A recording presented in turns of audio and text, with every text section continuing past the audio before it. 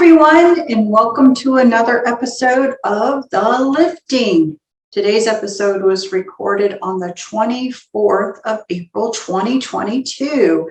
And today we are going to do something that we refer to as putting a finger up to the wind, or what we talk about is the different energies going around, and give some perspective of what we think's been transpiring over the last few months, and what we think is coming forward, that will impact your lives and impact the way that you think and impact the way you're dealing with things in the world.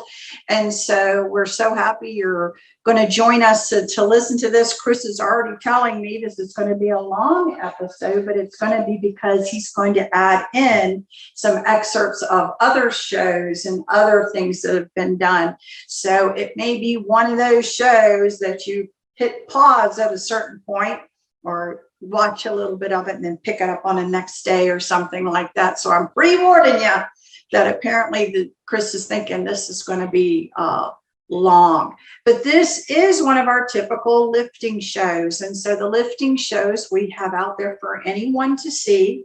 And in general, we have a little format because we kind of like to open the shows. We like to close the shows properly. And so what we normally do is start with an affirmation and blessing to the show. And I'll let Chris do that. Okay.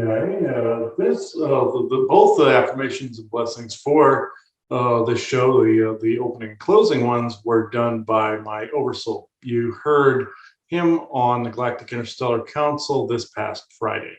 So this first one is: for the winds to change, in turn, we must be out of lockstep with the illusion and more in line with our lane, our souls, essentially.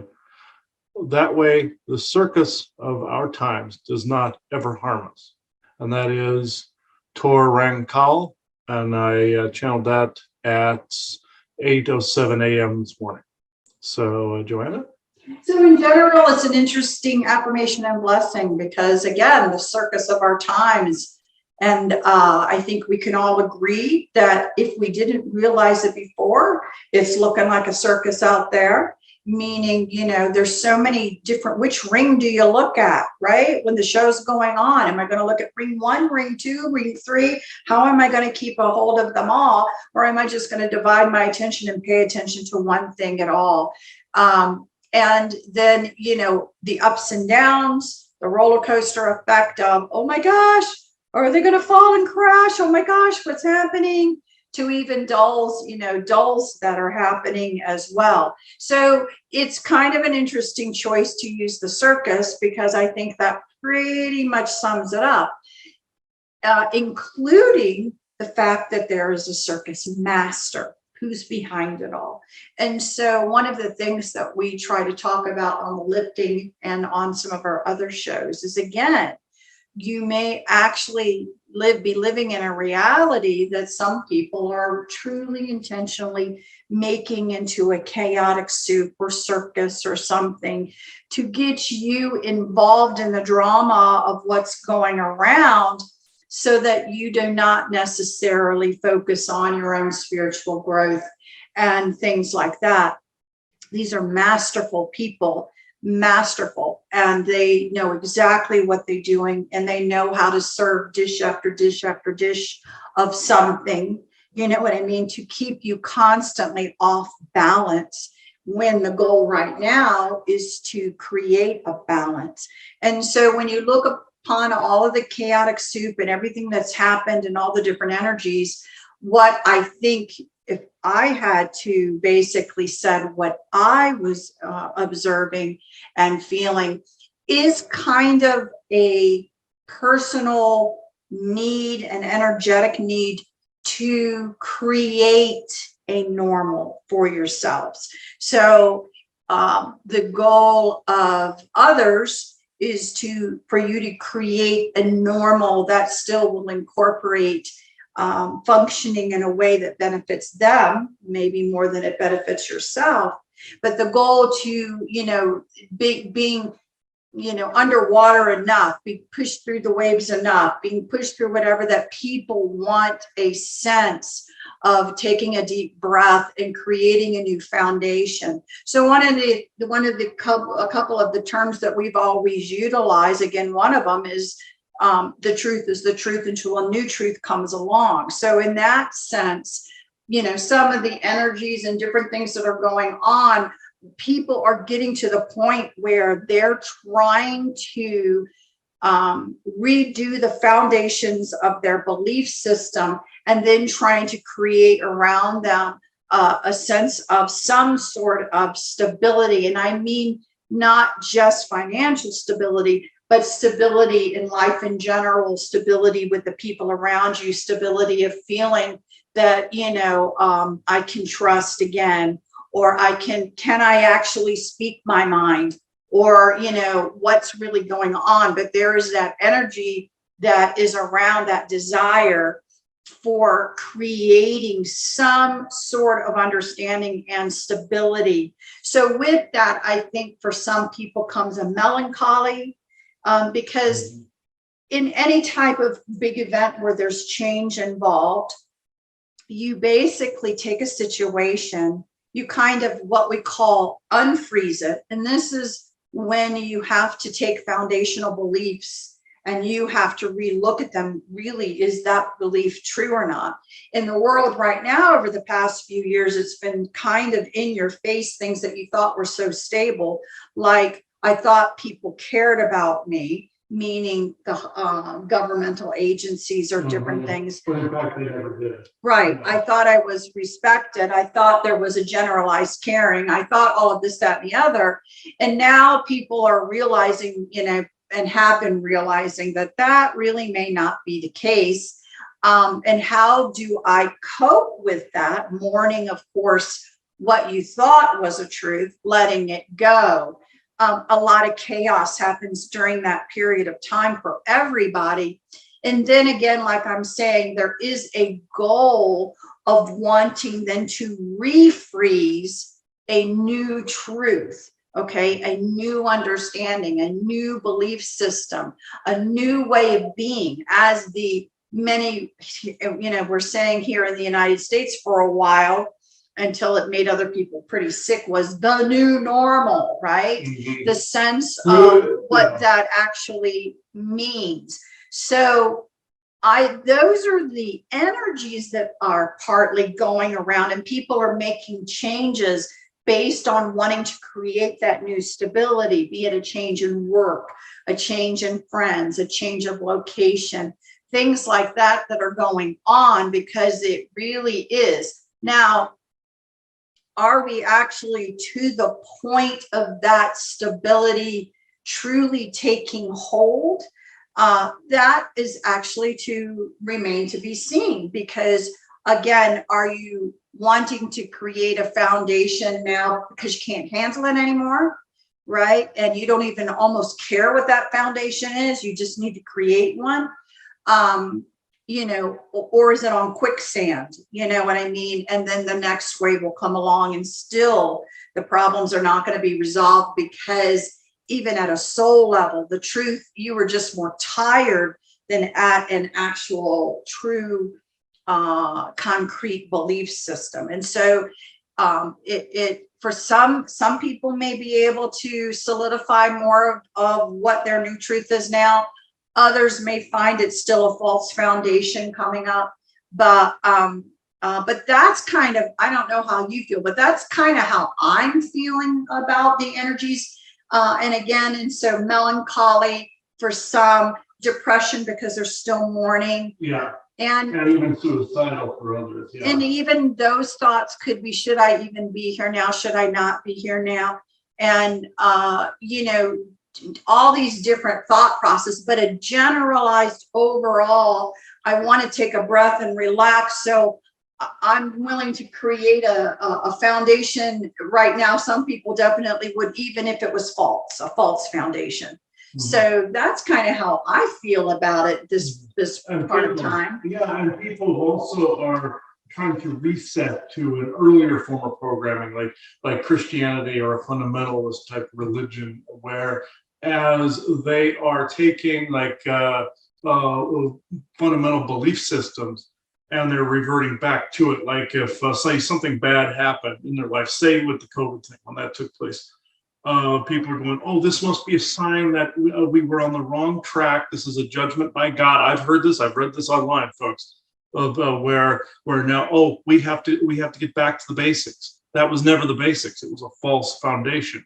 Also, what you're experiencing in society nowadays, prior to all that foundation being wiped away, was false. So people are also now afraid to speak. Afraid to speak their mind because they're afraid to be canceled. They got so locked into social media. Yes, I know the irony. We're using social media to display this show, but that aside, is people got so locked into it, so enamored with what other people were thinking, saying, all of this, but they're so afraid they're going to get canceled, so they just don't say anything, and that's wrong as well. They've disconnected. This is what some of these energies are doing. It's a scatterbrainness of our times, like we said on our Patreon a while back. And there's this scatterbrain energy that was around, the AI and all that happening.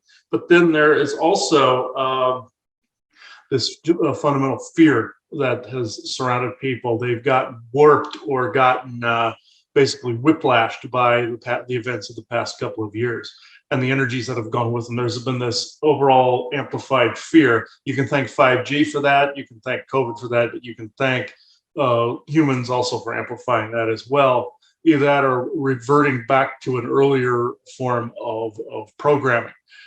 We were saying some other recordings that were on the Patreon that I will include in this show after this part of the discussion is concluded.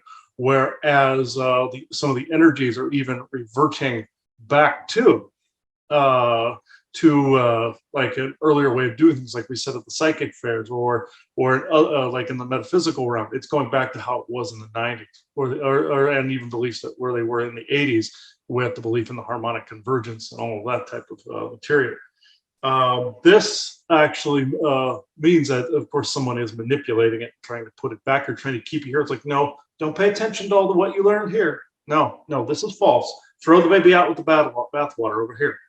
Don't pay attention to this. They don't want people to keep that sovereignty that they've learned here. They want to weaponize that sovereignty and put you back on an earlier template that you thought was more stable, but it was more unstable than anything you're viewing over here. The reason it appears to be unstable on this side is because it's fresh, scary, brand new, and you don't know what to make of it.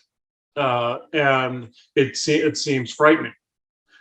That's actually a good thing. You're going into uncharted waters. As far as you know, you're going to uncharted waters. You need to explore the uncharted waters. There may be a landmass that you didn't know about on the other end of that ocean. So there may be scary things under it, beneath those waves, that have to be explored too, but which is the inner shadow work. But at the other end of that, there could be a lost continent on the other end of that you didn't know even existed because you were too afraid to go into uncharted waters. Just like the early explorers and the early Vikings. This is how North America was discovered. So, you got to take those risks. You can't throw the baby out with the bathwater informationally because you thought all of this was bad. I'm going to use a very obscure example of this. So this is an example that angers me, but at the same time, it has never, ever, ever been mentioned on any other program, not even programs that pertain to this particular source material. And this may make people mad, but there was a movie that came out years ago. You may know it. It's called A Beautiful Mind, a movie that angers me to no end because I only saw it once and I couldn't look at it. I looked into the history of the man that was being depicted, a mathematician, John Nash, and what his family did to him and convinced him he was crazy because he came up with new channeled material. They convinced him he had schizophrenia and had mental problems, and he died having been in an asylum. As far as I know, he died in a car accident shortly after that. But they tried to say, oh, this is the whole Orion agenda tried to say this was mental problems, and what he was doing was bringing out the groundbreaking channeled information, basically saying aliens are telling him how to help humanity. He was also accessing his own inner soul. The establishment automatically cracked the hammer down on him to the point where he even believed he was crazy. And this is the type of whiplashing in a more grandiose sense that is taking place now. This man's family can be mad at me all they want. I've waited years to say stuff about this because they didn't believe in the channeling. They didn't believe in any of it. They thought it was mental disease. And this is part of the problem right here. When you have that fear that is bringing about a false foundation of a fundamental belief that then they judge and view other people that are stepping outside of that as somehow abnormal. That was the harshest case I have ever heard of that applies to that concept. No alien shows have ever mentioned this man. No movies outside of A Beautiful Mind, which showed him as crazy, ever mentioned it. It was like he was completely wiped from history. That is also what's taking place with the cancel culture. People are being wiped from history. Like their information doesn't matter, like the updated information does not matter. And this is completely false. People are also starting to buy into it and saying, oh, maybe that was crazy. We have to backtrack to the fundamentals. No, this is where I'm putting a finger up to the wind, and not a middle finger either. I'm literally gauging the winds, but to the concept that that's our current stuff is crazy. Yeah, a middle finger to that. But and to anybody that bashes that in that way that I described earlier, because that's also part of the Orion and Syrian agendas that are out there to basically get people to backtrack. But what I'm trying to get at is don't take a slide backwards. I know there's this there's 2 steps forward, 1 step back type of thing that's happening, but in that 1 step back, you're reaffirming that the new foundation. And as we said in Interstellar Council, there really is no such thing as 1 step back because it's 1 forward process. It may appear as if you're going 2 steps forward, 1 step back, and there are oppressive forces that do block you from proceeding and stagnate you, and so you don't get real true abundance. And we were just talking to Moses about this earlier today, in fact.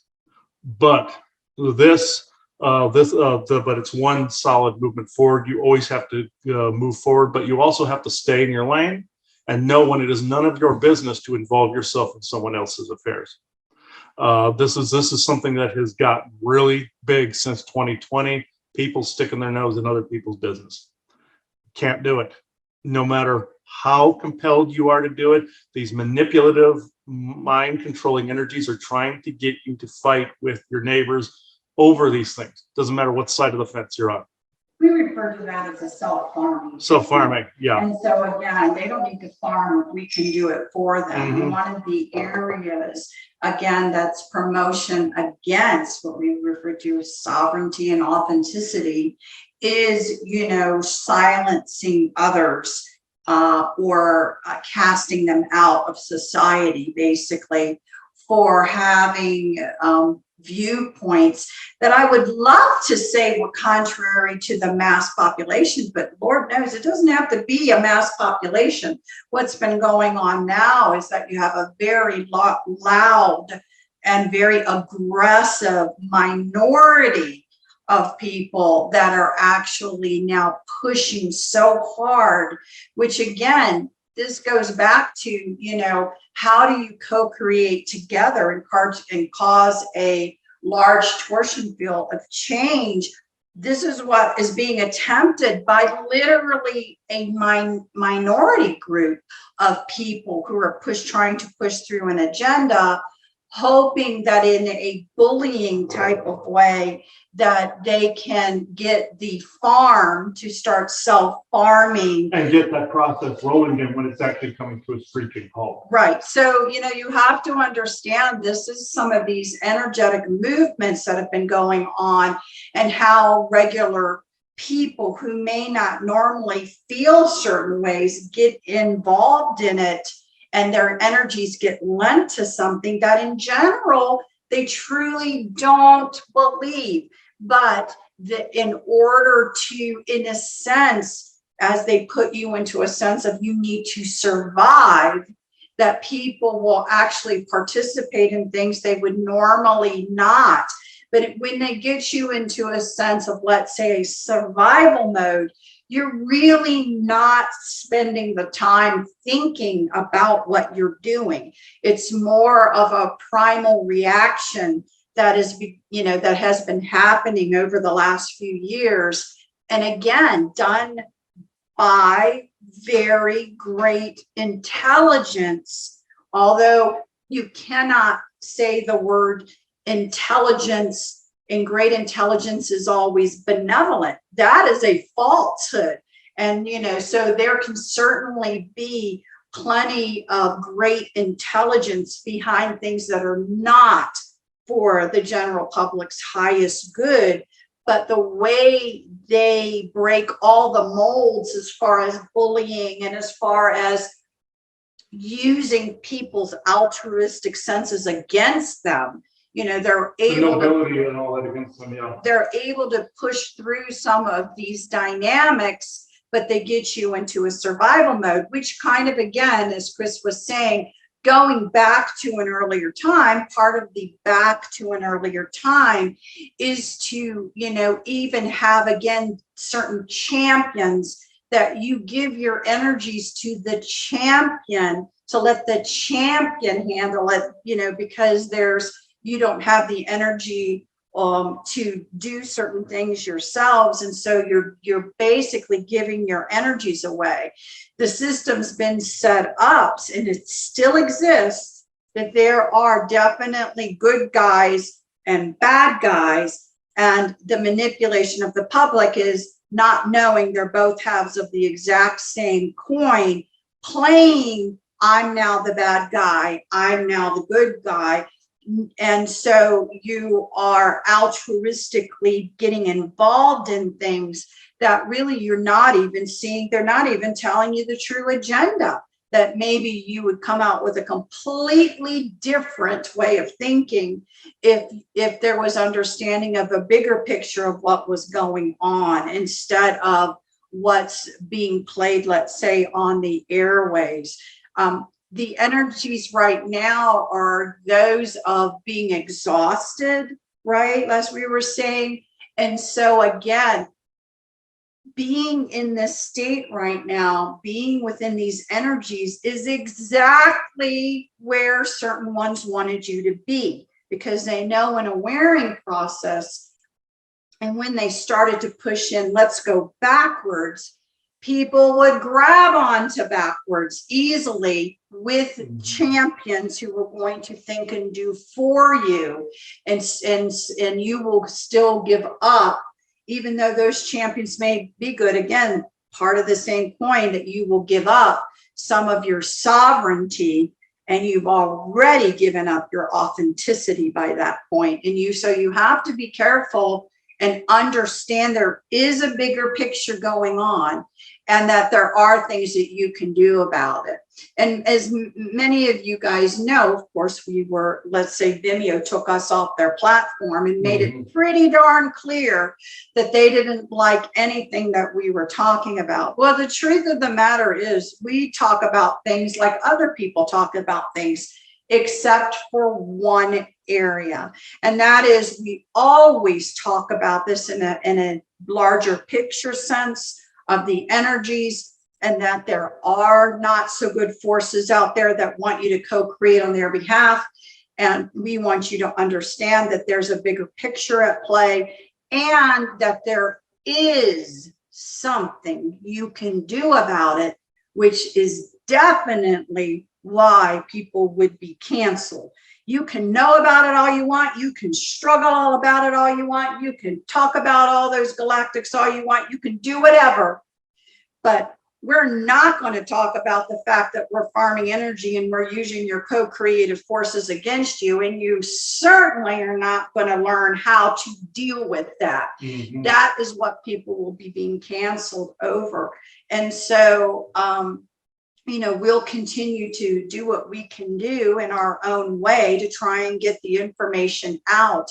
Again, when we talk about these energies, unfortunately, you have to have personal responsibility, that you do have a part to play in all this, and you do have the responsibility for your own personal growth and for understanding of how energies work, and for your own understanding of how to create something that is better for you. But the strategy will always be to wear you down, so that you just get so tired that you basically call uncle, and will then settle into something because things have maybe gotten more uncomfortable and more difficult. So and that's the goal. People now are seeing things differently. I think there are quite a few people who will say that the world appears to be different to them than what it was a few years ago in their belief systems. And then the question again becomes, fine, that, but we know you're not going to do anything about it, and we're just going to continue on. So you've got to kind of have the fortitude to understand that you do need to know what's going on, but then you also need to know a better constructive, co-creative way out of what's going on to create what you do want. Yeah, see, people got uncomfortable when the water started to get rougher. And so they reverted back to a earlier, more fundamentalistic type of belief system. It got too sucky out there, so they recoiled. And that's not necessarily the place you want to be. You want to be able to stand firm and grounded to the earth and moving forever forward. There was a funny phrase during a session that came up one time that I still laugh about. That I believe it was Isaac that came up with it. He came up with #embrace the suck. He came up with that, meaning in the moment. Oh, and he's dying laughing at the moment, but he didn't think I was going to say it. But meaning that moving forever forward, passing through the storm, passing through the harsh times and the uncomfortable times, doing your shadow work. That's what he meant by embracing the suck, and I think that is that's just hilarious. That was at least 2 or 3 months ago he came up with that, but I thought that was actually pretty funny, and it applies very much so right now. It doesn't mean that you're basically entangling with anything dark or evil. It just means you're doing your shadow work, and you are continuing to ever move forward and not stagnate. And that is essentially what was meant by that.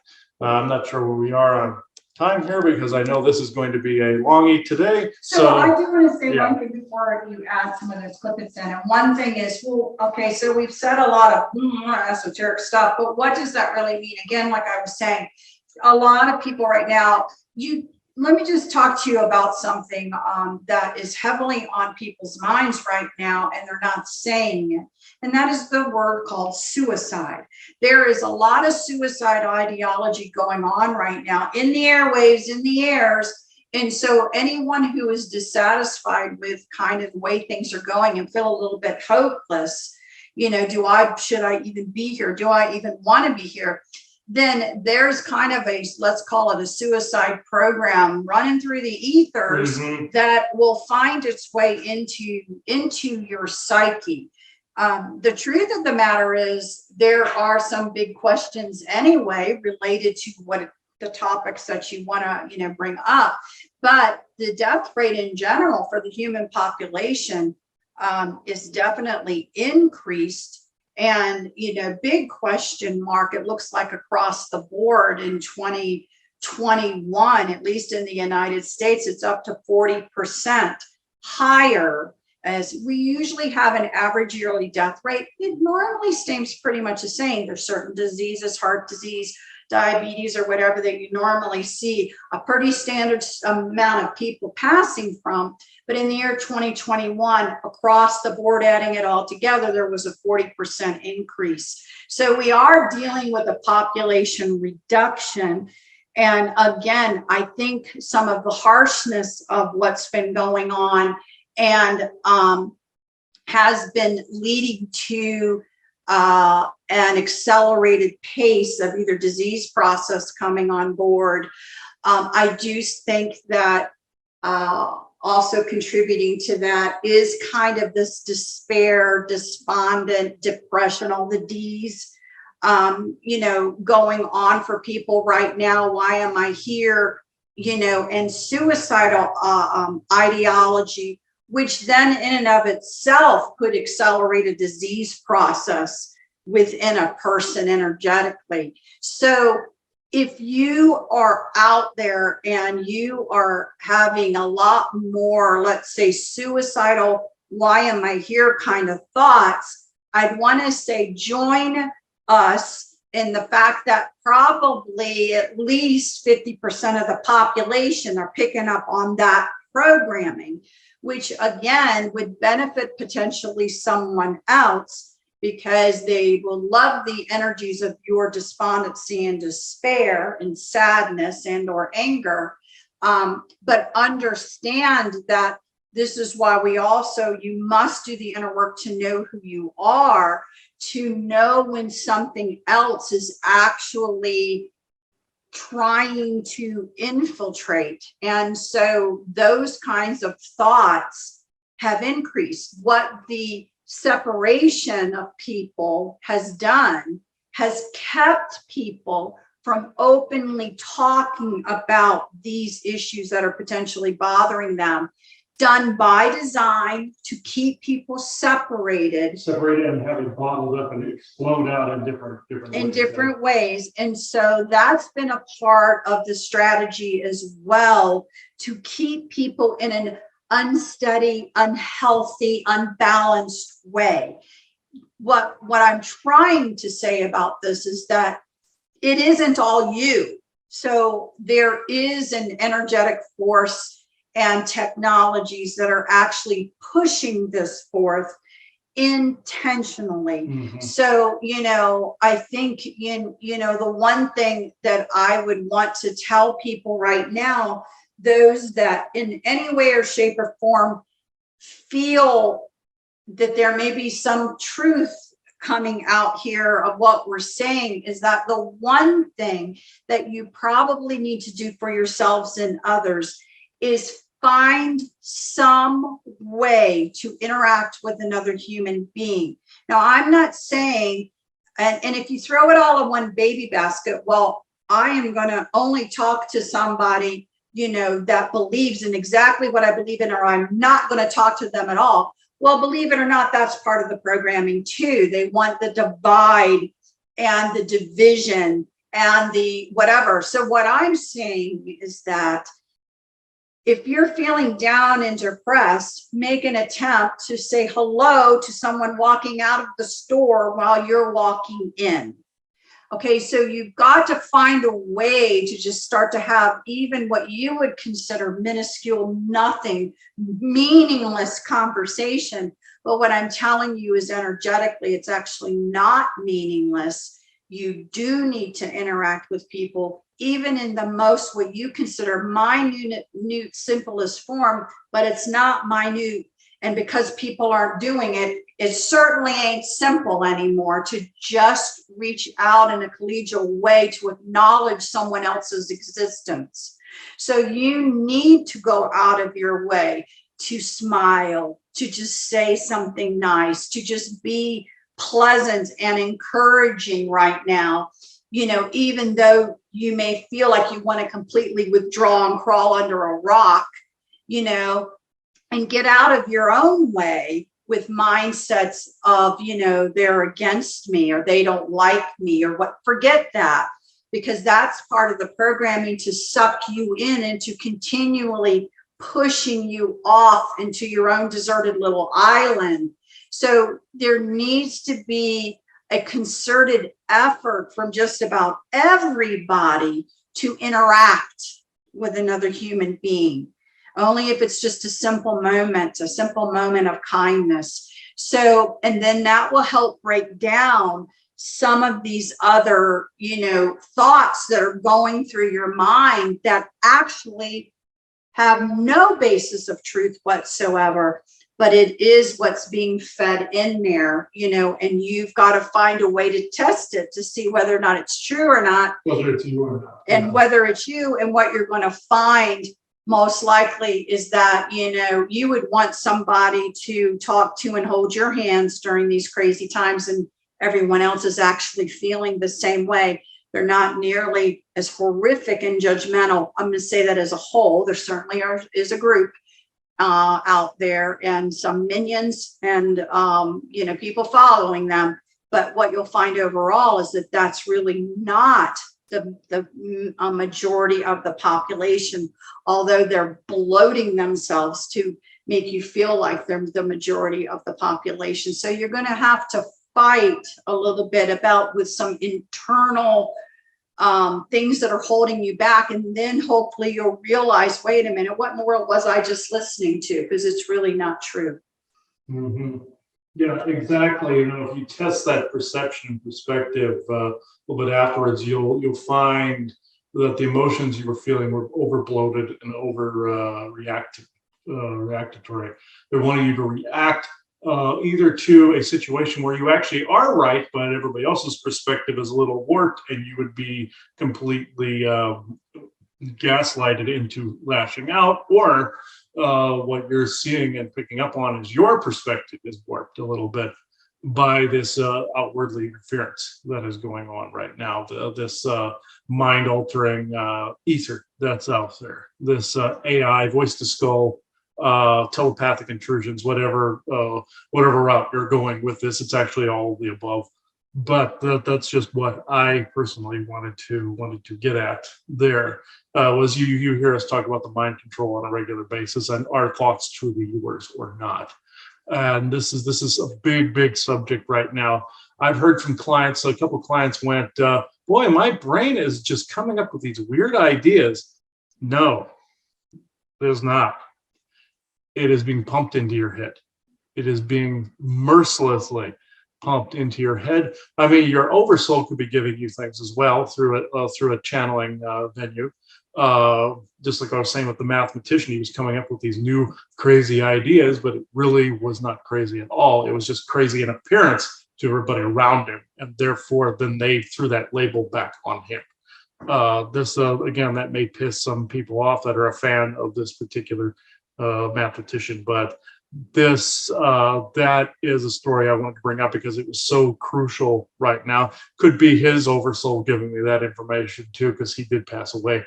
But it'd be interesting one day to have actually him come in and talk about why he came into experience what he experienced, because it ended up propelling forward how channelers did things later on. They weren't a lot of people that were in our profession were more afraid to get thrown into the funny farm than anything else.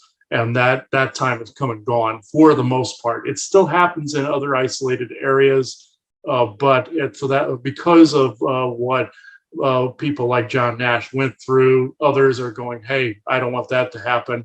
Or they'll fall back into a fearful mode and not say anything, or they'll go full bore, wrecking ball and balls to the wall essentially, and go completely forward. And that's where I'm seeing a lot of the channeling community going. Aside from the ones bringing in the false messages, there's the ones that some of the ones I've witnessed are just going, we don't care what people say anymore, and that's where you should be.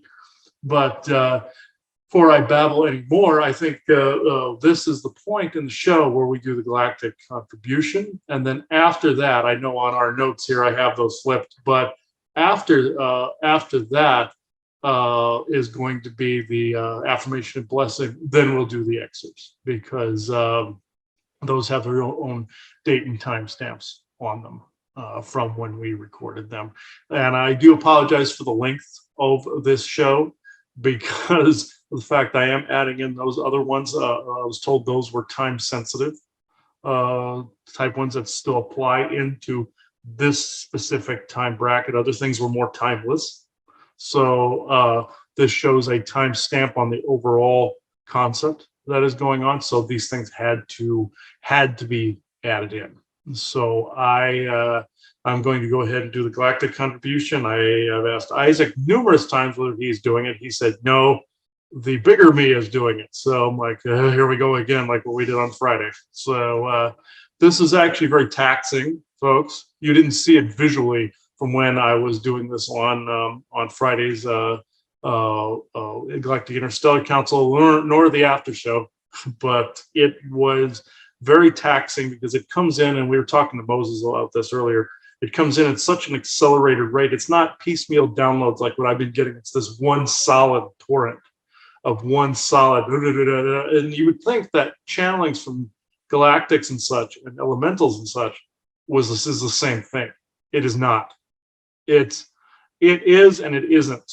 It's the same kind of influx process where you're lending your vocal cords to this process, but this is more like the fire hose versus the crimped hose that was before, and it can go off on this tangent like how a fire hose does this. If you don't have firemen holding it, it does this, and it's the same process. And there's a multitude of distractions building at the moment. I could feel outside the window here.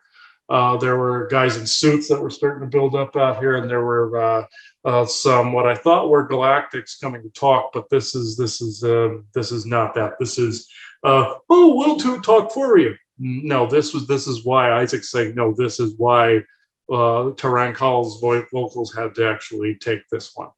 So this is, like I said, this is quite taxing. It may not be as long as what people are used to. I was surprised I was able to pull it off for 2 hours on Friday. So, okay. And also the fact it doesn't always go through the crystal like this one here. It's just me. And there were times where I had my eyes open and times I did not. And it did wear on me. It was quite odd.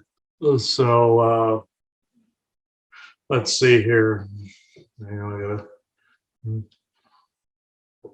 Okay. I'm being told lend no credence to the distractors. Okay. Okay. That's Taranccal. Okay. That's how he talks. So, like he's from Conan the Barbarian. He talks like old world giant. Yes. Okay. All right. Isaac went fire. Good. Okay. So, well, that's the world he came from. So that. Oh, you're meaning. Oh. Outside the window. Okay. Instead of doing the Beavis thing, he's doing the fire. He's doing fire good like caveman. So, okay. Okay. All right.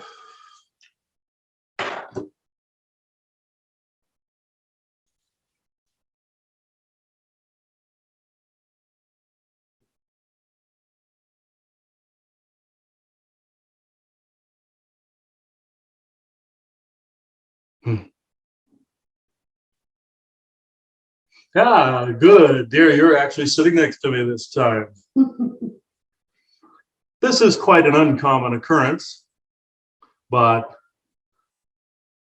who's to say that this isn't in jest? The way that the rest of is being translated may sound strange, because there is a vast language difference than English. It is a simplification of the vocals from an extremely complicated, and both energetically and linguistic language, which is, you would perceive it to be ancient Atlantean, but it is quite a bit older. It just broke down into all the Scandinavian and Germanic and even Russian languages, eventually propagating and filtering into the what you know as the Tartarian Empire. But that is for an historical show. This, however, is indeed the putting a finger up to the wind. And in this instance, I do mean it in both connotations, because yes, there are those times where you wish to put a middle finger up to the wind, and there are those times where you wish to put a finger up to the wind to gauge of the temperature and the energetics and the overall vibe. This can be meant in both flip sides of the coin, because there are you have to be one whole grounded sovereign person and not allow your sovereignty to be weaponized and your nobility to be weaponized against you. Do not allow other ET agendas, such as how we experienced back in the day with what you would call the Titan and the Olympian conflicts. Do not allow any outsider to determine your fate. Do not allow others to imprint themselves onto you, anything that is not yourself. You can enjoy what they have to say, you can enjoy what they do, how they look, how they behave. But at the end of the day, it is merely a circus, it is a show. It is a performance. And yes, I am poking a bit of a finger at some of the others that have been around. Let's just say, not all of them, but some of their acts have been found wanting in their acting performance. But yet they have done it well, since this avatar has gone along with some of which. The reason for this concept, putting a finger up to the wind for both of us, is that we have to re-gauge and re-vet every single moment of every single day ourselves and keep ourselves grounded in this moment. Back in that time frame, millions of years ago, I had to constantly live on the edge and in the moment, always looking around at the possibilities that were around me. One would say that's looking over your shoulder. Yes, that is a heightened bit of awareness, but it really wasn't completely that. It wasn't in fear. It was observing the environment around, taking in what needed to be taken in, and then even staying sheltered when I needed to stay sheltered, and coming out of the cave when it was time to, even though I wasn't necessarily a caveman. That was just a pun. But the topic of the day is gauging how the environment is, gauging how the people are, how the thought forms affect, and how the environment will be played against you, how your own thoughts will be played against you. Within this current moment, it is so very prevalent right now, the agendas that are all in play. There's multiple agendas. There's hundreds of different agendas and their variations being played right now. Say for an example, you have the one that considers them the one religion, which is Christianity. They have all these different sects off of them. Consider each bigger agenda to have each one of these little sects, just like your military branches. Each one of them has a sect with their own emblems, with their own agendas. White hat, black hat, all in between, indifferent, dumb, stupid, smart, intelligent, doesn't matter. It's the entire array, to where there sometimes the other factions' lack of learning end up benefiting one of the other sects that want to one-up them, or stay neutral, stay out of it, play the role of Batman or play the role of Superman, whichever they prefer, being the hero or being Batman in the background and you're never seen except at night. And I wish that was a pun. That one is not.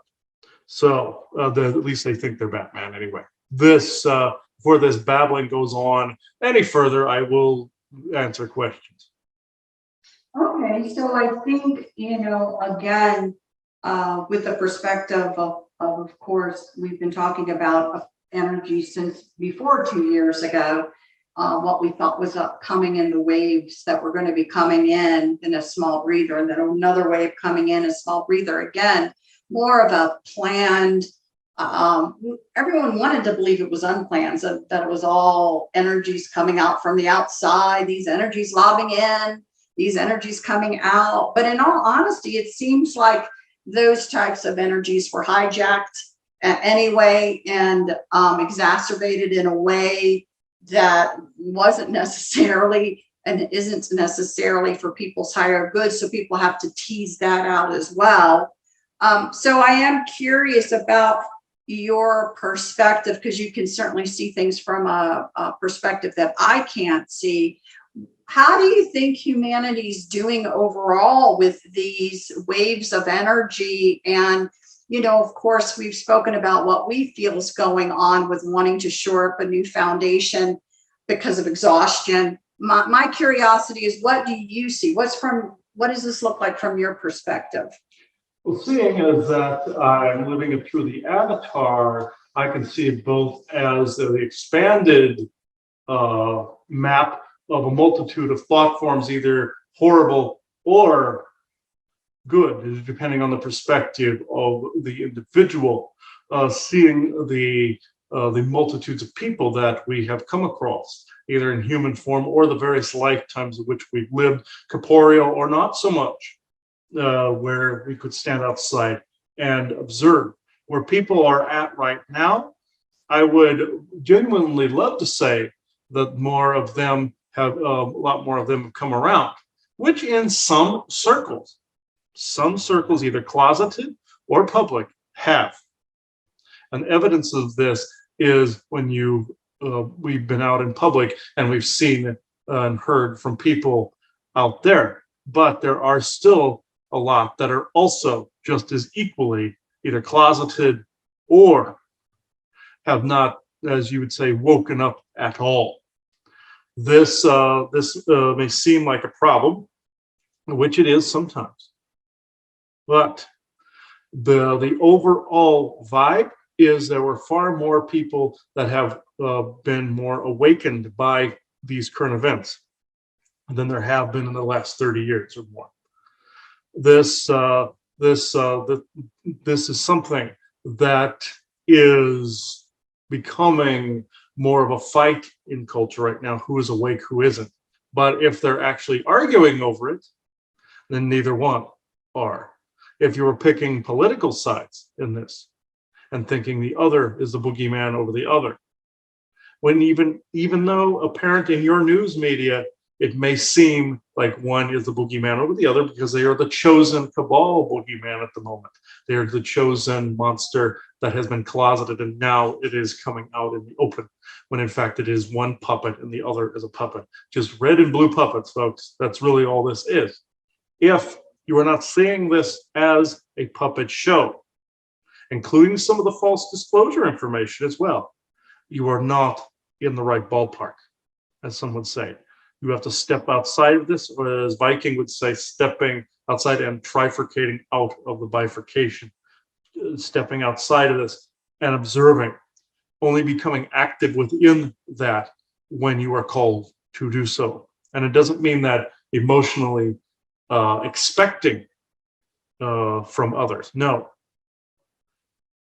Manifesting what needs to be manifested, spreading the fires of information, which is the most valuable right now, and staying out of what you need to stay out of.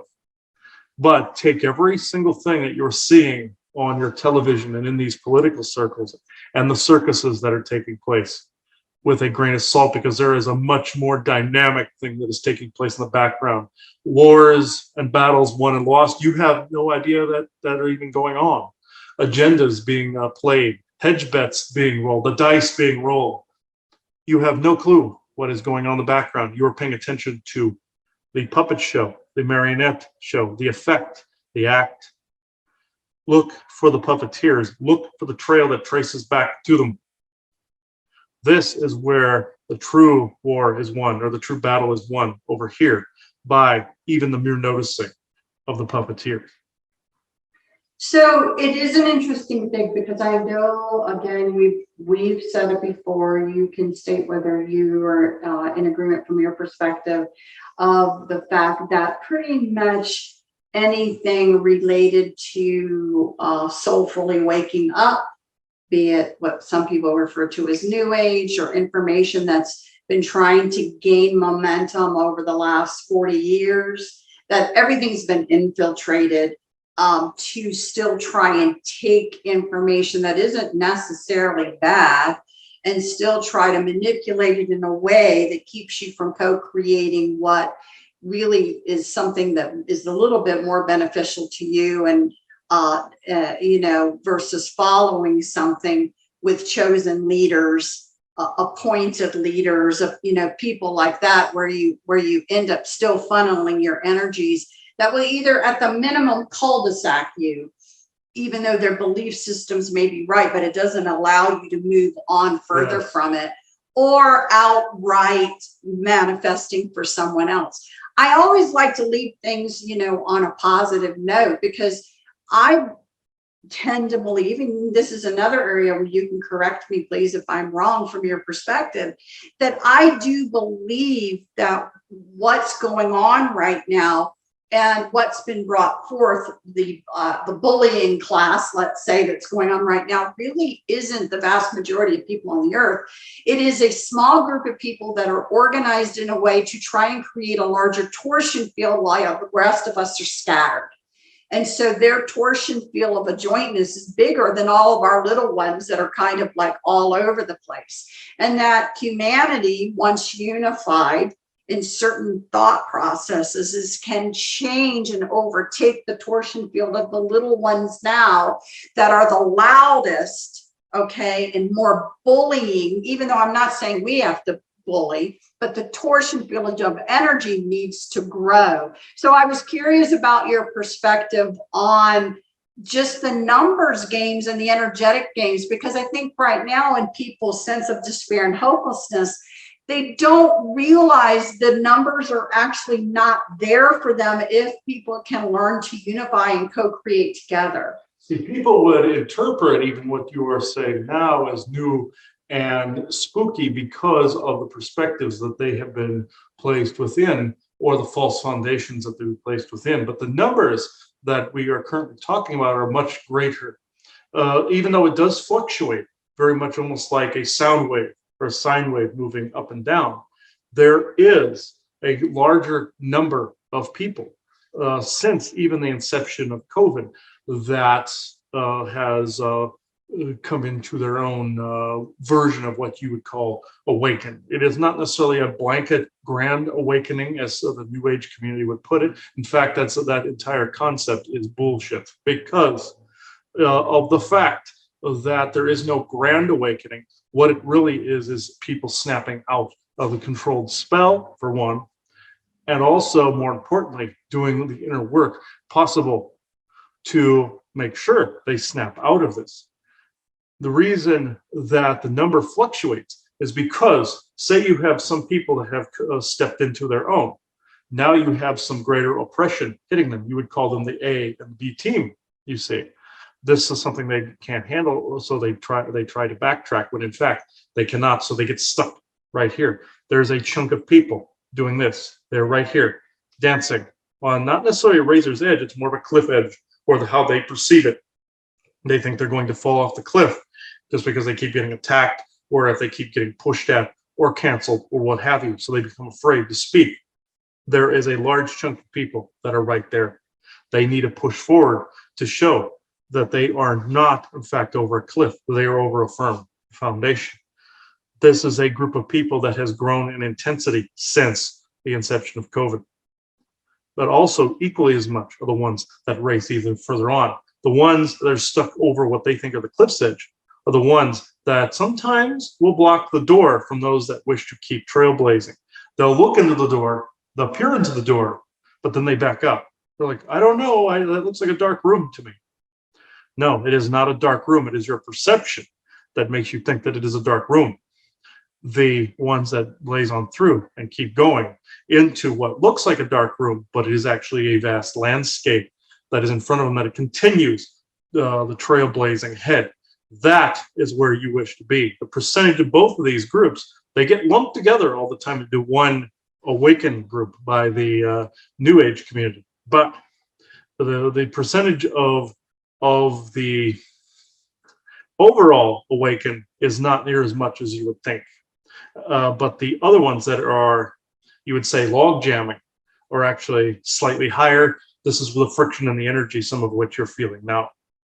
This is why the bringing out of the information is so very, very important, because not only does it fight all the hedge betting that is taking place out there, the hedge betting of the gods, as I've brought through before in other recordings, but the others that wish to bulldoze through that one door and go through the open door also need to see that they do not necessarily need to cause collateral damage along the way by bulldozing the people in front of them.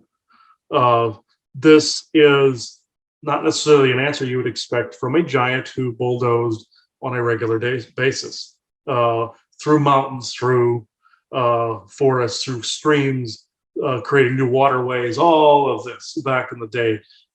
Even creating farming and irrigation ditches that very same way. Building structures. You've heard of the builder races of the different structures. This is how this happened. Building some of the very structures that are millions and millions of years old. Think of it this way. Not only are the old histories coming back, like you mentioned in Private, the Tartarian Empire coming back, but also people's memories of themselves are coming back. Some people are stuck in between as to who they truly are and clogging sometimes that doorway. That's why there are others that blaze the trail that must also ultimately use their torsion field to go past, to lead by example, bulldozing the way through, but not through the people themselves. However, I do believe, because I appreciate the fact that again, not gurus, not anything, just someone who has a little bit extra oomph in their energy to bulldoze a way to then undo the logjam for others, which is great.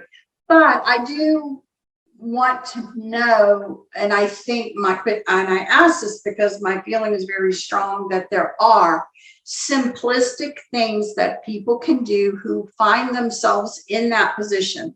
I think there's going to be people listening to this who identify. I think I'm one of those log jammed people. So what would be something simple that a log jam person could do to help unstick themselves, to gain the confidence to move forward? What simplistic things would help them? Observe the environment around you to make sure that when you see the muck around you, don't become it. Don't become what people have been quagmired into. This is one of the more realistic type of scenarios where all you have to do is fight the urge not to become part of the muck or part of the quagmire. It happens every single day. It happens every day people walk the earth, where there is this large compulsion just to go through the motions. This is not something that is acceptable to myself doing, let alone that of people. And the human avatar has said this multiple times, but in its proper context, it is the sight of everyone else in the muck and myself going through it.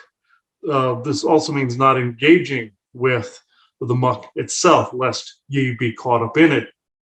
This is a simple way of not engaging in the muck, unless you are supposed to clear something within that, but you will know intuitively when to do so. But the majority of the time, do not engage that of which the muck has created, nor the muck itself. So again, that would be like, you've got a lot of people at work or whatever, and they're gossiping and they're dishing about somebody else who's, in their opinion, not of a woke mentality, and other people are joining in, not necessarily because they want to, but they want to be accepted, so they're gaining in. Your opinion would be, please don't engage. Please wish everybody well and kind of walk away from it, or at least not engage, in those types of dynamics, because then you're not lending energies to its continuation. I'm assuming that's what you're talking about. Yes, and know the difference between woke and awake. Woke is the program. Awake is stepping outside of all of those programs and the muck.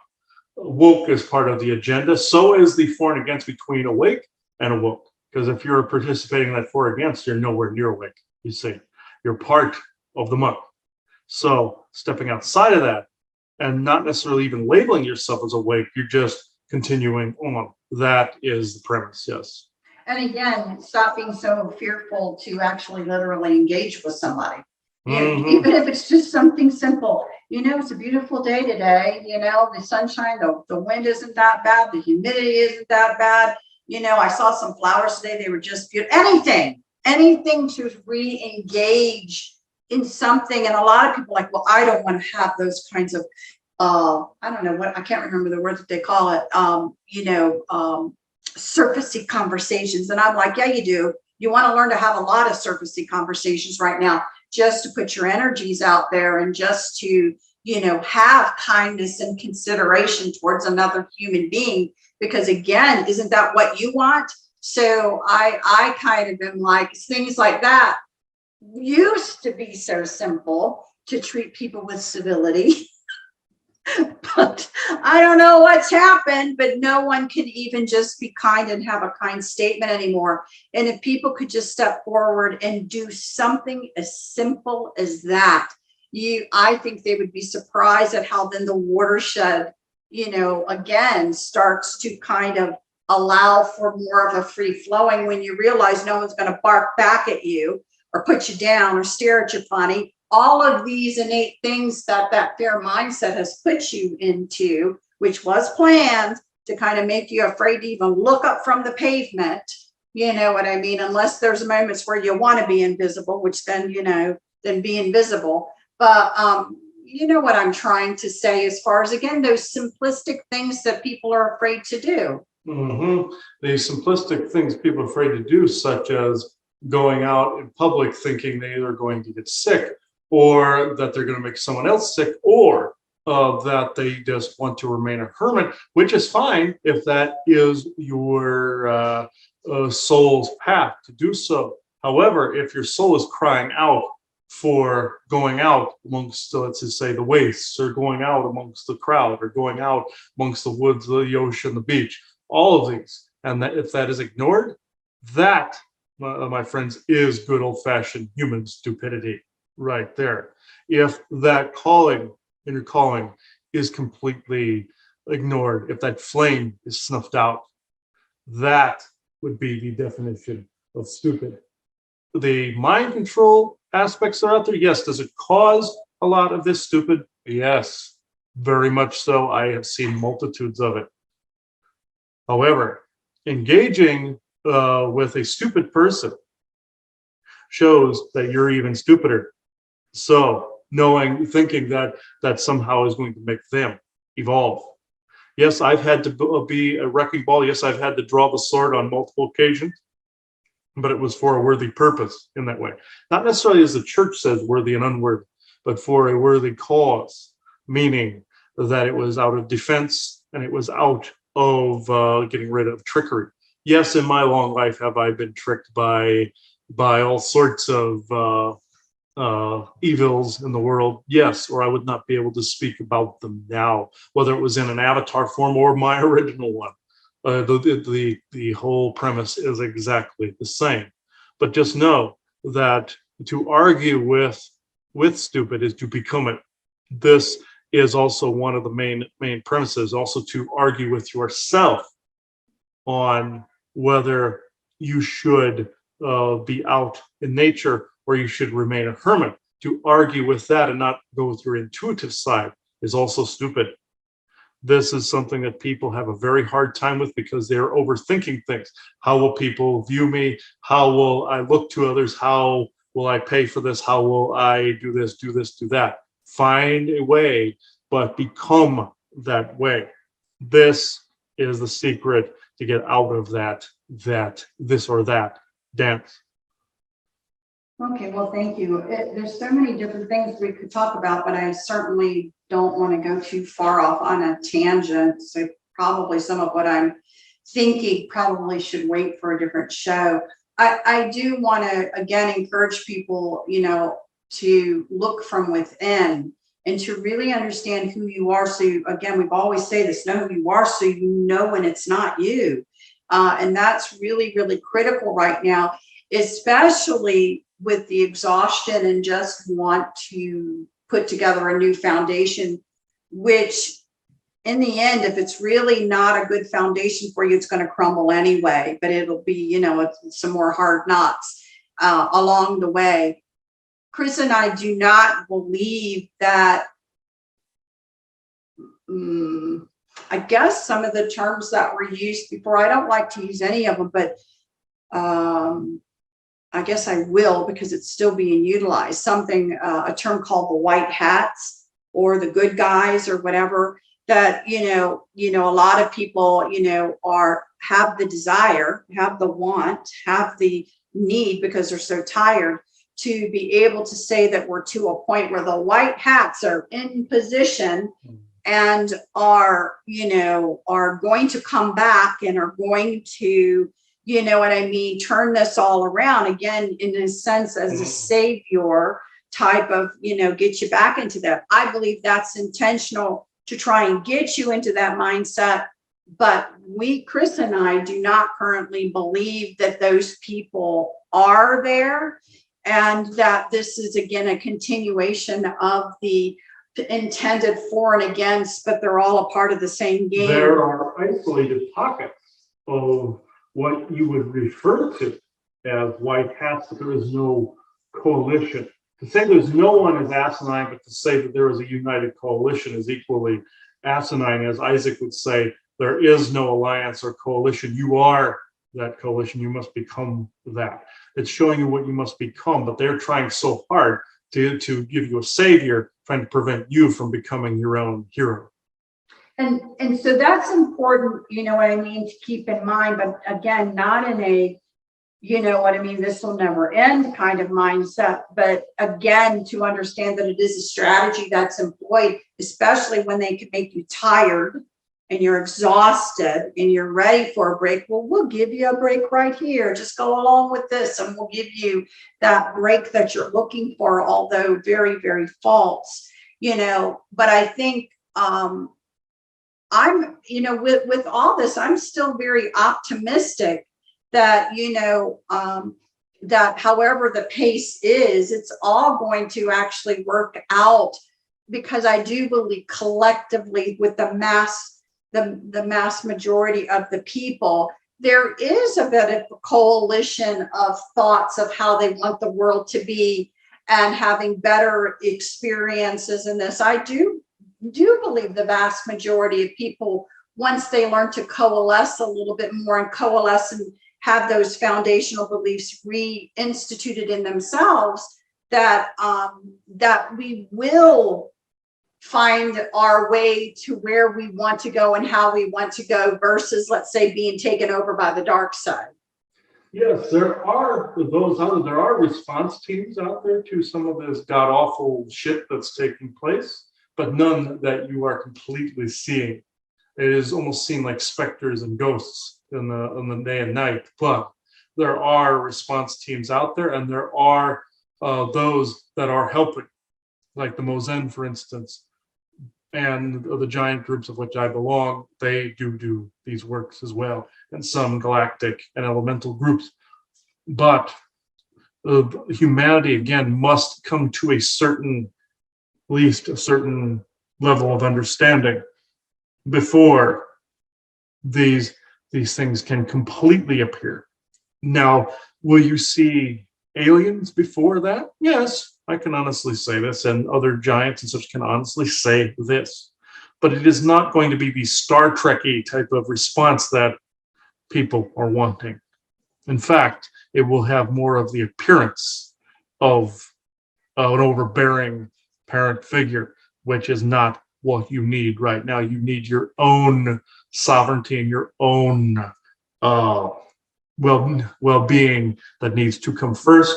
Then you will be able to step past the saviordom complex, and then you will see that it is not what you need. Now, will what has not completely been unwritten assist in that? Yes, there are aspects to a false alien disclosure that does indeed help. I'm not saying a war, I'm not saying an apocalypse, I'm saying an introduction. But then this will open the door for people to get past the saviordom. This is what I'm seeing from my perspective anyway. And again, there are plenty of times when those with a particular agenda, and it may not be totally for your highest good, put together a plan, and in a sense, it backfires on them a little bit, which is really, I think, what you're alluding to, that it backfires on them a little bit, where they're introducing information that people were thinking was true anyway. And again, it will help them over the savior mentality. And then what?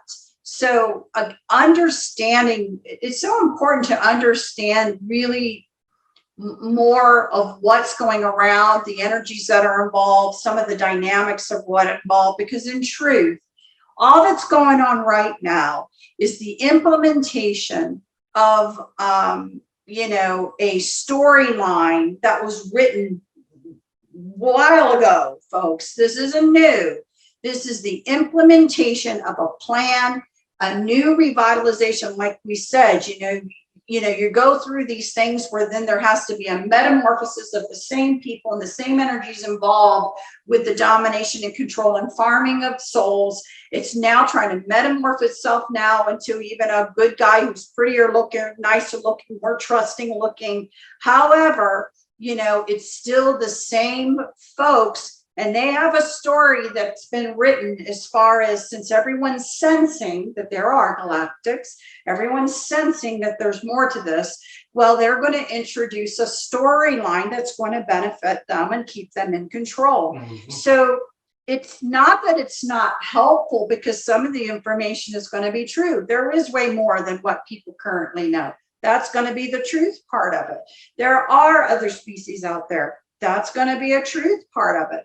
The goal is that, again, one of the things we've said forever is that history is written by the victors. And so the victors have written history and rewritten history and erased history and done whatever they needed to run a storyline for that really keeps them more in control. And that has not changed, and it will continue. That storyline is going to try to play out. It is not over with.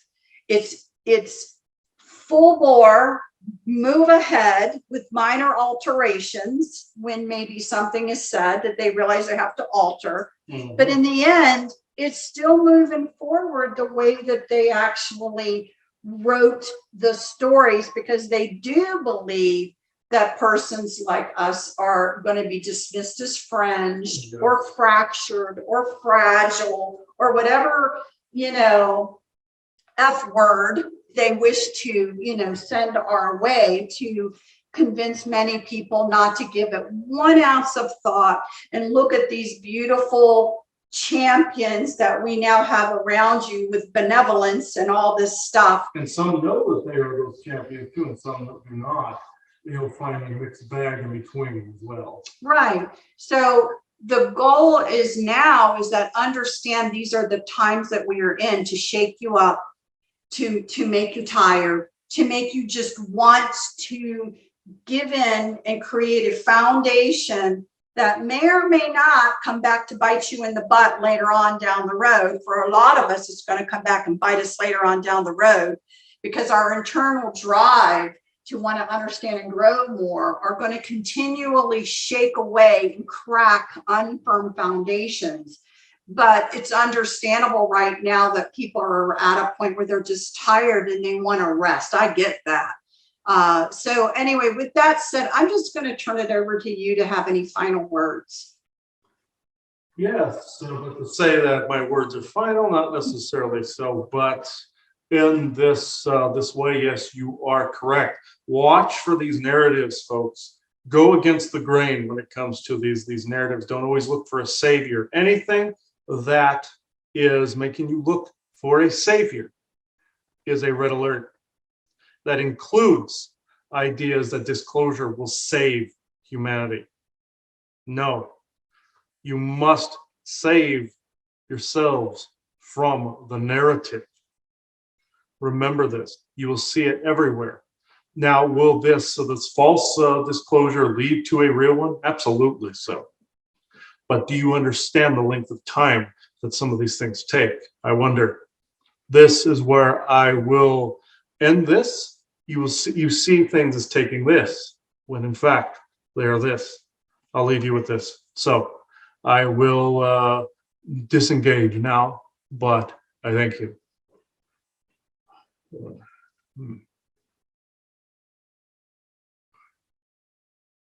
don't even know why I held on to the crystal. I didn't use it. Okay. All right. Huh? Habits. Yeah. They don't even use this. So it's like, the fact I kept my eyes shut is because sometimes the light fluctuations will mess with. There's birds out here and everything. An extremely large raven that's about as big as a toddler sitting out here.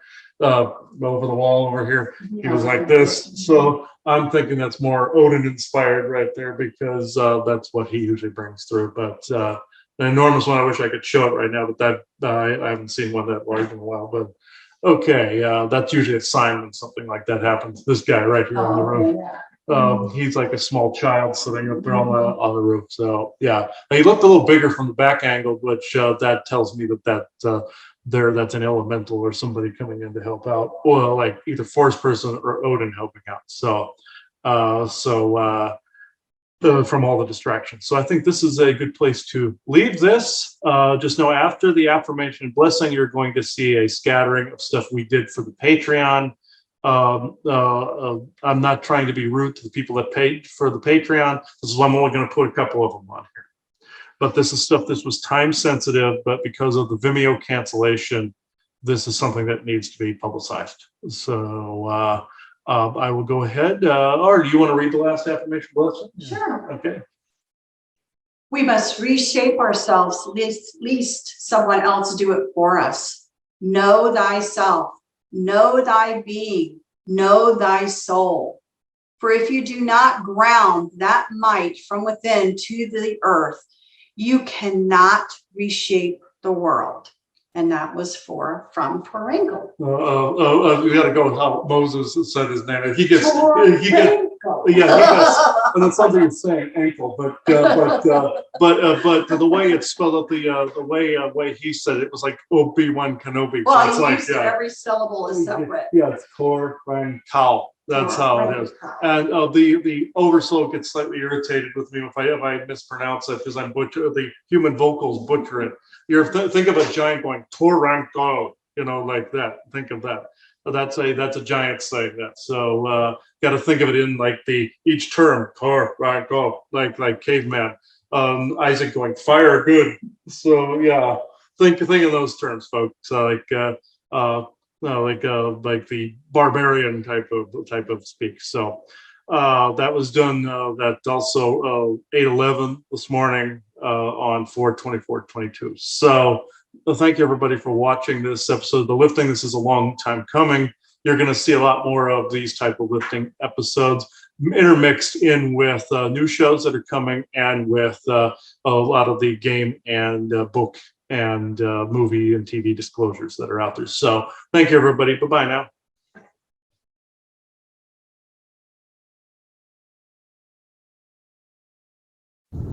Well, this is going to be a brief energy report from Sedona, Arizona.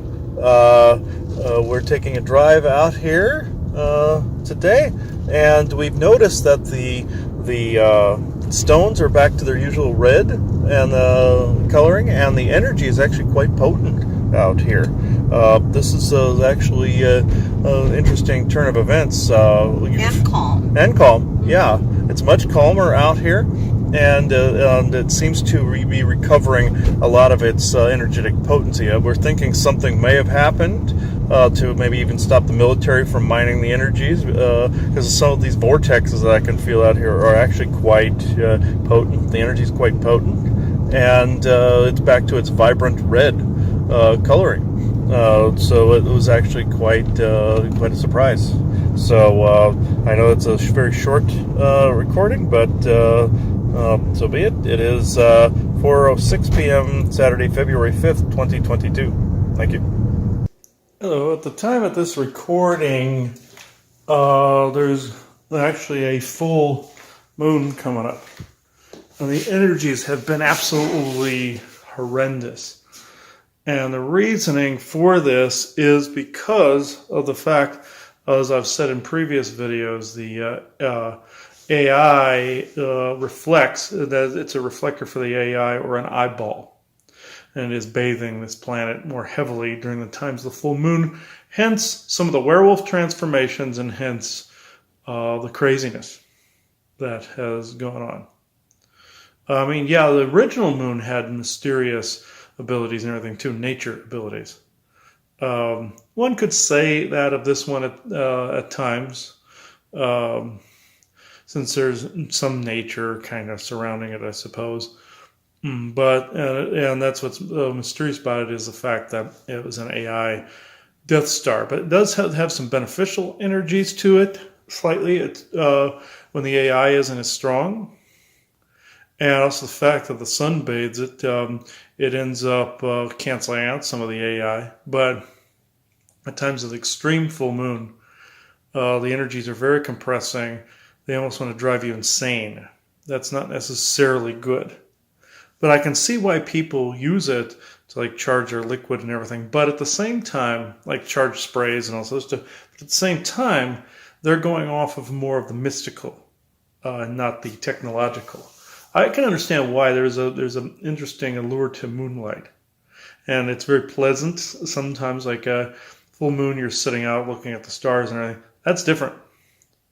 But this is more of a compression that is coming from it. And also all the other energies right now. The human thought forms, the kek soup that I always talk about. But this, with all the stuff I've gotten rid of personally up to the point of this recording, yet my body feels incredibly weak from this at the time I'm talking about this. And like it's not getting enough nutrients, or it's being drained of electrolytes, being drained of crucial, a lot of stuff. And if you don't fix this, you can consume your own organs doing that. So I just need more vitamins, essentially. So that's what I'm going to end up having to do. So I just wanted to say what the moon was doing at this particular moment in time, and that full moons, that's the reason they often result in craziness. So it's 4:47 p.m. Tuesday, February 15th, 2022. Thank you. I've also seen more and more need to use red cloth on mirrors and crystal balls. That goes back to the end of that scene from Clash of the Titans where he uses his red cape to cover the Medusa head, but it also had to do with a crystal ball, which was the eye of the witch, Stygian witches. And I've seen it works on mirrors, covering mirrors with the red cloth. It's the same difference. A big, distinct energy difference. Computers, same thing. I've noticed red cloth also works for the window aspect of it. That's just an update on that. I'll report more as I get it. So, 11:08 a.m., Wednesday, February 16th, 2022. Thank you. Okay, I'd like to report something which is very interesting. We ended up, like I've told you, you can cover mirrors, computer screens, and crystal balls in red cloth. And we tried this on 3 different things. Of course, on Christmas Day when I got attacked by that demon, the night before that is when my mother and I covered that crystal ball with red cloth. We covered this mirror in red sheet, and we covered my computer screen with a red cloth, with a red bandana. The reason being, for the computers we felt in the office, the energy was rather foul. Granted, it was one of my older HDD drives. With the spool, I've noticed the energy is really horrible on those. And it's a magnetic spool that spins, and it puts out a lot of foul energy. But we wanted to try it with that. And what happened was the same identical result as a crystal ball. You know how you can replicate an experiment, do it twice, and see what happens? Essentially, this is theorics mixed with the scientific method. And what happened was the same result took place, like what happened on Christmas Day with the demon that popped out of the office. But only this was in Dreamtime. Since it couldn't get through the floors anymore, it came in here. And what happened was I was inside of a cityscape, whereas there were a lot of them. There were those big berserker devil-like ones, which I discovered they were guards, essentially. Essentially, their master was looking through there, and when he couldn't, or she couldn't anymore, with the red cloth, there's something about red that tends to block that sight. Even though Jinn are red, it confuses me in that area. Jinn are red, but yet they're blocked by red. Don't get it, but I'll figure it out eventually. But what happened was I was in a cityscape going between a couple of buildings in this like alleyway, in between a couple of buildings, and there were other people around, but these demons decided they were going to invade the dreamscape, and there were over a dozen of them. I managed to take care of a few of them because at first they were trying to chase me into a building. Turned around like I usually say that you should. Looked them in the face and started cutting heads off and getting rid of them. But they kept coming. They would replenish, and they were getting angrier and angrier. They were baring their teeth and everything on it. They have these pin-like teeth and everything. Essentially, they're reptilians, but very, very scaled, like they came from around a volcano. They stunk of sulfur, that whole thing. What happened was, I went further and further along into the dream sequence, and eventually came across this dragon that came in. There was this big dragon that came up out of the ground and came in and started grabbing them and eating them. Big brown colored dragon, very similar in tone to this. A little bit like this bag and this. Very, very similar tone to the dresser, which probably should tell me something. But in this, a dragon at that moment in time may have been the savior or may have been good. But dragons tend to turn. They tend to play both sides. They have a very unique view of sovereignty and a very unique view of freedom in the world. Different than ours. We would see it as like sovereign always being on the good side and bondage being on the negative. We see it in dualisms. They see it as sovereign. They can do whatever the hell they want. And also, they see, okay, we're doing good at this point, but, we'll do what we want later. And dragons like Plutus, for instance, he turned because he became susceptible to AI. And I noticed this over the years, like with Lenthazar and them, and others I can't remember the names of, even her husband, became susceptible to AI attacks because of the fact that they were kind of playing both sides. And they would often become enslaved. And this is why I tend not to trust dragons. Because they're cool, but then there's a time when they're not. They may help you out, but at the same time, they would turn on you. Like in Skyrim, for instance, this dragon that you ride all the way to Skuldafn, this island this top of this mountain that only dragons can get to. That's very, very high up, that humans wouldn't be able to scale it. You have to capture him, but otherwise he would not. You call him to Dragon's Reach, but he would not have otherwise helped you. He would not have. He would have turned on Alduin, which was the evil dragon, the pure darkness one, but he would not have helped you. He would have tried to play both sides, or he probably would have just stayed neutral. But you have to coerce him by capturing him in order to help you. And essentially it goes for some dragons that I've run into. They may like you, they may help you, but they're not going to continue to do so. If something strikes their fancy, they're going to leave. And they're going to may even do something against you. So, granted, I was grateful for the help. But do I trust dragons because of that fickle nature? No. This is something that you have to be very, very careful with dragons. They've been idolized, they've been practically worshipped in our history, but at the same time, you got to be very careful because they're very fickle. And right here in this office, this is the computer that I was having trouble with, and these are the drives. These type of drives here. These are the real thick ones here.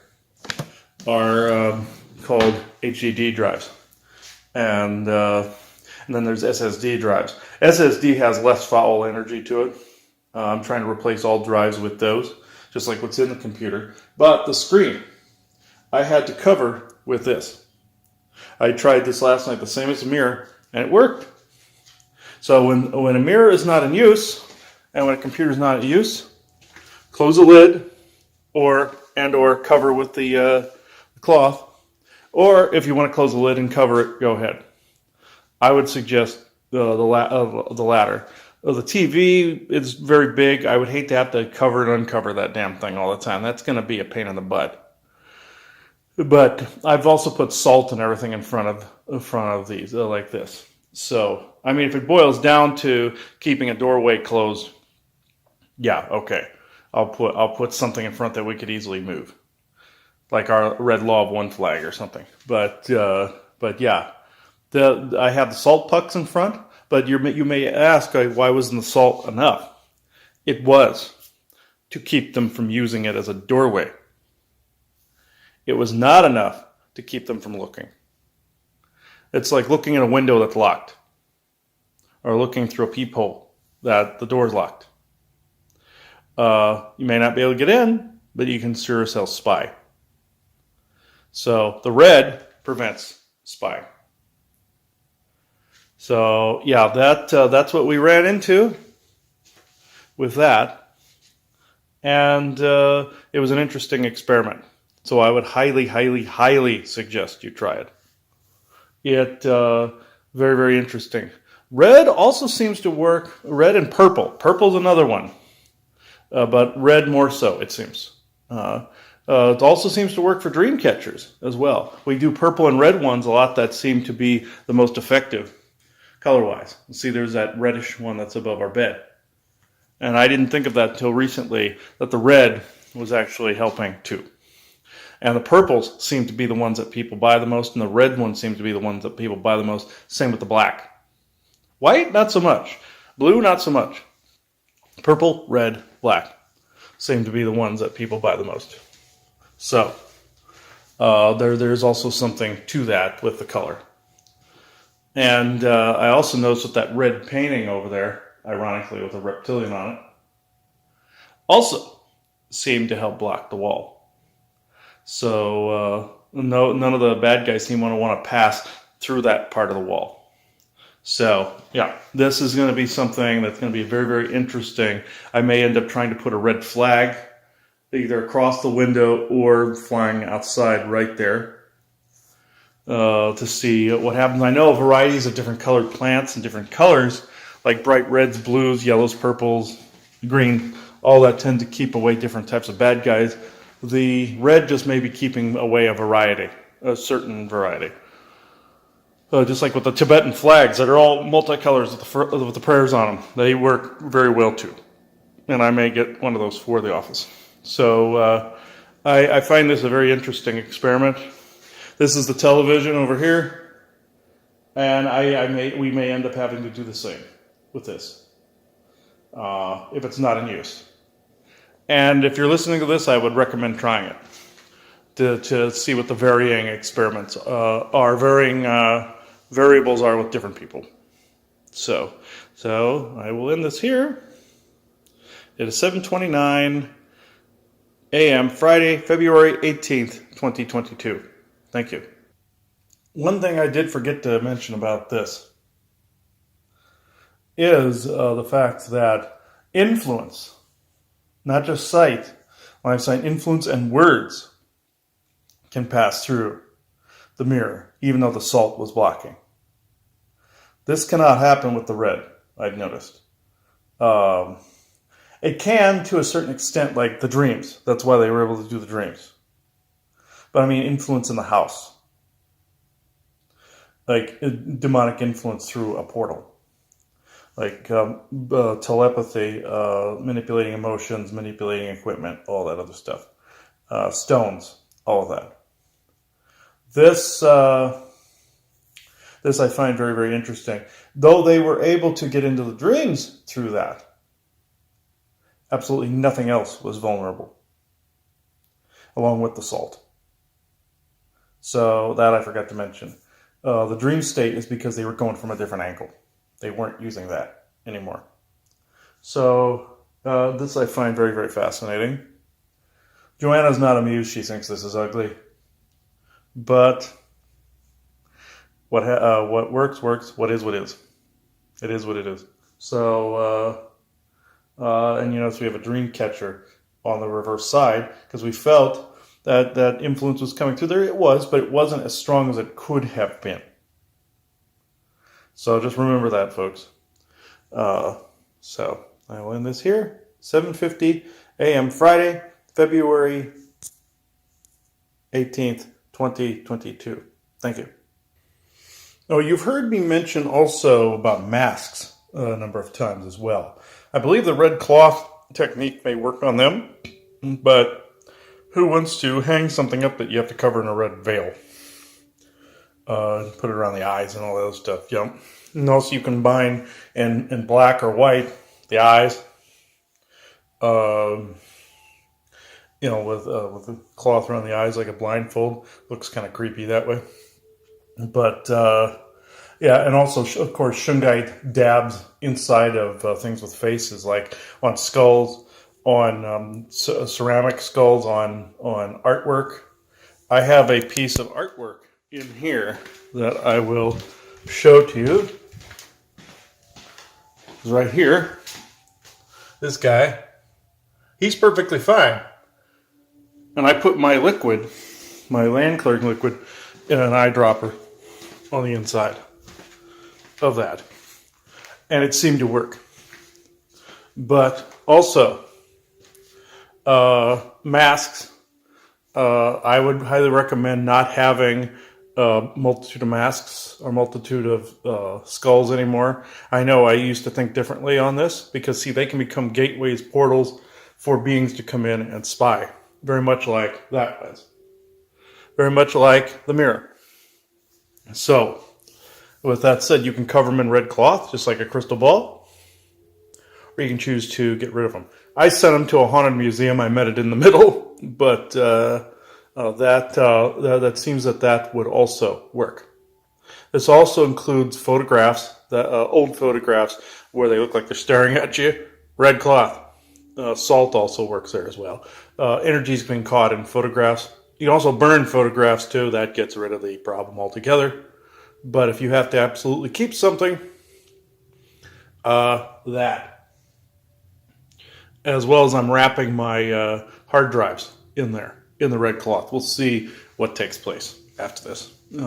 I'll wrap them all up. Anything that had foul energy, I'm going to wrap up in that, along with shungite pieces in the drawers. We'll see what happens. So, let's see. It is 8:01 a.m. Friday, February 18th, 2022. Thank you. One more note on the red thing, or the red issue. I also made this skull that I had been kind of drawn to. It also, you see on the top where the shungite had blocked where the copper BBs flowed into. And it has kind of like a weird triangular shape. I've had a numb spot on my head for some time in kind of that same shape. And, I noticed there was a blockage there and got rid of it. But the shungite has an uncanny ability to show you the reflections of what needs to be corrected as well. Here you go. And this also is a red skull. If you can make them out of resin, make them in red. Red, black, and white. I make a lot of black ones because of the shungite. And I have a couple white ones as well. I have it out of red glow powder, which turns white in the daylight. So that's a double protection there with the colors. But yes, and I also wrapped again my hard drives in those. We'll see how that happens to work. But yes, right here, red skull, and also this seems to I was drawn to this one above any of the other colors. And again, it's a mystery as to red because you have red that comes in a lot of negativity as well, like I said before, like jinn, demons, all those other things, orangey red. And even vermilion orange seems to work, like the Japanese torii gates.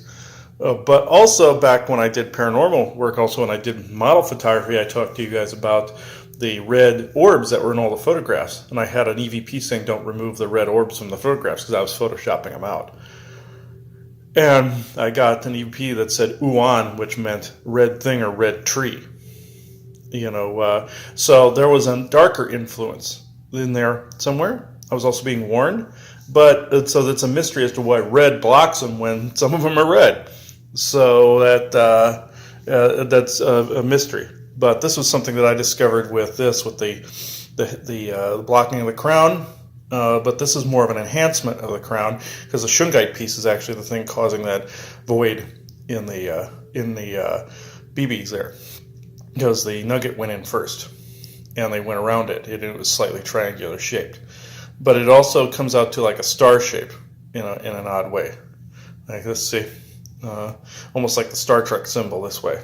And I've noticed that this type of symbol with not only is it like the Space Force symbol in Star Trek and all that other stuff, but I've noticed that a blockage to the higher self that goes through the crown and down through you has blockages that look like that shape.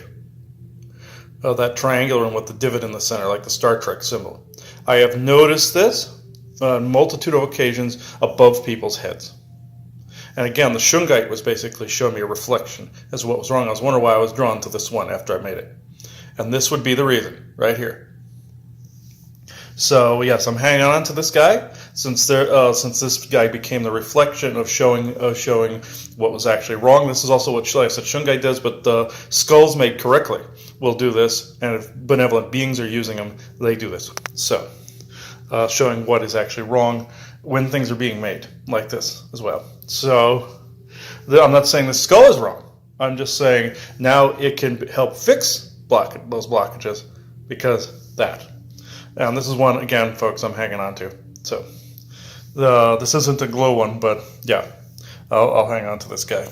So green is another one that works like a green glow powder, seems to keep away the jellyfish type entities that do attach to the head as well. Green, blue, and red glow powders. Green being the most common, but it seems to work. That's why we put in a couple pyramids. So I will leave this here. That also being the opposite of red, by the way. It seems to do something similar. So it is 8:07 a.m. Friday, February 18th, 2022. Thank you. Okay, I wish to show everybody something real quick. You see these things, these mortar and pestles right here. I want to tell you something here. I'll get away from the noise. It is prudent after a long period of time has passed. Hang on a second.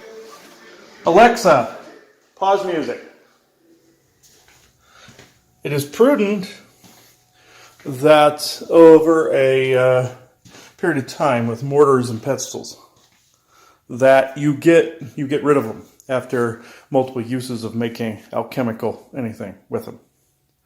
Don't get any from Goodwill or anything like that, even though that's where those are going. But if I threw them in the garbage, somebody would try to save them. So there's no point in tossing them in the trash. But they accumulate the energies of whatever you've made with them. Same with jars. The jars that you see me use out in the garage and everything, it's probably prudent that you replace those every now and again as well. I do that with all the land clearing stuff. I'll use them once, maybe twice, maybe 3 times, and then they're gone. But the mortar and pestle, get rid of them after you've made a certain number of things with them. You can wash them, of course, but again, it's saved in the stone. It's probably best that you bury those versus donating them. I suppose you could donate them to Goodwill, like I just said, but why? Somebody else is just going to inherit that. They're made of stone, give them back to the earth. Throw them in the garbage, somebody could recycle them. I'd say bury them deep in the earth somewhere. So this is something I managed to figure out with that. Because I found those in my collection the other day. And I would say bury the mortar and pestles in different spots, even if you break the stones apart and smash it with a hammer and throw them in different areas. That should do. It gives it back to the earth. And some of them are made of soapstone, some of them are made of like alabaster or granite. You're giving it back to the earth. So I would highly recommend that. I'm going to do the very same before we ever leave this house with those. I'm going to bust them into several pieces and just toss them probably over that wall outside, or in different places as we go along. So I'll end this here. It is 8:12 a.m. Friday, February 18th, 2022. Thank you. Here's something I'd like to show everybody to kind of an unorthodox method of cleaning crystals. Give me 2 seconds here. Got to make sure the sink is cleaned out. And I'm going to show you here in a moment of what to do. Got to close the valve to the sink, and I have my big channel crystal in here. And then I'm going to fill the sink up with water. And then I'm going to put salt on top of this. I will actually show this here in a moment. Okay. This is the salt I went and got. This is Dead Sea salt, red or black Himalayan salt. That's that reddish color. Then you have black lava salt that's peppering through there. Looks kind of like pepper. So what I do is this. I think I'll have to flip it. Yeah, I'll flip that around. I do this. I cover the crystal that's in the water now.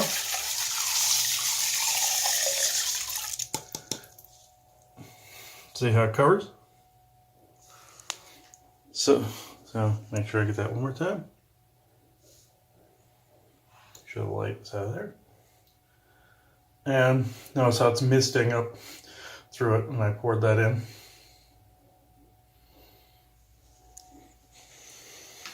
You also notice that the black Himalayan salt starts to smell like you can smell the spices and stuff in it. It seems to work on crystals. Notice how, yeah, it's kind of coming up around it. Think of that as almost like smoke sending, coming out of the crystal. Think of it, it's like that where it's cleaning it. And I leave it in there for a few hours, several hours. You can put them outside. We put them outside by this tree that is out here. I'll show you real fast. This tree that is right out here. And this is where we tend to put them after Interstellar Council. That was my channel crystal. We put them here. Put these here. And of course I have my altar space right there. And that's my burn bucket where I get rid of all the notebooks and such too. But this concept is clear. Viking and I were talking about them on Interstellar Council, using power stones, cleansing them, and all this other stuff. But it's not always an option to stick them outside in water because right now it's cold. Or if you're in an apartment without a balcony or something, you don't have that option. So this is the only option right here left. And you can put all your stones in here. To do this, I know it takes away the sheen after a while, but you don't have to do it all the time with other stones. I just do it with this one and as much as I used for that one because of the fact I use it for channeling. You don't have to go to such extremes. You can even keep it in dry salt for a little bit, but I choose to do it this way. And don't use extreme hot water either. I tried that. It melts the salt really fast, but at the same time, the crystals are outside in the cold. I try to put hot water on them, they're going to break. So I heard crackling in this one time from doing that. So can't do it. It breaks on the fissure lines, and then you have several crystals instead of one. So this is something. This is how I cleanse my hematite orb, but my tourmaline orb that I use. This one that is actually in the living room that I also use on or during all sessions and all Interstellar Council meetings would be this one. But I also use selenite all the time, and you cannot cleanse it in that way. You cannot cleanse these guys in water because of the fact it'll melt. Alcohol melts it too, just a little bit faster. That's what sometimes I put in some of the sprays. I put powdered selenite in some of it. Some people don't know that also the land clearing liquid, it'll make all the other ingredients adhere to the concrete permanently, along with pine rosin and resins, and as well as pine pitch will make it adhere for a very long time. But selenite is permanent if you use that. So it may look like a mess afterwards, but it does fade a little, but it's there for a long time. It bonds the concrete. So just another note, folks, where people walk, try that. Melted selenite in water and poured on the concrete. It'll be there a while. So any stones you put in there with it, it'll bond with it. But this was about the crystal. So yeah, definitely try this if you're in an apartment or in a place where you can't put it outside. I can, but it's too cold at the moment. Also, the salt, when it goes down the drain, or if you put it in the toilet or in the tub and wash it down, it'll go through the pipes, of course, outward from the house, and it'll push that clearing outward. It'll push. Like when you're saging, it'll push. And it has very positive benefits to doing that. So, it is 8:22 a.m., Friday, February 18th, 2022. Thank you. Okay, interesting turn of events. The garble energy that was around was more ghost energy of like a church group that was surrounding the house, and they were like praying for me. They looked like almost like Jehovah's Witnesses, where they had the black pants, white shirt, tie, the type of people that visit your house at 6:30 on a Sunday morning, those type of people. And with like the older glasses, like they looked like it was further back in time, like 70s, 80s, something like that. A mix between them. They found each other. And there was a guy in a kilt that I got rid of, that he was walking around the property. He was a ghost. I could tell because he was dodging me. And the funniest one of all of them was this old babushka lady that was trying to clean our kitchen and trying to organize our spices and moving stuff around and getting rid of things that she didn't approve of.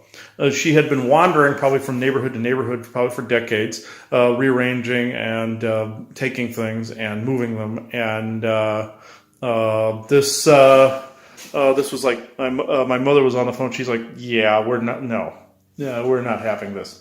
So there was some other creepy activity that had been bound in here. But this is why I couldn't communicate completely with other beings for today's show, because of the fact that this was being blocked. And you don't have to tolerate this from ghosts. There was this lady I read that had these Quaker Oats looking guys from the puritanical period basically dictating, oh, you can't do this, you can't go to the bathroom, you can't be naked in bed, all this other stuff. And it's like, screw you guys. It's like you're in the wrong area and you're in the wrong part of the country. So it's like, and they thought that she was living in their town, essentially, and they didn't even belong there historically. And they were in their own little private bubble, and I just popped it and sent it on to their other side. They were shocked and sent them on. So, the babushka lady, though, yeah, she was like some 80-year-old lady in a blue dress and apron. Kind of looked like those heavy set ladies, those two fat lady cooks that were on Food Network. Kind of reminded me of that, but 80 years old. And she was going around cleaning things, and then eventually I noticed her in her wavelength, and my mother and I opened a portal for her. She fought me a little bit, and we said family was waiting for her, and she went on her own. So that's always nice where I don't have to give them a kick in the ass. So, but yeah, the others I had to give a kick in the ass. What I did, my mother came up with this technique for ghosts. You have to separate the circle, just like the demons in that dream where I said they were surrounding, a dozen of them were surrounding me. They were trying to form a circle, and then when the dragon came in, it got rid of them and ate them. These ghosts were doing the same thing. They were forming a circle. And I felt trapped in here. And I didn't, because I don't always see ghosts. I feel them. And I don't always know it's ghostly energy. It's like this chaotic crap that's around. It's chaotic soup, sort of. Not like the AI chaotic soup. This is different. This is more of a haunting at this point. And I broke the circle, and then I joined them together in a different way, cracked them like a whip, and it sent them on the other side. My mother came up with this whip crack thing for chains of ghosts, like, then they're gone, and it worked. And there was an insectoid around that was none too pleased, and I got rid of it. And I've been hearing these thoughts in my head, like people praying for me, all this other stuff. And then also I know I was hearing the babushka lady, because she looked like a babushka with a headscarf, a whole bit, older lady from the old country, older like Jewish lady or Slavic or something like that. I could hear in my head whenever I would look on my shelves or look in the closets, or somebody, I could hear like a demand going, "Oh no, you have to clear this out. Go take this. Go." Not in a positive way either. Like somebody making demands, like, "Okay, you got to put this in order. You got to do this," and I can guarantee you that was some of my mess with the hard drives too, where it's like, "Oh, she didn't like the order of things I was putting things. It was too much of a mess." And I do things in my own methodology. I don't need some old babushka telling you what to do. And that's essentially what it was. And things have been disappearing from the house too. Things disappeared, and they probably ended up in the trash. I've had stones disappear. I had my law of one flag disappear on me. This big one. We were going to use it on a mirror and couldn't find it. And because she had organized it, or it was an affront to her. It wasn't really religious. It was more like anal retentiveness. And or we would have the compulsion to be more organized or something, which is not necessarily a bad thing, but hers was to the extreme. And she didn't like that I filled these bottles in the kitchen with my liquid this morning over there. Didn't like any of it. Was cleaning and saying, "Oh, this is dirty," and all this other stuff. And I said, "Get the hell out of my house." Well, if we needed a maid, I would have hired one. That one was the funnier one. I didn't see him, but I knew there was a presence. So let's see if we can get in contact today with the people that are supposed to be on Interstellar Council. So, all right. It is 11:06 a.m., Friday, February 18th, 2022. Thank you. Oh, and I also want to say the ghost energy was disrupting that communication between guides, between galactics, elementals. We thought we saw fairies around here the other day, and it was, they were trying to communicate but couldn't. I thought they ditched us because they just vanished. It was that prayer group that was actually getting rid of them.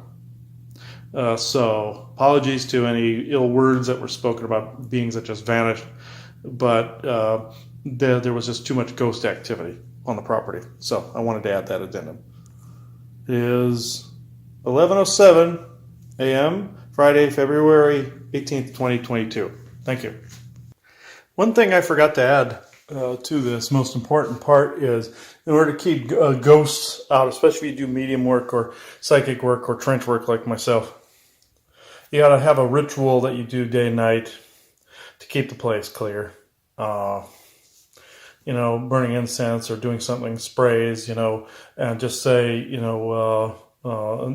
picture like a wind blowing through or water rushing through, and say basically it is clear, so shall it be, and so it is. Things of that nature, and make it a daily occurrence if you're into doing what I'm doing. I've learned that the hard way apparently a couple times, especially with babushka lady around, and those Christian ghosts reminded me of these ones from the Simpsons, or these people from the Simpsons, where they were making fun of Hare Krishners. Actually, they went in an airport in India where you see everybody like a Hare Krishna or something walking around. Then you have these Christian guys doing singing and dancing and stuff like that. See, they have the geekoid glasses on and all this other stuff, and a couple Hare Krishners go Christians. And essentially, it's the same as in the airport where you have people going around, Hare Krishna. It's the same difference. They reminded me of that when I saw. That's kind of how serious I took it. But reminded me of that. It's more likely Isaac put that in my head. But one of his phrases also was, or one of what he said at the time, he was, "Thank God the babushka's gone." So, with that said, cleared the house. The energy is fantastic. I had to burn another stick of incense in the kitchen where she had been mostly. She was like into cooking and doing stuff like that, and meticulous cleaning, like the anal retentive character that Phil Hartman played on Saturday Night Live. That's about how we viewed her. So I haven't told Joanna this yet, so she's going to come home and hear this. But yeah, that's what went on. That's why we've been having a lot of trouble. These ghosts won't stop showing up. They're wanderers. They come in from other areas, other time frames, other bubble type situations, and that's just how it is. It happens. I get frustrated if they come on the behest of an alien they call an angel, and they keep doing its bidding like a dark servant. That's when I get mad at them. Or like these worshipers that were surrounding the house. Yeah, I don't know who the guy in the kilt was. He was around. He could have been around because I had some music playing on the Alexa in the other room. I gotta say it quietly or it'll go off. Whereas there was an artist by the name of Steve McDonald that was playing. And that had some Scottish music on there and some other ones that came in that were playing on there, like some bagpipe type stuff. So I'm thinking that attracted him. So different musics can attract them too. They'll like it and go, oh, okay. And I'm more than likely it got the Highlander guy in here as well. Don't know who that was, but he was kind of ducking from me. He didn't want to go to the other side, but so he was one I had to kick across. But that's what happened with that. So everything else seemed all right, except for the insectoid I found. He lost his head, but like a mantis would in normal circumstances. So that's basically what's taken place here. So it is 11:18 a.m. Friday, February 18th, 2022. Thank you. Another thing I'll add is about the Scotsman I saw. He looked like he was in a like Stuart clan, possibly, or one like it. One maybe that he was dressed as a Highlander, but he may have been a clan that was in Highlander, like Urquhart or Stuart. I know Stuart sided the English, but this looked more like Urquhart or someone that was in the Northern Highlands of Scotland. Not from any bubble, not like Tigern from the bubble. The Scottish village bubble. This was from further north and from, I want to say a similar time frame. Looked to be maybe 1700s or so. But that's why I mistook him for somebody from Tigern's clan. But he was from further north, like Urquhart or... it's hard to tell. He may have been even a genetic affinity to me. Lamont clan is where some of my Scottish heritage comes from. I just know that in my head when I figured, Stuart clan was aligned with the English during the English-Scottish conflicts, I heard somebody get really mad at me. So, I'll update people the more that goes on. I can't do any more today. I got Interstellar Council to do here in a bit. So, 11:21 a.m. Friday, February 18th, 2022. Thank you. Also, another way to protect your mirror space. Viking and I were just talking about this. Taking some wolfsbane and make a 5-pointed star on your mirror and say this is protected, no longer a portal. My mother came up with something similar where she said hang a white owl picture or pendant on there and say this is no longer a portal. So that's a more Native American. The other one's more Wiccan pagan. But yeah, it's essentially the same exact premise. So I just spoke to him a little bit ago about that. If you don't have the red sheet, Joanna will be very pleased about that. So it is 11:44 a.m. Friday, February 18th, 2022. Thank you. Okay, I'll give one more little hint here, or one more little thing on the crystal cleansing. Make sure when you salt them and it's done, you cleanse them with the water that is of intention. Meaning, doesn't matter if it's cool or warm, I would say, in that respect. Now, if the crystal's cold, of course, you don't want hot water. But at the same time, I'm just saying that the intention, a clearing intention with the water. That's what I would personally do. And that's what I did to end off once I rinsed the crystal off and toweled it off. The rinsing of it was the clear intention water, or clearing intention water. So, or like how we do the breath or how we do the light water. That's essentially what I did. So, it is 11:51 a.m. Friday, February 18th, 2022. Thank you. Okay, we found out something very interesting about those ghosts that were here earlier. They were Jehovah's Witnesses, and I find it very interesting, their belief system. Not all of them get to go to heaven, and some of them are basically stuck here on Earth and wandering as ghosts. They don't believe all of them get to go to heaven, and they're trying to basically save everybody, save other people while they're here. And as basically almost like an army. I've seen them go into neighborhoods and just get out of vans and go through neighborhoods and block people from leaving their driveways and stuff like that. That happened in Nebraska. A group of them got out of a van. They were black pants, white shirts, the same as those ghosts earlier, and they just scattered through the neighborhood like soldiers.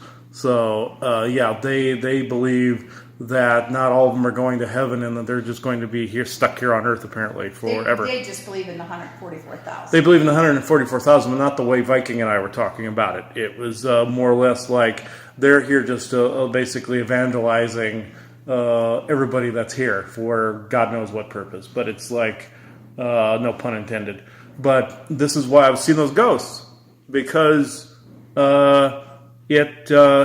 that's essentially what they believed, and it's essentially the whole heart and the feather. We're not worthy of this because we were told we couldn't. Only 144,000 of us get to go to heaven out of 8 billion. So and they may have already decided they weren't an anointed one, and so they already kind of condemned themselves to be a ghost. Yeah, they condemn themselves to be a ghost, so it falls under the heart and feather 10 commandments bullshit. Like, you'd never be able to get all 10 commandments. I've known nobody to not break at least one, especially the do not say your Lord's name in vain. Everybody breaks that one. So they're apparently not going to heaven either. But yeah, on the heart and the feather, the heart is always heavier than the feather. Then you're not worthy, and then you have to make me feel guilty, and you're going to a soul trap. So it's like essentially the underworld, but still. But that explains those ghosts earlier completely to a T. I knew I was looking at Jehovah's Witnesses because we saw them all the time in Nebraska. They're everywhere there. So they just come out of nowhere and they just start scattering through neighborhoods. So yeah, this made sense. They were out front here and around the house praying for me because they thought I was going to be one of the 144,000. And it's not how Viking and I say it, whereas it was just a few people that came in to light little fires of information and energy, and that spreads to others. It doesn't mean we're evangelizing them like these dumb shits were. It was it means that you're changing the energy. Therefore, a few more people kind of wake up a little bit, and then a few more people come to the realization of what their passion is, etc., etc. It never meant evangelizing. And also, like the New Agers believe, we must wake all these people up. Essentially the same as a damn Jehovah's Witness. So it's the same thing. Christianity, Jehovah's Witness, New Age, all essentially all regurgitations, both regurgitations of Christianity. So it's all Orion bullcrap. So that's essentially what was going on here. So that solves that mystery. The babushka lady, I have no friggin' clue.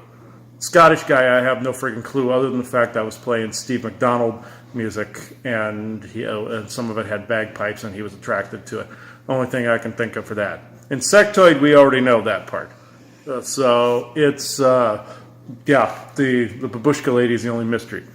That she just wandered. Some ghosts just wander, but the Jehovah's Witnesses were more targeted. They were targeting here. Essentially, they were trying to save me from God knows what. So that's actually kind of funny in retrospect. The fact that we were able to peg that, and on this video I can put the snapshot of the definition of what their faith and salvation is. So you'll see it matches up. So, okay. It is 7:47 p.m. Friday, February 18th, 2022. Thank you. One thing I forgot to add about that babushka lady incident thing, too, as funny as that is, over the past couple of weeks, I felt like my face was kind of contorting, kind of like I was having a stroke or something. And it's not that she was having a stroke, that's just how her face looked. She had like this look like this, and had a lip kind of up a little like this, and was speaking like Slavic or I don't know what it was, but somebody from the old world, and that's how her face looked. like that. And so it's a form of what's known as transmutation and transconfiguring, whereas you start to look and act and feel like the person that is that empathic transference is rubbing off from. And that's a very powerful ghost if it's doing something like that. Ghosts, they have a lot more capabilities than I gave them credit for. In the past, I always thought it was demons and elementals doing all of it, but and the other galactics and aliens and such. But ghosts some have weird powers, and if they're old and very advanced, they can sometimes collect a lot of power and energy and use it weirdly. They can merge with other crap like demons and stuff like that, and they can merge with galactics, and they can merge with melt into house walls and take over as the consciousnesses to a building, all this other weird crap. I mean, like The Shining, where they all took over the hotel sort of thing, and that actually can happen. So, where they just kind of melded with it, and that can happen. So but this is what was going on. It was a form of transmutation or transconfiguring, where I actually was mimicking the facial motions of the person. And usually I get with ghosts, I get the cobweb effect, but this time I didn't. It just went straight on transmutating. So I knew something was wrong. I just can't always see them because they're in weird frequencies and weird mutated frequencies and wavelengths. So that's what that was all about. So I will end this. 7:53 p.m. Friday, February 18th, 2022. Thank you. Okay, something interesting to conclude what I was talking about before, about that dream with the with all those reptilians and that other dragon that came up in the dream sequence. Turned out that the entirety of the dream sequence was, in fact, the same assailant.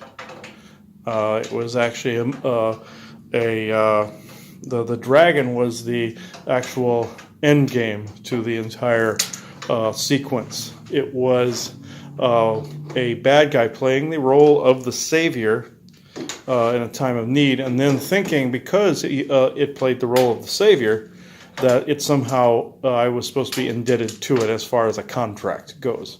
This is how sometimes Draco and Jinn respond. They work in contracts and deals. Mainly Jinn do that, but this was a Draco that was now thinking that it had the right to control my bodily functions and take energies, and from that point forward, also control behavior algorithms and whatnot. And that is not true at all. So this is something that popped up when a friend of ours was doing Reiki on us, and found this. This also concludes the whole Babushka lady case as well, because she came in to thank me from the spirit world. This is something that Joanna doesn't know, but she gave her actual name. Her name was Alice. So that concluded that part as well. She was not as she was in life. She was more controlling in life, and she was very bitter given her life experiences. More than likely Nazi Germany. I'm just guessing. I'm thinking maybe she was either a Holocaust survivor or World War II survivor of some sort. That's what I picked up on. And she became a certain way and had a certain set of behaviors because of Nazi interference. I'm thinking, or somebody liked them. It was very much like that. So I did apologize to her for being harsh because I was getting sick of the ghost. She was harsh to us first, and it was a pre-programmed set of behaviors based on life experiences that were equally as harsh. But so she basically played out those feelings or put out those feelings in that particular way and became extremely anal retentive. So that's what happened within her lifetime.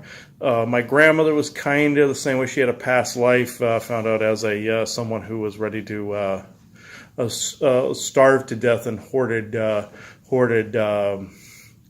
food during times of starvation, and it played out into a form of hoarding in this lifetime. So, but this was a little more direct with her. It was her experiences, I believe, with the Nazis. So that was more of an excusable experience right there, not the Jehovah's Witnesses guys that we saw. Theirs was slightly inexcusable. That was a direct religious form of indoctrinative programming, kind of like the Nazis had the superior Superman form of indoctrinated programming. So that neither one of those are excusable. So even though the Nazis were built up over a long period of time, so was Christianity, and so were all of its branch offshoots that were built up over a period of time to become almost a template or a natural way of being for that particular set of people. Now, to the final thing that's concluded is another meaning behind the skull that I presented, that I had made, that had the triangular formation on the top. I said was also the shungite was reflecting a blockage back. And also was not only that, it was reflecting that other triangular form that was a blockage to the higher self. And to the oversoul, which was that weird Star Trek-y type of triangular form. But the other one was an upside down triangle, also representing downloads through the crown. The download center was being blocked, but at the same time was also representing downloads, like in the Law of One symbol, where I have that triangle piercing the circle, which was the upside down triangle having the downloads coming in at the appropriate time, and to the human avatar, essentially. So that was more of a profound download and or reflection back. Yeah, we had an interesting time today. I'll get back either during or after the fair, so tomorrow. So it is 8:31 p.m. Saturday, February 19th, 2022. Thank you. Okay, downloads of the morning. Of course, they come in at freaking random. Here's one of them.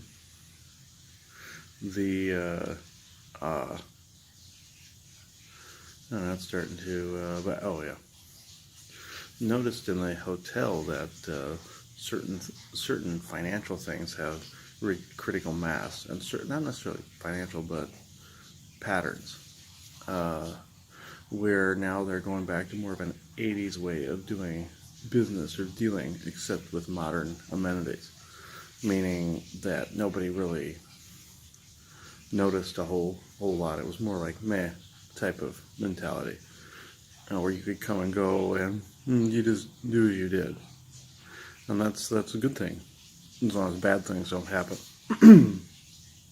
That also, after getting cleansed yesterday afternoon, went to sleep, and there was some creepy things that happened in dreams that I don't remember. They were trying to get back in here. Didn't work.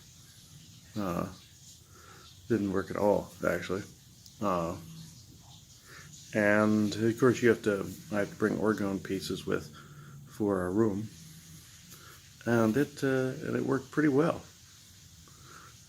Had my usual protections,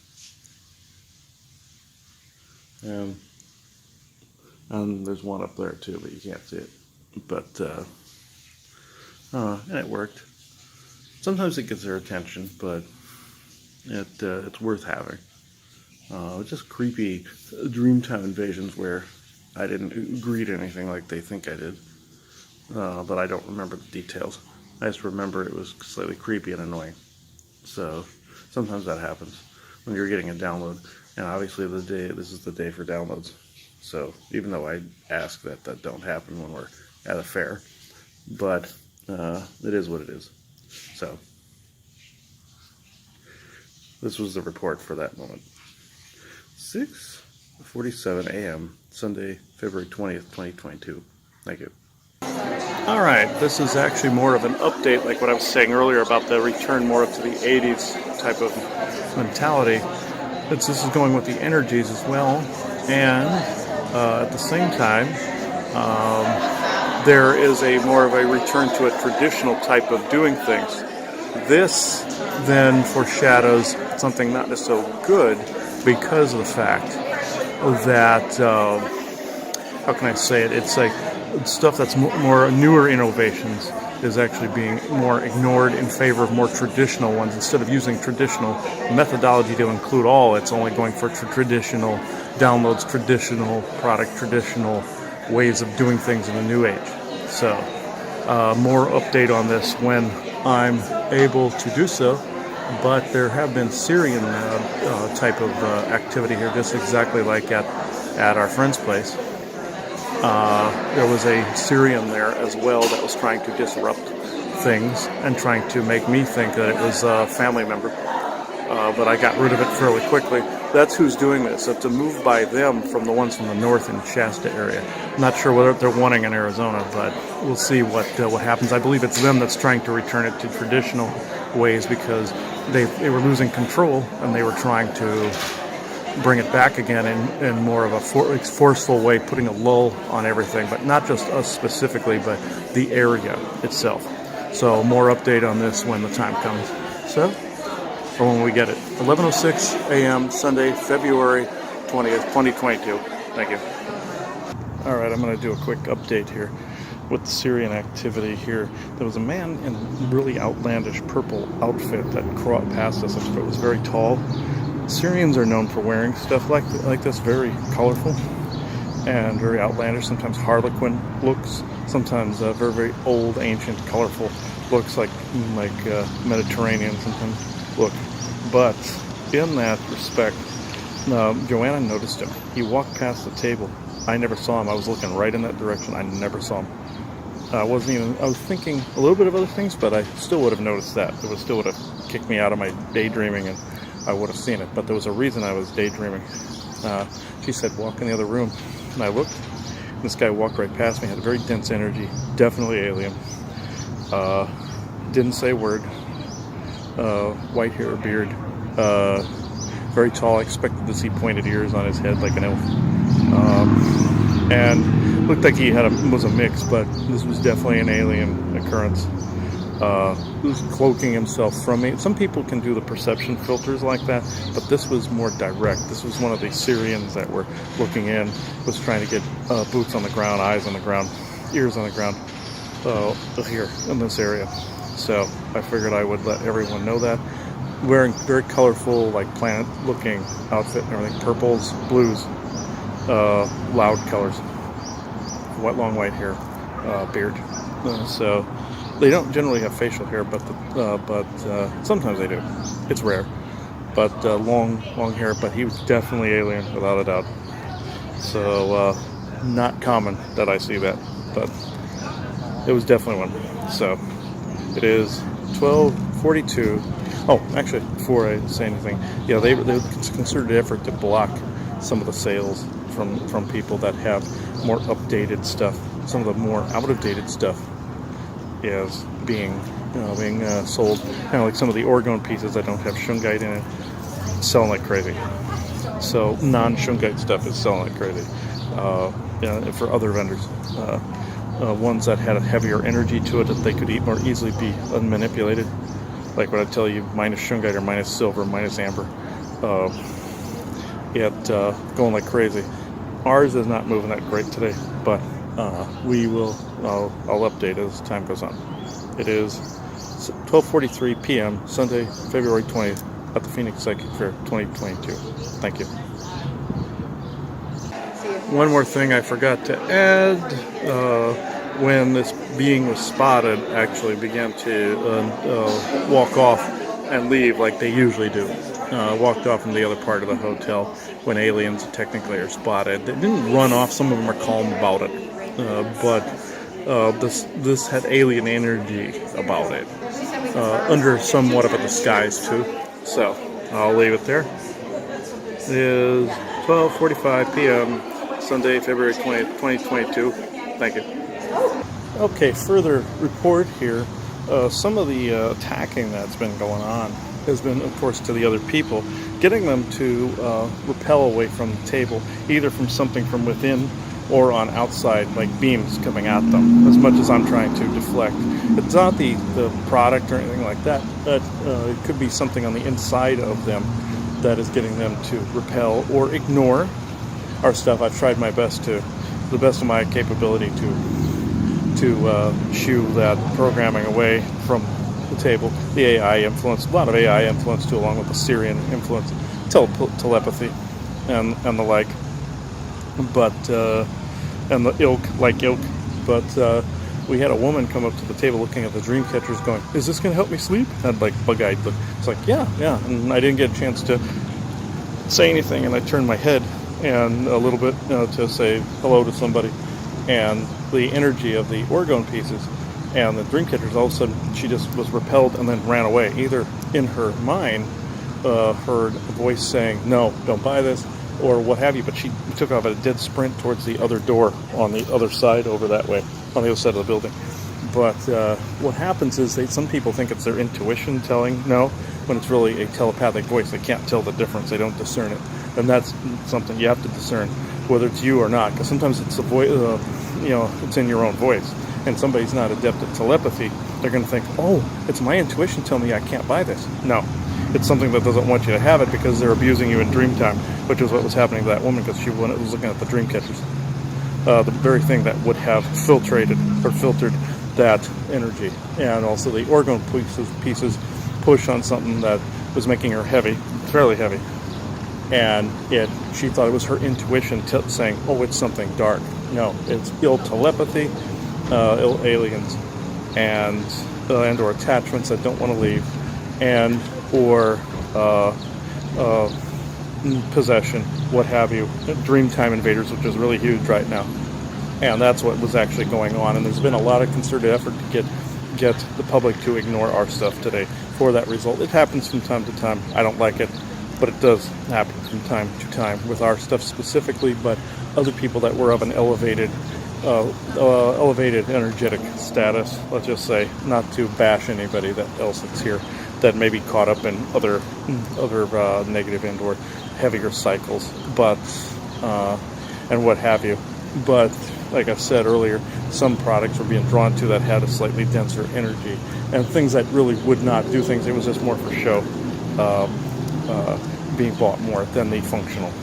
No insult intended. So it is 1:58 p.m. Sunday, January 20th, 2022. Thank you.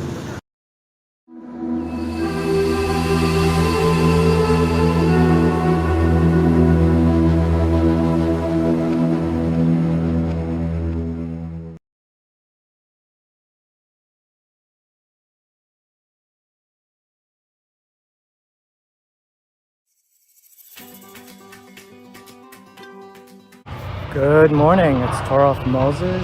It's March the 15th, 2021. It's a beautiful day, Tuesday, I believe. A sunny, beautiful day here at East Harlem Park and Pond. The pond is going through some construction, and it got blocked off for parts of it where I can't enter. But I'm here on the other side of the park. And I've channeled many beings, both parts of the park. It's just absolutely gorgeous. It's around 50 something right now, and it's going to go up to 60 something. And this is, yes, another drawing with Torah Moses, the first one in 2022. Although it's not spring, according to the Gregorian calendar, we have until the 20th. However, spring officially started mid to early February. You can tell because the sterling birds, they start chirping and singing, calling for a mate early February, mid-February, and then they start breeding late February, early March. And around mid-March, you have all of this foliage starting to come out, these perennials, or annuals, excuse me. And they're everywhere now. And the temperatures have definitely allowed the birds to start migrating back, and a lot of insects are flying around / fairies. So we're just going to channel some fairy friends of ours, and hopefully someone will come in. So before we start, we'd like to offer a blessing to this sacred space, filling it with unconditional love, harmony, balance, and we ask source, true source, creator of all things, as well as anti-creator of all things, to bless this sacred sovereign space, fill it with your unconditional love, harmony, and balance. So, we have our Lemurian quartz today, our main tool to channel perceived benevolent beings. So let's see what happens. We have 2 cameras we have going on, so we're blessed with 2 today. So that way you can see what I'm drawing. Okay, so let's start off with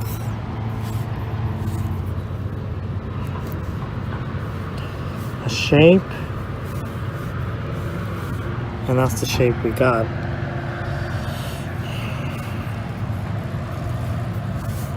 So let's see what this turns into. Oh.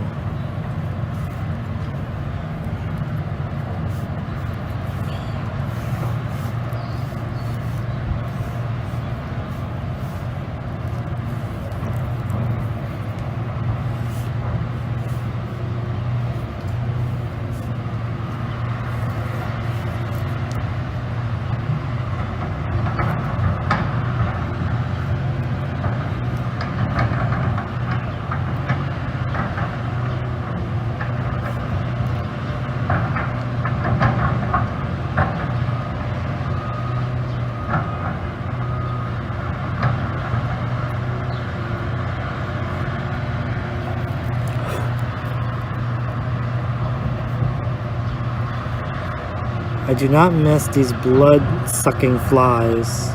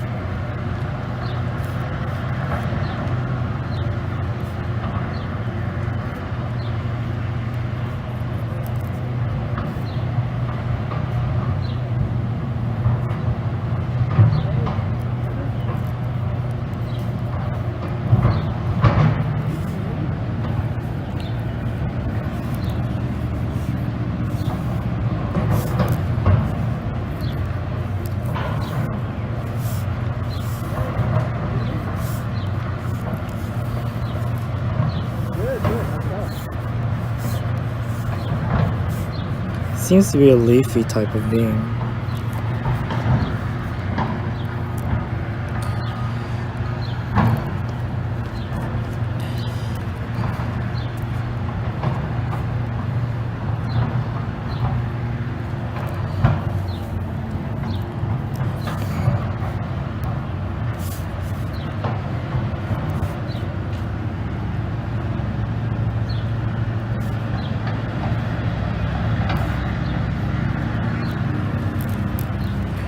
So we're just going to ask you to participate in this audit.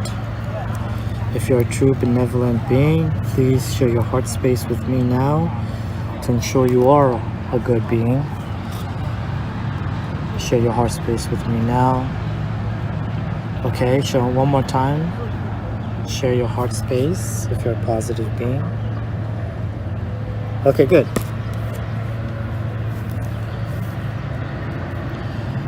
I've never met these flies. They're attacking me again. I do not miss this part of the process where you get eaten up with bugs.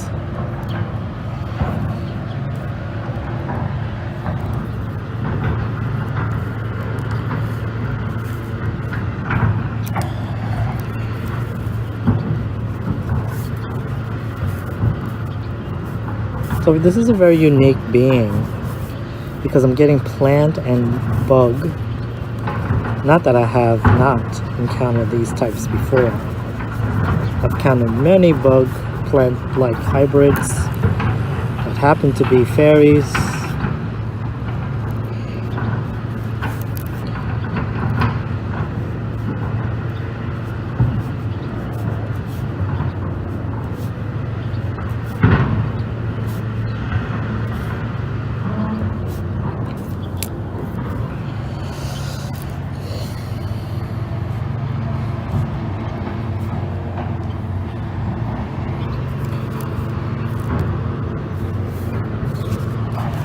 So it looks like a leaf. And show me on the other side.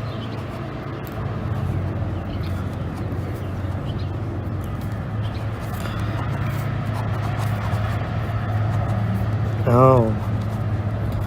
You could really see the leaf on the other side. So it's camouflage like a leaf.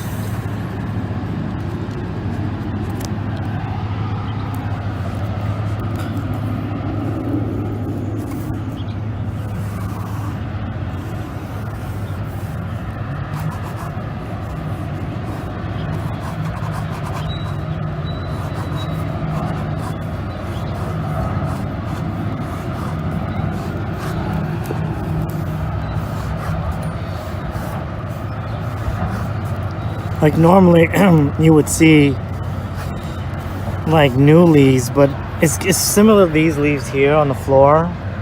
It looks like that. Looks like that leaf over there. And it's still brown. So do you change your colors when the summer comes and the spring visits? Yes. So there's excuse me, there's blotches of green like that around. And then he has multiple hands, or arms, rather. So six segmented limbs.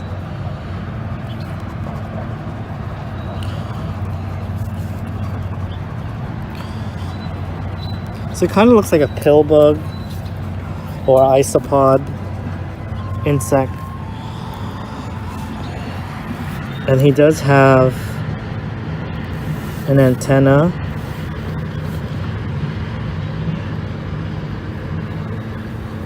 Here.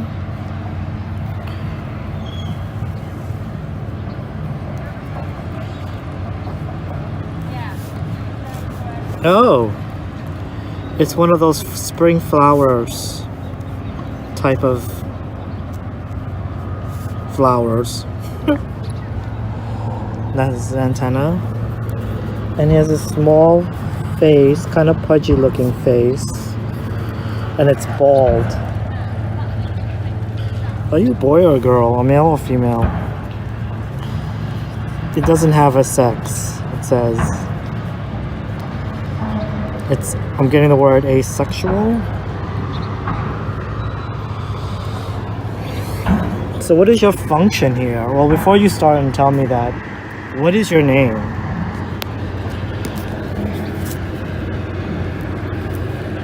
So you're a woodland fae.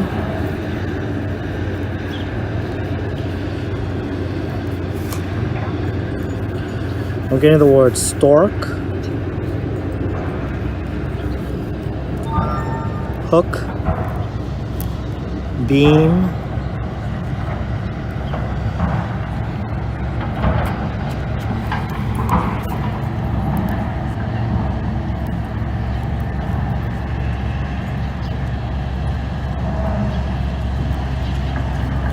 oh, Benork. His name is Benork. Well, I don't know why I called you a he, but it's more of a masculine energy, although he's sexual. He doesn't have a gender or sexual identity. It is more of a masculine energy I'm receiving here. So if you don't mind me addressing you as a male, it doesn't matter, said. Well, welcome, Benork. Benorkfol.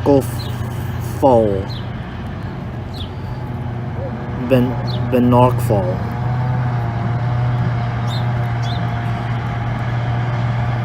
So it's Benork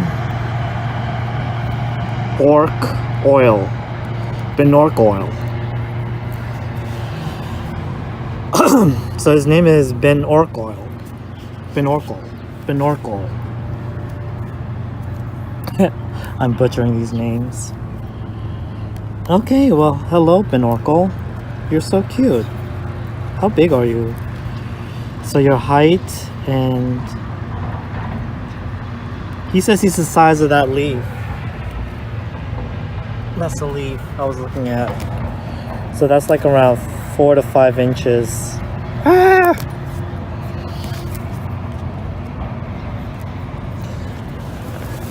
I just made a mistake and drew on my scalp. Because I'm trying to shoo away a fly. And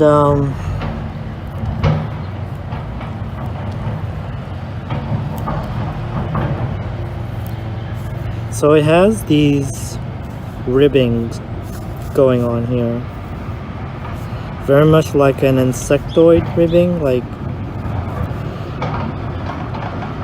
because it is an insect DNA.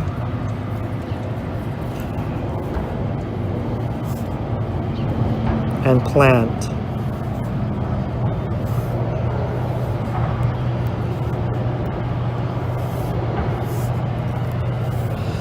And what is your function out here in the forest? He says he's one of those what you claim or proclaim us to be transitional fairies. So he's just one of them that ushers in spring. But he also clears. He's also like a cleanup crew. So he cleans up all of the decayed, not only 3D perceived beings such as bugs and feces from other animals and decayed plant life and etc. But he also clears up and eats decayed fairy types too that have died and they have decomposed. So they eat that. Oh, that's so interesting. Kind of gross, but interesting. Yeah, so what they do is they help fertilize nature by doing that, by consuming excess waste on the forest floor, and that way when the Fae also releases certain energies, transmuting the decayed energy into like to fertilize the land, to help it grow, to stimulate it to grow. So it's actually a fertilizing elemental. Oh, that's interesting. I never met anything like that. That's interesting because you do look like one of those isopods, and isopods, that's what they do. They are a cleanup crew. They help eat up decayed matter and convert it into energy. So it's the same function as this Fae, but they do it more of an etheric way, or more of a cosmic way of doing it. Oh, that's so cool. Do you have any wings? They said yes, they do have wings. So the wings could be perceived from underneath. So if you draw it like this, they look like grasshopper wings. So there's this is like the top layer of the wing.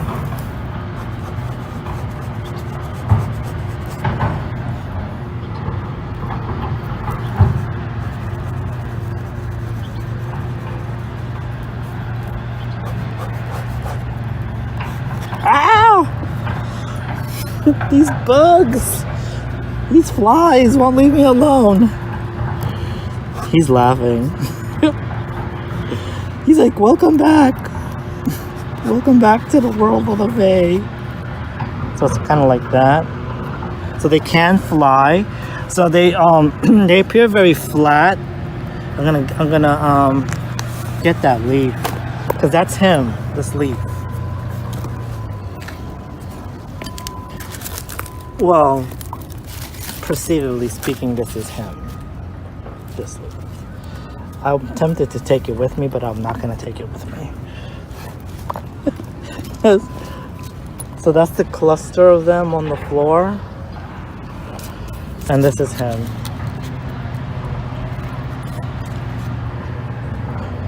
That's him. So they're very flat.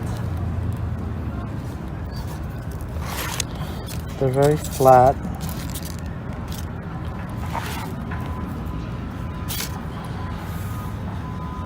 So on top they're brown, this brownish color. They're exactly this color, and then underneath they're like multicolored, like iridescent, bioluminescent colors. It's really pretty.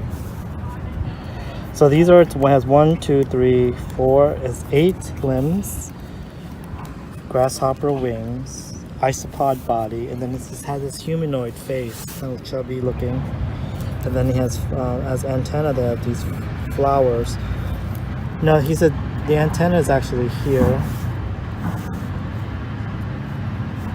So it does have an antenna. So it's the flower and the antenna. And then it could walk on all,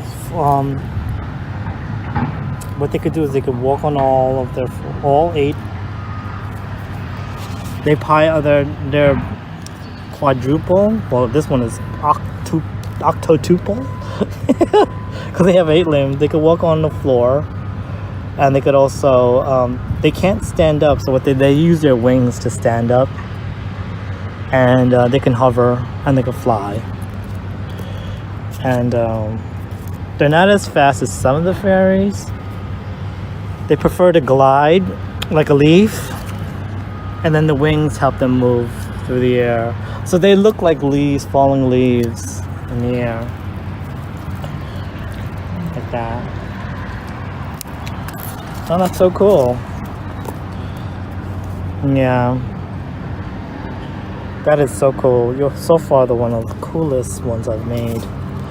Well, thank you so much, Ben Orko. Do you like to share any galactic history or send a message to humanity? He says,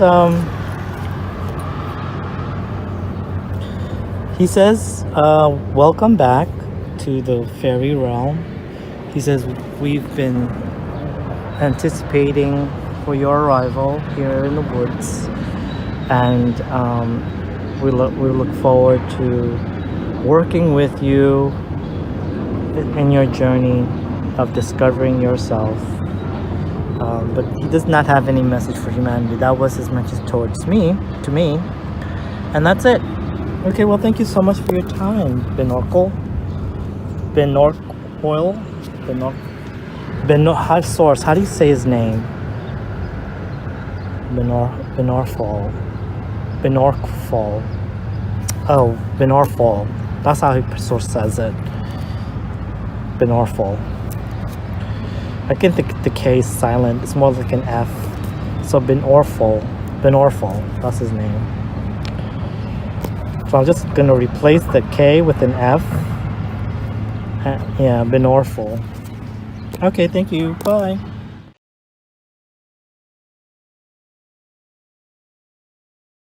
Hello. This is something that I wanted to say. I know Ben Orkfoil wanted to get this across. Yesterday, from the time of this recording, this was the Interstellar Council, and he sat in this tree the whole time back here. And what happened was he was talking about, you heard him on the show talking about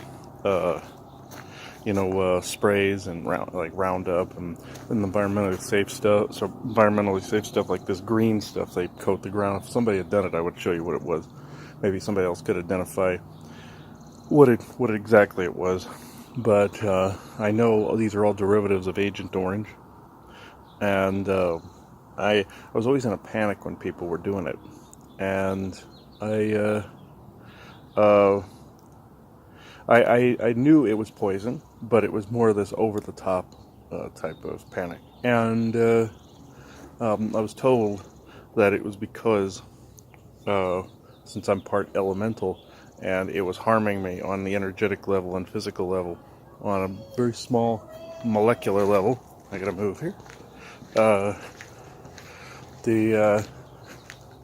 What was going on was the sprays not only were grounding the energies really harshly and the more 3D energies, so nobody else was just seeing anything wrong because it wasn't happening to them.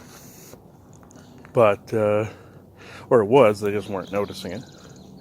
But I was told that they were basically agents for, unknowingly, for the Eben group that's out here. We call them the Buttheads again. They want these sprays here because it's a war against elementals. This is why I don't ever see hardly any of them around here. The dryads, yeah, like the trees. like that guy, and this one, and them. But the ones like Benortfoil, you don't see them. Or in a tree fit, you don't really always see them. It's because these poisons and sprays are killing them and hurting them. They can't be around it, and the energetics and the physicality of it can't be around it. So that must be also why the forest people couldn't be around it either. They're elemental. But anybody that has any elemental coating, which there's a lot of people, they're getting sick from it. Or dying from it. That happened in Nebraska, and they had to ban Roundup there in Lincoln at one point a long time ago. I don't know if they've lifted it since then and made an environmentally safe version because people were getting sick from the it aerosoling in the air, and you could tell where it hit the trees and stuff because it would speckle. Because people go out in the wind and start spraying it all over the place. Well, because they're being controlled to do it. It's not just the programming, it's telepathic influence by aliens that want that poison around. Because they're using it as strategic warfare against these elementals. And in, I believe, Harlem Park, where Benortfoil is, they have more control over that sector, and they can make it so people aren't always doing it. Maybe to a minor degree in some areas, but that's almost inconsequential in some instances. Almost. But here, if they tried coming in here, I asked them if they could come in here and influence the HOA to get people to stop doing it. He said under normal circumstances it'd be no problem. But because how powerful they are. But the evens that are in the hills, that you can't see it from here, but it's off that direction. Off in the hills, I'll have to photograph that area where they are. Maybe some focus from some other people, other parts of the country will help fix that. But yeah, they don't listen to negotiation. They don't listen to any of that. They said it basically mine. I'm stamping my or plant my flag, and one could see that as a sovereign move, but one could also see it as a dick move too, where you need to be able to coexist. And then if somebody like myself objects to people doing these things, I'm seen as a neighborhood pain in the ass. So, like the person that used to live across the street.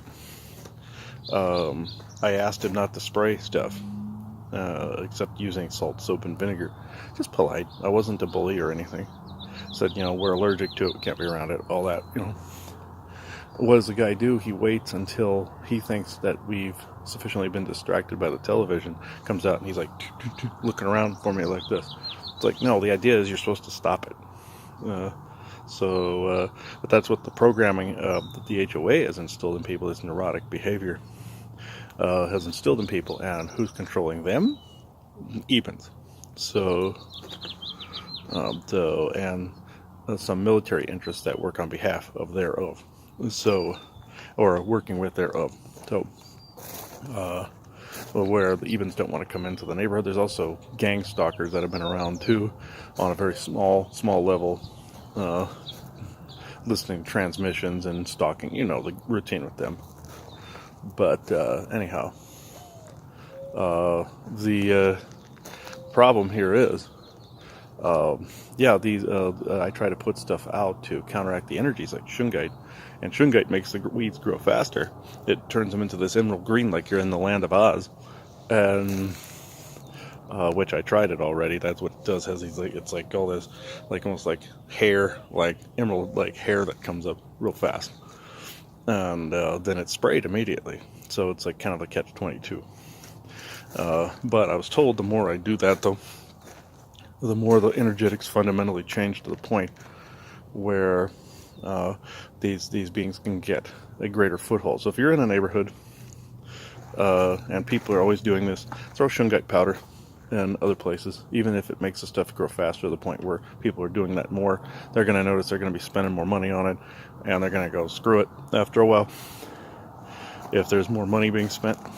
So it's well worth the money on your part to do that, and you're changing it little millimeters and centimeters at a time. And eventually these beings get a big enough foothold to where that stops altogether. So that's what I was able to learn with that. So just don't spray anything.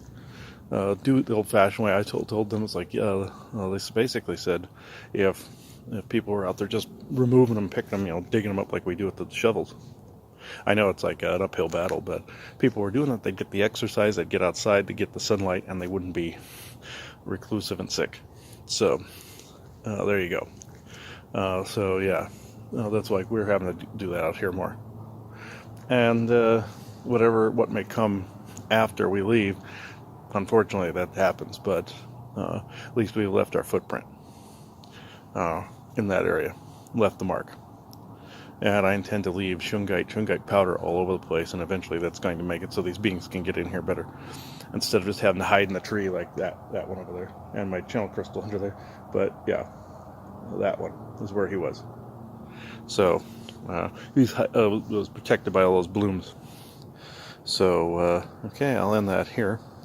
It is 8:27 a.m. Saturday, March 19th, 2022. Thank you. One thing I forgot to add are like different sages and different clearing plants too, like rosemary, thyme. I'm being heard as well. Also does this effect too, like different sages blowing in the air. I put wolf's bane and nightshade in the air, but those are the more poisonous ones that kept out different entities. Let it blow around and stay like hair blowing around.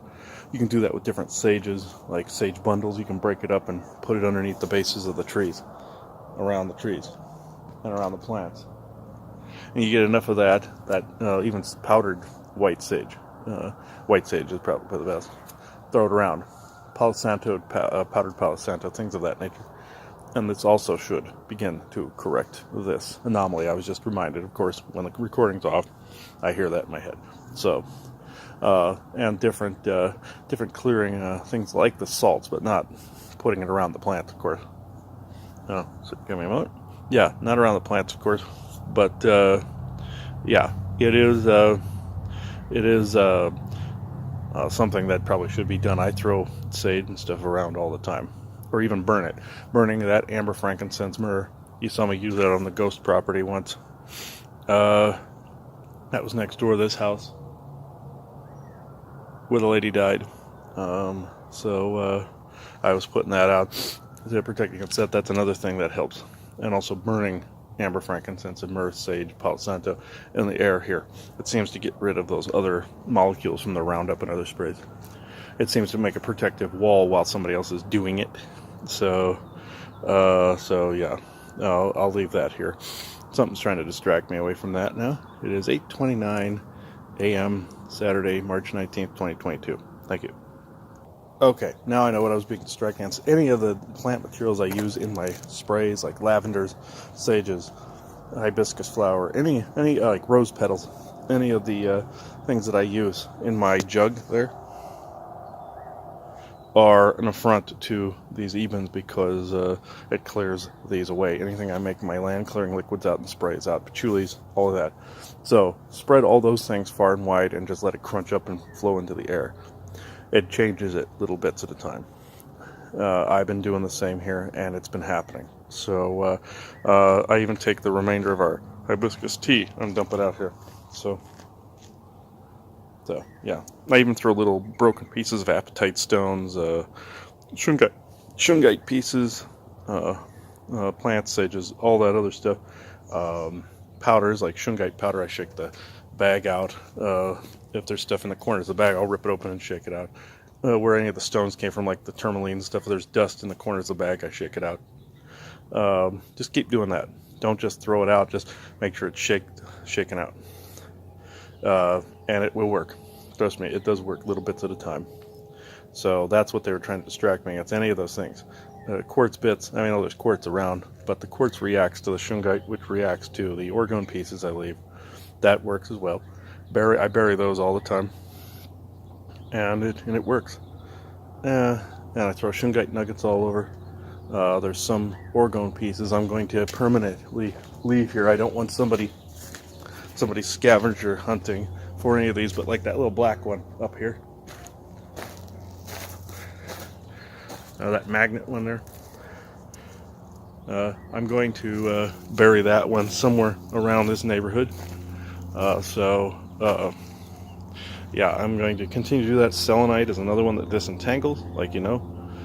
Just leaving bits of these things around, making a permanent dent, is what they were getting at. And what I'm getting at. So I will leave that here. Hopefully nothing else downloads. We're doing a True You episode this morning, so I got to cut it out for the moment. It is 8:32 a.m. Saturday, March 19th, 2022. Thank you. All right, we are on Thumb Butte, and I want to report to everybody that coming up here, even here, the energy is really not that great. And we drove up here, and it was like a boulder hitting you, or a board to the face. We went through another neighborhood that was even worse, that was just further off away from here. But this is the spot where we originally did the Lyran channeling I told you all about. When we sat here and brought Saranan and Phalal in. This was the spot where that channeling was done, roughly right here. There's a lot more foliage and grasses from the last time, but this is roughly the spot. I recognize the tree here. And the energies, I really must say, it's horrific. And we're surrounded by nature. It's pretty, but at the same time, there's something that happened here in the interim. It wasn't just the fact that we had the Lyran channeling here. It was, and that got retaliated against. It was, this is something different entirely. Something happened here that wasn't that great. I mean, it's pretty country. The energies fluctuate, but it's pretty damn dense. And I'm wearing shungite, and it's dense. I'm holding shungite, and it's dense. So it's still making me ache. So that's the report I want to give, and we're also going to gift this shungite here to Thumb Butte while we're here. Ooh, that wind. All right. This is. Oh no, you can open that. No. Yeah, this is where we would usually come up to. Up and around the corner is where we would gift Sasquatch gifts. Oh crap! Thought the dog thought we were throwing a ball or something, but okay.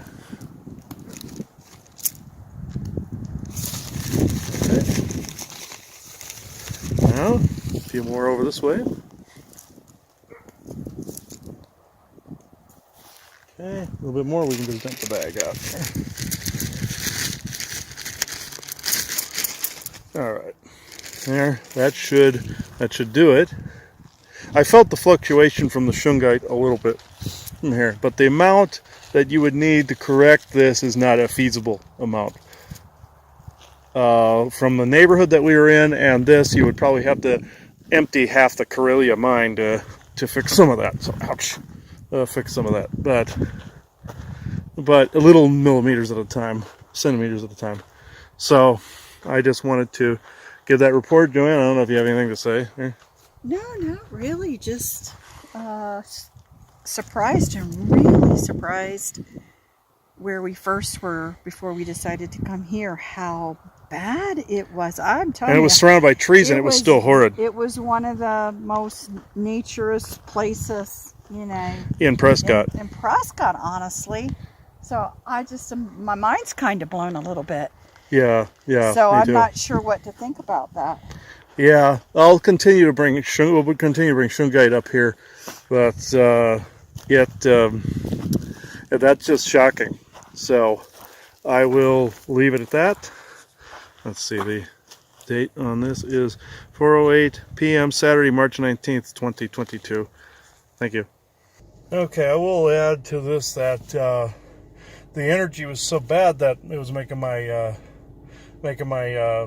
arms go numb a little bit, and we're just shocked at the energies here, how they could have slipped downward so badly. That is just astonishing. It's even making my jaws hurt. That, and from the neighborhood we were just in. We were told to come out in the nature, and we did it. I wanted to be able to walk through here again. We hadn't been back here in a couple of years, since just as the hammer was dropping in 2020 was the last time we were up here, and we didn't get to go to the parks or anything like that. So we're finally getting around to doing it again, and it's makes you want to barf. So I mean, I'm not dumping on any of the elementals or dryads or anything, but I don't know how the elementals here can handle that. Something bad had to have occurred. I don't know what that is, but something had to have happened. It's aside from when the Lyrans were here and they ended up getting targeted at that time. It's by the Cabal putting that weird net down, like we said in the Lyran episode, talk with the Galactics, or talk with the Elementals, which one we did. I talked about it on both, and on Interstellar Council. But this is just crazy. So not sure what happened here. I'm glad we're wearing Shungite. I'm wearing my hat and everything. Never used to do that. I was far more open to doing stuff up here before. But yeah, I don't think we'll be back up here, except maybe to get some Shungite at some point. But I don't know if that's going to make much of a difference. I mean, the trees are taking some load here, I can feel, but it's just astonishing what happened. So something that upset the balance had to have occurred. Too many trees were cut down, some elementals were displaced or harassed or hurt or killed, or something of that nature. Somebody died, or something happened. You know, you can only speculate, but it's bad. So I will leave it at that. It is 4:14 p.m. Saturday, March 19th, 2022. Thank you. Okay, we're here at Goldwater Lake, now one of our other haunts where we would do reports and channelings from. Energy is just as bad, if not worse, than some of the areas we were in. And that's also surprising because it's right next to water. So on the way out of Thumb Butte, we were feeling it on the tops of our heads, and I even have head protection on. She felt it too. So we came over here to check this over here while we were out, and it's still just as bad. So I'm uncertain as to what happened. There's fluctuating energies. Even through downtown Prescott, it was far better. We went into a donut shop that was far better in energy than Thumb Butte, this place, and that neighborhood combined. So I'm not quite sure what's going on in these parks that it is so bad. In these nature areas that are so bad. It's supposed to be better than a human-populated area with technology, and it's not. So, yeah. So this is where I'm leaving this energy report. It's and you can see, there's trees all over there. Yeah. And it's supposed to be the opposite of what I'm feeling. So it's like almost like massacre level of crap. We can pull out. We can keep going. Yeah, it's that bad. That's how dense it is. So not sure what's going on. So we'll see it some other time if it's improved. But this is where I'm going to leave it for tonight. It is 4:50 p.m. Saturday, March 19th, 2022. Thank you. One thing I forgot to mention is there was no elemental life that I could see. You could feel like you were being watched, but in both places, here and there. But it's like, okay, if there's elementals here, why are they not caretaking the energy? Either we have gotten better in our energies and we're just kind of being extremely sensitive to changes, but the tree should not be that dense. Sorry, even in any case, the tree should not be that dense, or something really bad happened, or both. But still, the trees and nature should be accounting for this. There are caretakers that are supposed to be fixing this. Unless something happened, like a dew weapon, or something satellite-wise, technological-wise. It's like I'm standing next to a 5G antenna. So I could see something like that driving all the elementals away. Because the forest people used to be up on Thumb Butte, and they're not anymore. I even got pictures of them up there. They're not anymore. So that was years ago in 2018-ish, somewhere in there. We were getting pictures of them up there, even before. But now, no, No. And it's a great little area, as you can see here. But no, there's something very wrong. So my senses aren't that far gone. So report at some future date when we can. So 4:52 p.m. Saturday, March 19th, 2022. Thank you. Okay, we got home after doing all of that, and I've come to the conclusion that I believe there's many things linked. I'll include the other video I did about the spraying and the getting rid of the elementals, because I believe it's linked to what I'm about to say, along with the Eben and Syrian agendas that you saw in those other videos that we did, from the fairs and back to the Syrian agenda video that we did about the Lancaneers and them. A couple of years back, or several years back, we also did reports on some of the elementals shifting and changing over there on Thumb Butte. Like they were starting to turn on us. They were getting very crotchety and temperamental with us. They would constantly run from us like we were the enemy, we were the bad guy, and that was not true at all. And we were always thinking that it was Orion's primarily doing it, military doing it, but I believe it's Syrian, Lancaneer, and Eben as well that we're doing this, trying to claim the area and getting rid of or eliminating elementals. Same way like what I was saying in this neighborhood with the spraying and from the chemicals. And I believe it's the chemtrails and the chem clouds as well, because over us here, I'll just open this up. And over us, if you take a look up, if you can, there's chemtrailing. And you can tell there's been some HARP activity along with it. And the ripple clouds over here that have the ripple effect right there are evidence of HARP activity, along with chemtrailing. So it's my conclusion that all of these things are linked. What we experienced at the psychic fair recently, with the Syrian man that was in there, and the Syrian activity, and also the putting of the crowns on the people on the highway from Black Canyon, going to Thumb Butte and Goldwater Lake in that neighborhood. No elementals that I could see that were like Ben Arcfoil or anything like that were around. Or anything similar, like some tree fae. I may see one every now and again here, but like we had one named Bundini here for a while. And I thought he had abandoned the area. They said they were more like elemental guards. And none to be seen here. It's because these Ebens managed to get them kicked out. The Syrians that we encountered are their enemy. The Lancaneers are their enemy, and the Orions definitely. And so the military are just helping them. Like with DEW weaponry and with energy weaponry like HARP and chemtrailing. So this seems to be all inclusive, all linked together. By the appearance of it, it's all pieces of the same puzzle. Ben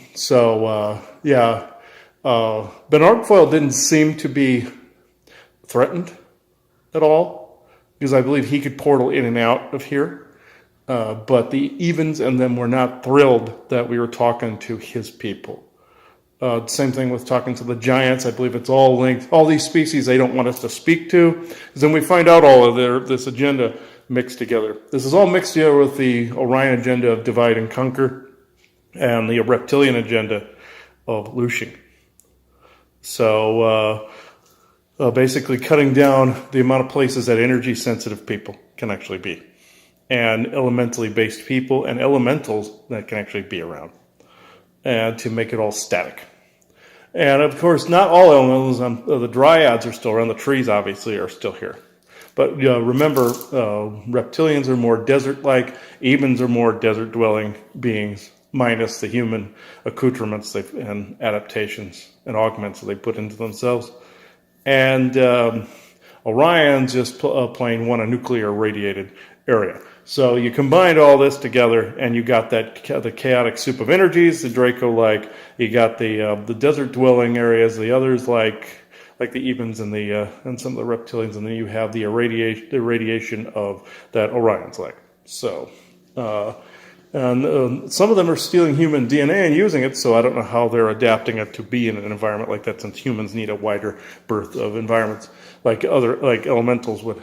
And this is why you don't see Sasquatch up on Thumb Butte anymore. We have pictures of having had them up there. So it wasn't just us talking to the Lyrans that time, and the cabal came looking for them, and the forest people, like what was in that video with the trucks up on Thumb Butte that time. That is not the only thing, folks. That is one piece of the puzzle. And this stretches back to 2018. Also in Sedona, we went out there in 2018 and 19 when we were reporting on what the military was doing with the energy mining and the energy that was drifting away from Sedona. Now that's all mysteriously been put back. How'd that happen? How and why? And also the elementals that were out there. We encountered some of those bat races that were out there that were spying for the military, and also the Fae that were not wanting those bats out there. And I've encountered many of those since then, those bat creatures. I neglect to call them Batman, but because Batman's cool, they're not. So with that said, we were encountering these things little by little, just like we were encountering, this goes to the COVID stuff too. I was seeing insectoids up on Thumb Butte around the time I was also starting to, a little bit after we had come back from the East Coast, and I had been seeing insectoids there and here putting triangular implants in people's chests. What happens? 5G is activated in places, and then what happens after that? COVID. So you can see the timeline and progression of events. Pushing out of elementals, nanoviruses, Orion agendas, reptilian and Syrian and Lancaneer agendas, even agendas. And all of that bring it all home, it's all part of the same divide and conquer type of plan. Divide us away from nature and conquer the elementals that were their ancient enemy, and conquer people from within, and making it so that everything is static, everything is orderly, and you can't step outside of that. This goes back to what I was saying about the sprays as well.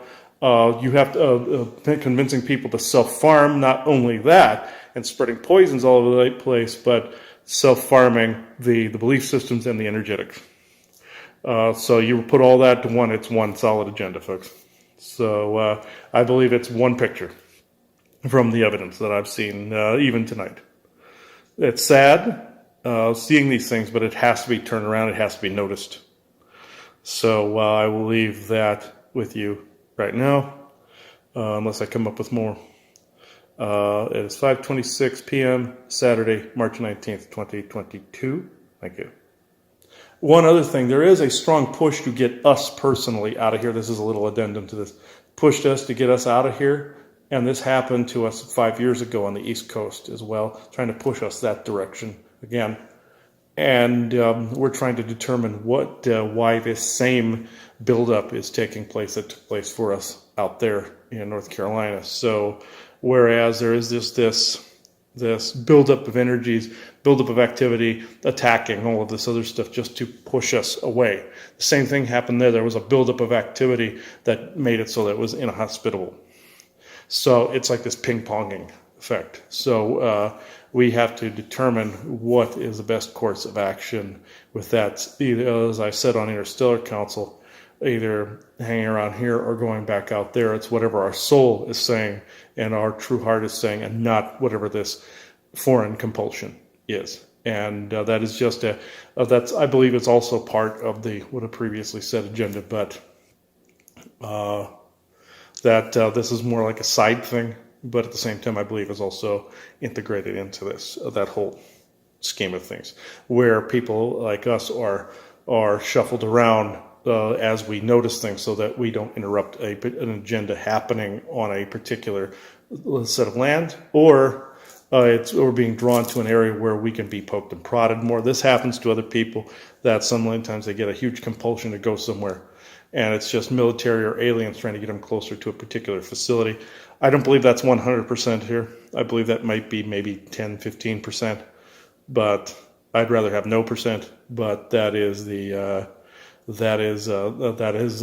been a pattern with people that I've seen where some military officer one time said, "Oh, you get a free vacation to Germany," and then all of a sudden he was abducted. Him and his families were abducted, and then somebody else gets a free vacation, and they come back a friggin' synth, so a synthetic that had no soul. So who knows? I'm not saying that'll happen to us. I'm just saying those are the other proclivities that are involved in this concept. So again, before I start going off on a tangent, I believe this is more it's a side thing, but it's also integrated into this. More on that soon. It is 5:29 p.m. Saturday, March 19th, 2022. Thank you. Okay, we watched the new Mummy movie with Tom Cruise. That one from 2017. Not too bad. The one thing that I will say is they were pointing out the historical artifacts destroyed by people in the desert, the insurgencies. And this is essentially by Darshanian design.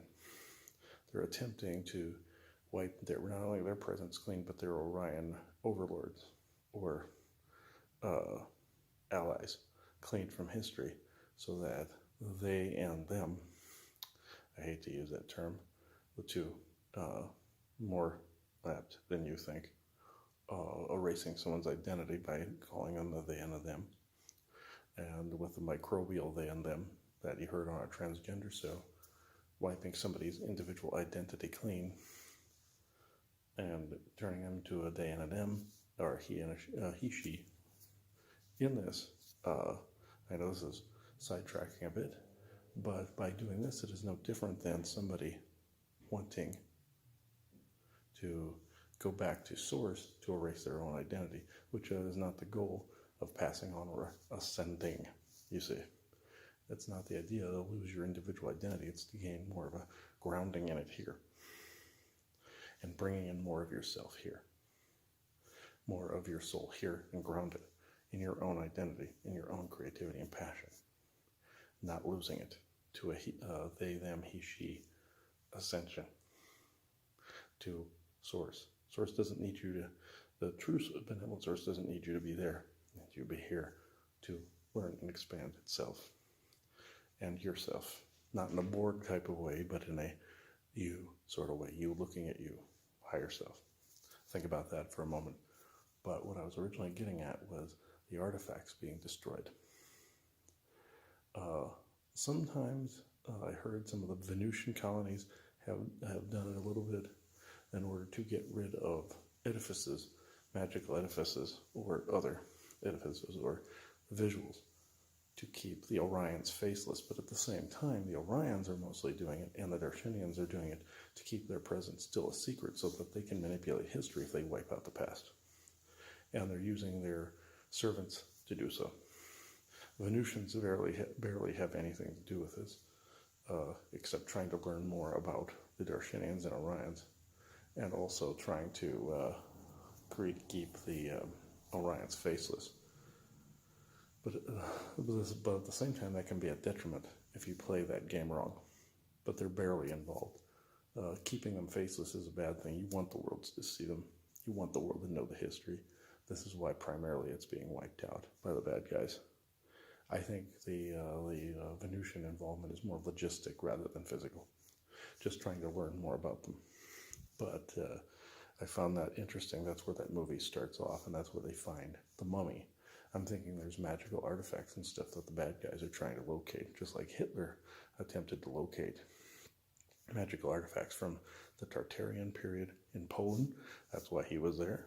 There was a magical or greater tech, magical tech there, and links to Atlantis. They're looking for bits of Atlantis. They're looking for bits of the Lemurian period. They're looking for stuff that can assist them in getting the greater tech back that was lost ages ago. That's why the Galactic community always says that the tech that exists now is lesser than what existed then. That's why these groups are trying to hunt for this. That's why Hitler was looking for it, on behest of those groups.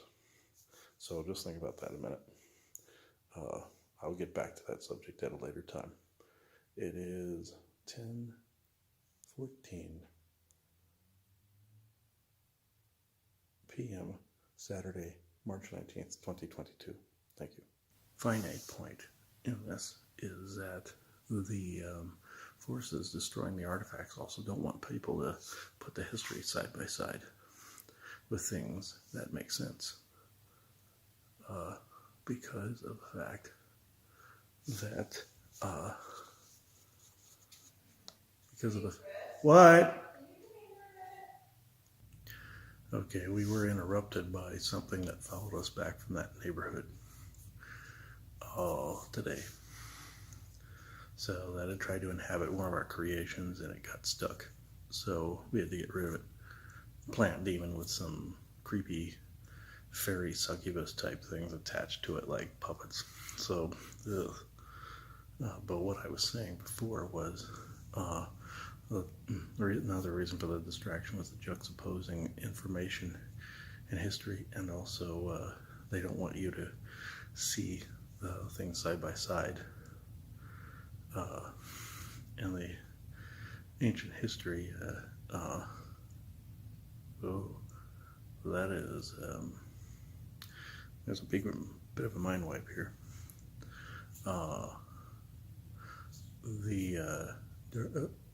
The Darshinian history linked to Atlantis and to the Tartarian Empire, anything they don't want to put side by side. That's what I was really going by. Yeah, man, that is really weird. I'll have to go back over the previous recording here. So I'll cap this one off. It is 10:43 p.m. Saturday, March 19th, 2022. Thank you.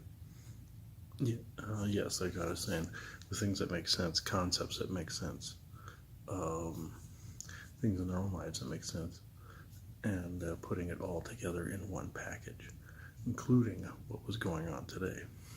This is actually a very, very interesting point that I may add into the energy report of today, because it has just been crazy. And it seems my new moon shungite and that formula has been a hit. So helping get rid of this, and we had tag team and get rid of it. So as you see how much interference when people discover stuff, how much it can affect and how much it pisses them off. So keep doing that, folks. Keep learning about yourself. Keep learning about history, the true history, and don't let it get wiped.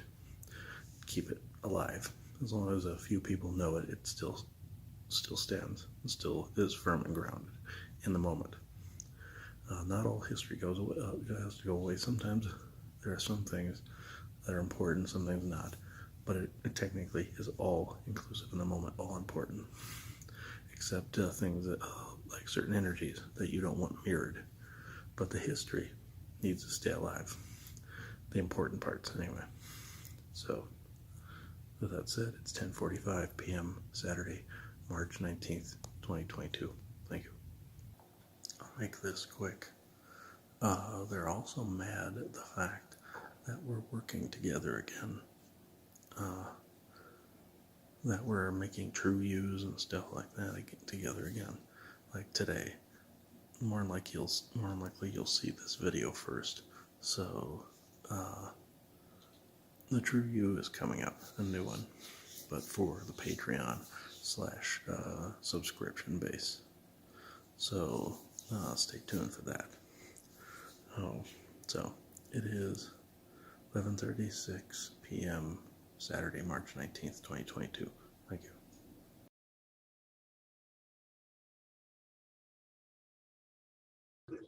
Hello, everyone, and welcome to a more of a special edition of a talk with the elementals. This is more of an addendum to not only what happened to us yesterday, which I'll have included the recordings prior to this. It was more of an energy report / report about elementals. And I will include that at the beginning, or will have already included that at the beginning of this. So it's also a continuation of what Ben Ortfoil was saying on Friday for the Interstellar Council when he came through with the DACIC people And whereas he is an elemental that basically consumes the waste that's around, even the dead fae and all of them, in order to bring about or usher in the spring or the rebirth. And his kind do this. But given the events of yesterday, I will sum them up a little bit, and then Joanna can add in what she wants to talk about with that as well.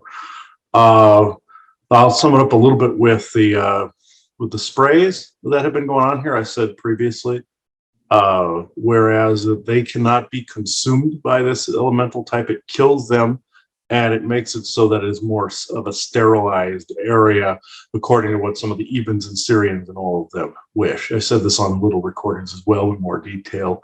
But when we went through that neighborhood and went through the two parks, Thumb Butte and Goldwater Lake, and the neighborhood especially, it was just completely devoid, or virtually devoid, of elementals. The chemtrails have been getting them, and also the spray's been getting them. And the elementals are at war essentially with the different Eben groups and the different Syrian, Reptilian, and Lancaneer groups, and Orion groups, and some of the other ETs, negative ETs. And this is something, a topic that I believe Ben Ortfoyle wants to expand upon. His kind was created roughly around the times of Atlantis, just like the Alarum. The Forbosi had to do with that as well. Ben Ortfoyle, I know you wanted to get right to it. So he's sitting in our plum tree again out there. So what he does is he projects onto the back of my head. He goes through the crystal for the channeling, but he's like, Fireman sits like right there. So he's only as big as a leaf, only about that big. When you see certain leaves and stuff blowing around in the wind and they do those weird twirls and stuff like that, that's sometimes there are people doing that, and they're doing it in front of you. So they look just like a leaf, like how a bug can look like a leaf. They're part bug, part plant. So same kind of physiology and camouflage. So as dead leaves or as living? Okay. So it's both. And the Dryadic consciousness, I know, can inhabit dead leaves as part of, using it like burning sage, all this other stuff, and dried leaves. But this is different. These are living beings that are just making themselves look like some of the dead stuff that's around, or a living leaf. So, Ben Ortfoyle, I know you wanted to get to it here. Man, there's a lot of cottonmouth today. I mean, so many even distractions. I know they don't want a continuation of this conversation. So,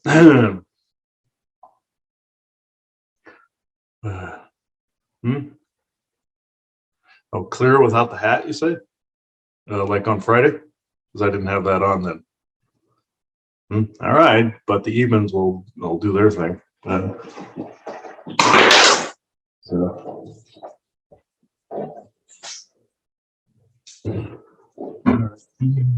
Okay.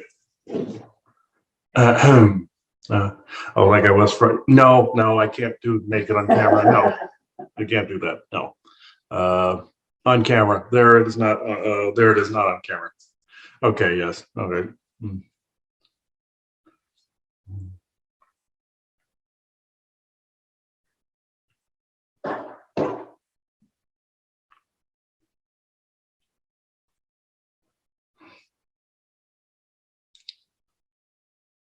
Yes, I am Ben Ortfoyle, and my time is a little more brief than on the Friday show. Yes, he is correct. I will sum up. Yes, my kind was indeed created in the times of Atlantis, before we were basic elemental forms, such as the forms that you see in nature. Such as you notice earth, air, fire, water, the basic fundamentals, or what you would call the all natural state of being. The current dilemma, as I started to touch on there, was the war going on between ourselves and the other forces that exist, even some of your own people that are more complicit with the programming. No judgment, but we are stating for the record what both of you encountered in that neighborhood was exactly that war and, as he would say, massacre or horror show. This is what has occurred there. There's a very strong presence there that was not there prior. There are more even and other, as you would say, negative ET, but that is more or less a choice in that respect, or what they can tolerate or what they are allergic to, as it were. Their presence is strong in those areas of which you went to. It is more of a shame because our people had more of a domineering presence, as you would say, or a dominant presence in those places. We could very easily change it back if we had a greater standing, and they did not have the human self-farming, the thought forms and the poisons. We not so much as the thought forms, we can get around them, as the Evans tried to conjure through himself this morning with certain thought forms. We can get around them very easily, very much like you can move around an obtrusive object in a hallway and the like. That is not the issue. It is the aerosol poisons that fill your skies and also coat the grounds. The substance you call shungite does help with this, but as you two stated in private yesterday, the area in which you went to would require far too much to correct, and I do intend to agree.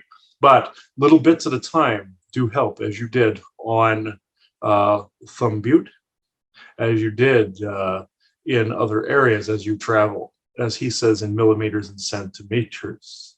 My physiology is such to where we do consume the elements of nature that have been more desiccated and decayed in order to be, as you would say, the cleanup crew of nature. This may seem gross to others, but there is a certain beauty and balance to that side of things. Humans would see it as more or less a cannibalistic type of form, as I've said before. But in this, it is very, very different than this. It's more or less like a fly going for dung, or essentially any other bug consuming some of the waste around them. Essentially, we are part bug and part plant. Excuse the interruptions. This happened also the other day with your current forces in the area. They are objecting to this conversation because they know history is being made and also history is being spoken. Whereas if you compare the different histories, they dislike this, as you see on some of your programs where it puts things side by side. And they also hate the fact that some of their plans are being disrupted, because even if a few people know this and know any other plant that changes it by little increments, as he says, millimeters and centimeters, and even inches and feet, and even miles in some cases. This is what has been going on, even with the noticing of this. The different sprays, as he said in a different recording, even your ones that are labeled as green, or even are the color green, so people visually associate it with being safe. Anything but. Yes, they are derivatives of your Agent Orange, but at the same time, they have other things in there that also make so that we cannot consume the wastes that they touch, like the different leaf materials and the different petals that we would normally consume, or even the different life forms that we would consume that have died. We would have to, as you would say, eat around those areas and be very careful in that respect. In this, when you even the workers would think that they are doing a good thing because they're going green. No, this is anything but, you see. They are self-farming a system by which then exterminates a lot of our kind. We have been relegated to certain areas, but from those areas we can telepathically influence other areas. For an example, keeping some of the other crews away from this house with their distractions, we have been able to do so, such as some of their pre-programmed actions to distract against certain messages. Your even groups were doing these particular things, and the AI were doing these particular things to distract both of you away from doing the work that you are supposed to be doing, or how you see the work that is supposed to be done, I should say, to distract away from those things. They're putting up visual barriers or attempting to in our way, but they do not understand the true power of true nature and the power of the old natural earth in this particular way. We will eventually find a way around their snares, but in that interim, we encourage people not to at all engage in any of those practices by which damage nature. This includes especially that of the spreading of poisons. We know that it is difficult with the controlled people that are in your midst. They themselves are being controlled to be as harsh as they are, because of the fact they are being programmed to self-farm of this particular process, by which then other people begin that process. Very much, you know, the self-farming techniques by now, as you've spoken before, whereas the bad guys then teach a certain way, it becomes more of a belief, like a religion or some such type of belief, or some such law, or some such mandate, very much like with your COVID mandate, whereas people were self-farming the masking techniques and the vaccine techniques and the beliefs and the like that we're in. The same goes with these little fundamental things such as spraying for weeds. Even something so small can, as he says, can speak the greatest volumes because of the fact that it is harming our kind. This even goes into the air. Now, in areas where laws were made against it, this is where we've had greater influence. Whereas it laxes a little, like down in here in Arizona. This is where some of your even forces and others have taken more of a greater hold. So at this point, I can go into questions. So I found it interesting and completely concerning that this was the first time ever that we left such a broad expanse of nature. And I mean broad, this isn't a tiny area we're talking about. This isn't like a block or two. This is a very large expanse area that was probably one of the areas in Prescott, Arizona, that was the most forested and most nature-like, butted up to a particular mountain area.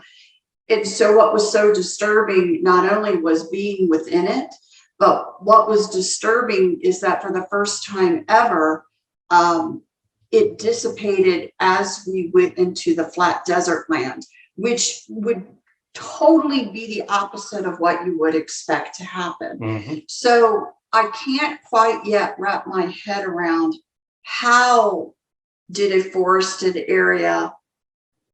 First of all, this isn't Roundup that people, that people are spraying in their yards. I don't believe that. This is something much bigger that people are not aware of because of the type of land it is, and where people would actually tend to move to be more el natural.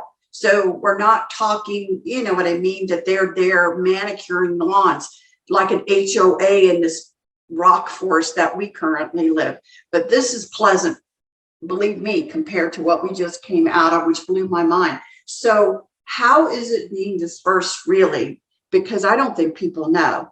And it's got to be changing whether people recognize it there that are living within it. It's changing them on the inside because those energies are dense, or they're keeping them in a lower density. It's like trying to create a lower density pocket, which blows my mind anyway, because I didn't think any of these groups wanted land like that. So I didn't think the evens, the buttheads that we call, wanted to be in forested areas. So I'm a bit confused about the whole thing as far as how is it being done, and who wants that land. That's what I don't get. This is a plan that you caught in the works, you see. Some of what knocked my people out of that area not only would have been some of the poisons in your skies, but also the goo weaponry, as you call it, or directed energy weaponry that normally would have scorched the houses, but they have refined it to such an extent that they can scan for my kind as well. Even if we're camouflage. So we've had to do much better at camouflaging what is going on in that neighborhood that I can report. Yes, people are moving there for the all natural, which is exactly what you two were looking for as well in the energies. The reason it was flipped on its head or opposite of what you would expect is certain groups are attempting to decimate that and get it to such a vibratory state to where the nature is not maintained, therefore it decays beyond back past a certain point, and they can claim a greater birth of territories. This goes for your Thumb Butte and your Goldwater Lake as well. They were throwing the elementals out of those areas. When you were looking years ago and saw the elementals changing, they found ways of transformative magic that they used on some of those poor elementals, not just my people, but other types that were around as well. This is why some of them accused both of you around that time of aiding and abetting an enemy, when in fact their brains were being messed with very much like yours does with the artificial intelligence you see. It was very much the same in that respect. But the reason they're flipped is they have their focus on that neighborhood to try to transform it into an environment that they find more pleasing.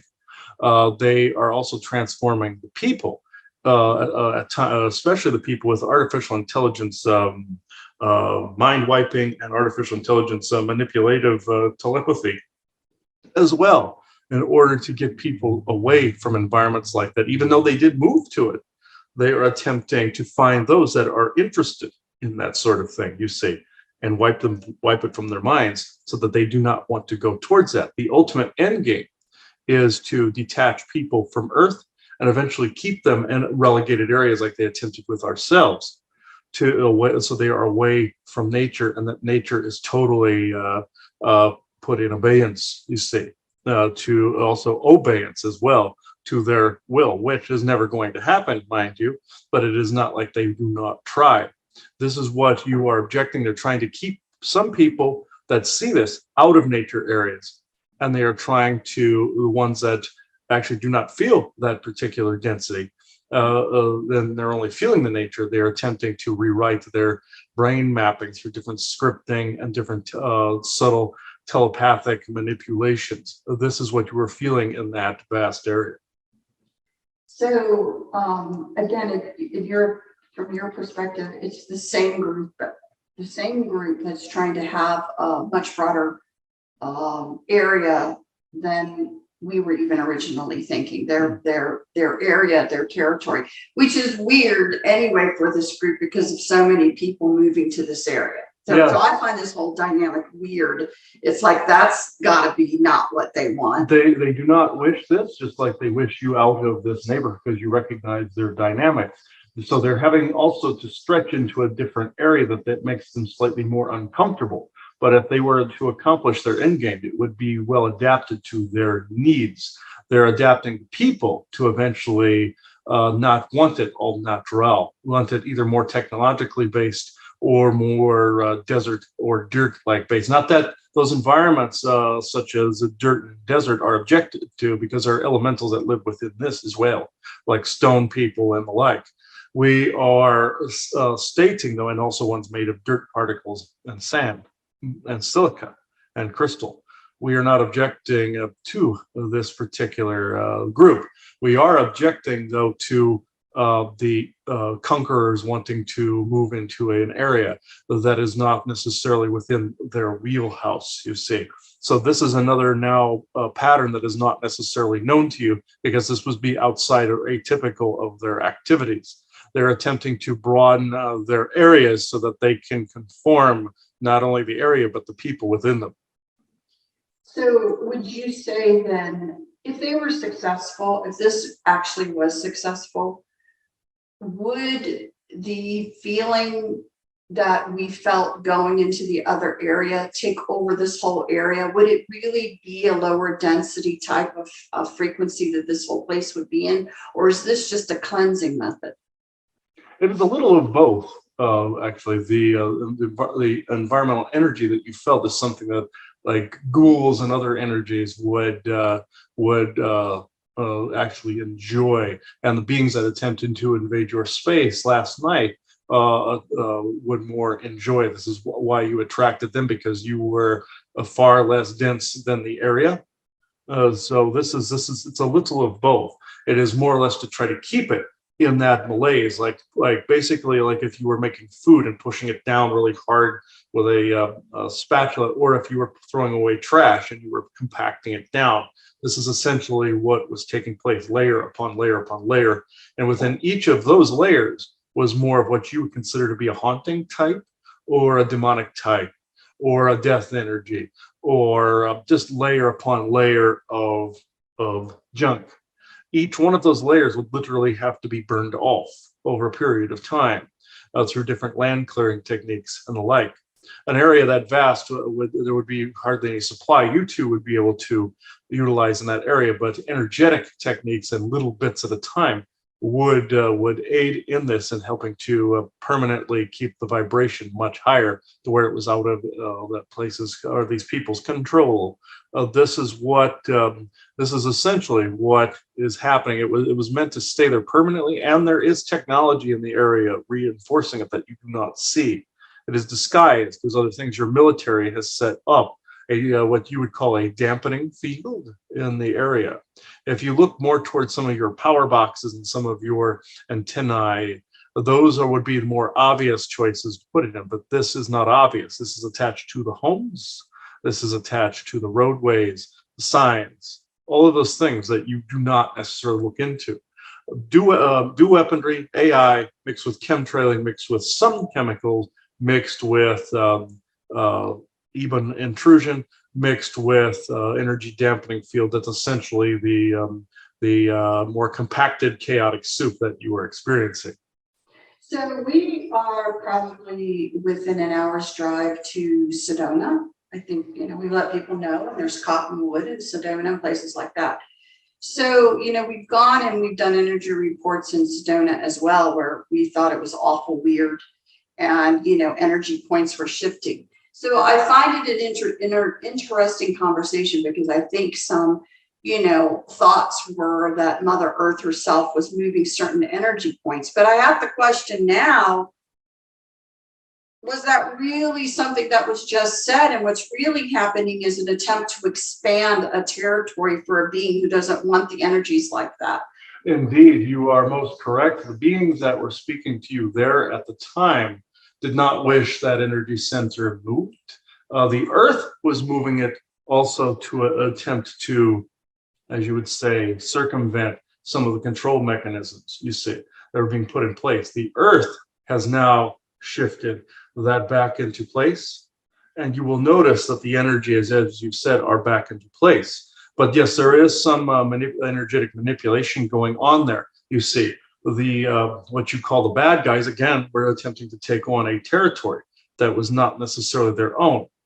Very much like what is going on in your politics right now with the acquisition of land and land masses and the conquerings of peoples. You see, it is essentially the same move in that particular way. It is the same type of usurping move, but the other races managed to put some of it right along with the Earth. It is now re-centralized in the area that it is supposed to be in. This is the time you're just seeing the effects of that particular warfare. The elementals at the time did not necessarily know how to completely relay this to you, because you did not know all the facts behind this, but they were essentially attempting to relay this set of facts to you. So, well, we at the time knew that there were military around, and we were more on the military bandwagon, what they were doing versus really understanding that it was also something else going on. So you were not incorrect in finding these things, but it was only a piece of it. Right. That's what it sounds like now. So I guess, I don't know how to ask this question, because I don't want to lead, and I don't want to lead people, but it's a natural curiosity question. when you look at, the desperate, it makes me question how many groups were treaties made with to give land. I mean, these old treaties that have been in place for, God, probably 100 years or more now. But these treaties that started, that were put into place, that, the people that were within our government, they were like, we'll make whatever treaty we want, and, maybe we'll honor them, but we want the tech. So, how people try to always outsmart somebody else, I'm sure it was going on that level as well. Well, now it feels like, and I don't know, it may have been going on for a while, that like some of that treaty agreement is due. Like the agreements are due. These lands are due.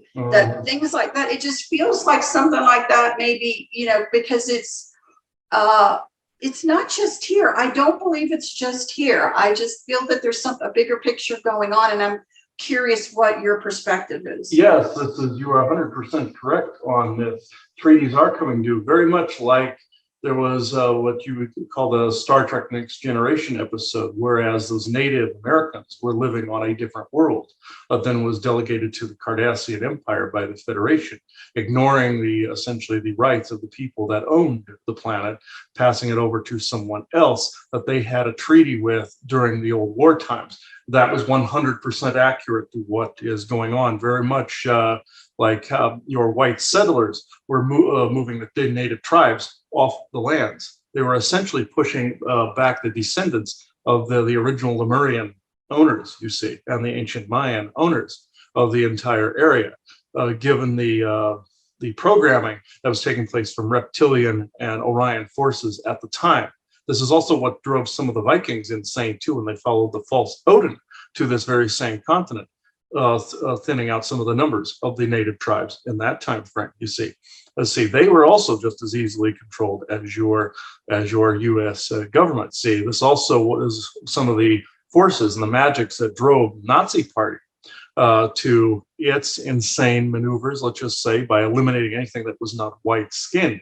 You notice the pattern: white, blonde-haired, blue-eyed, white European going after darker skin. They were being made to see that this was an abomination to nature, you see, or to their natural order of things. It was integrated into their programming. Also, there have been treaties, as you've said, that have had different species have different land delegated to them, very much like how when some of your white settlers, I'm not meaning to denigrate different races, but the different white settlers, after the Native American lands were conquered, they even had a famous race where they could plant a flag on a land and develop it. This is exactly what is going on right now. They shove different people out of an area, they plant their flag and develop it. It is the exact same concept, very much like as your Chinese, for instance, taking over your state of California, Oregon, and Washington. That is only one part of the picture, you see. They then, in turn, would then be pushed out and then relegated to the different alien groups. They are actually assisting in that particular area. The reason they put that report out about the Chinese taking over, they did not want people to be alarmed by seeing a Chinese soldier walking around your state of California, which has been witnessed on more than a few occasions. That is actually Germany, China, and your US that are relegating that land to these different ET groups. This is also the reason for the fires, you see, killing the elementals in favor of alien treaty-born territories. This is happening all over the place. This also happened in your continent of Australia, killing some of the elemental forces that could stop the magic that is now hitting that continent with full 110% force, you see. This is why that level of insanity was going on there. It was more of an experimental platform in that particular way.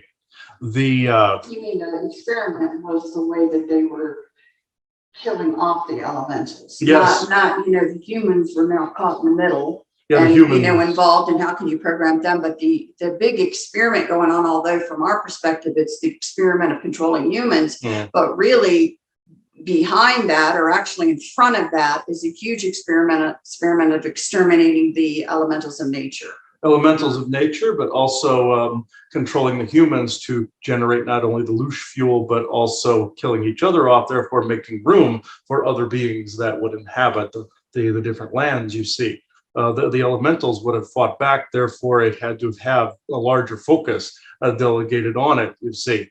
They would be assisting all of you now if they had not perished, you see. So in this was a sad moment for us, but we know what they're up to on this continent, and we are fervently fighting back here. They cannot get the same foothold that they did over there because they did it so quickly. Also with your COVID-19 incidences, like what the elementals were telling you in the Sedona area about the different 5G intrusions that they were afraid of. That was only, again, part of the picture, you see.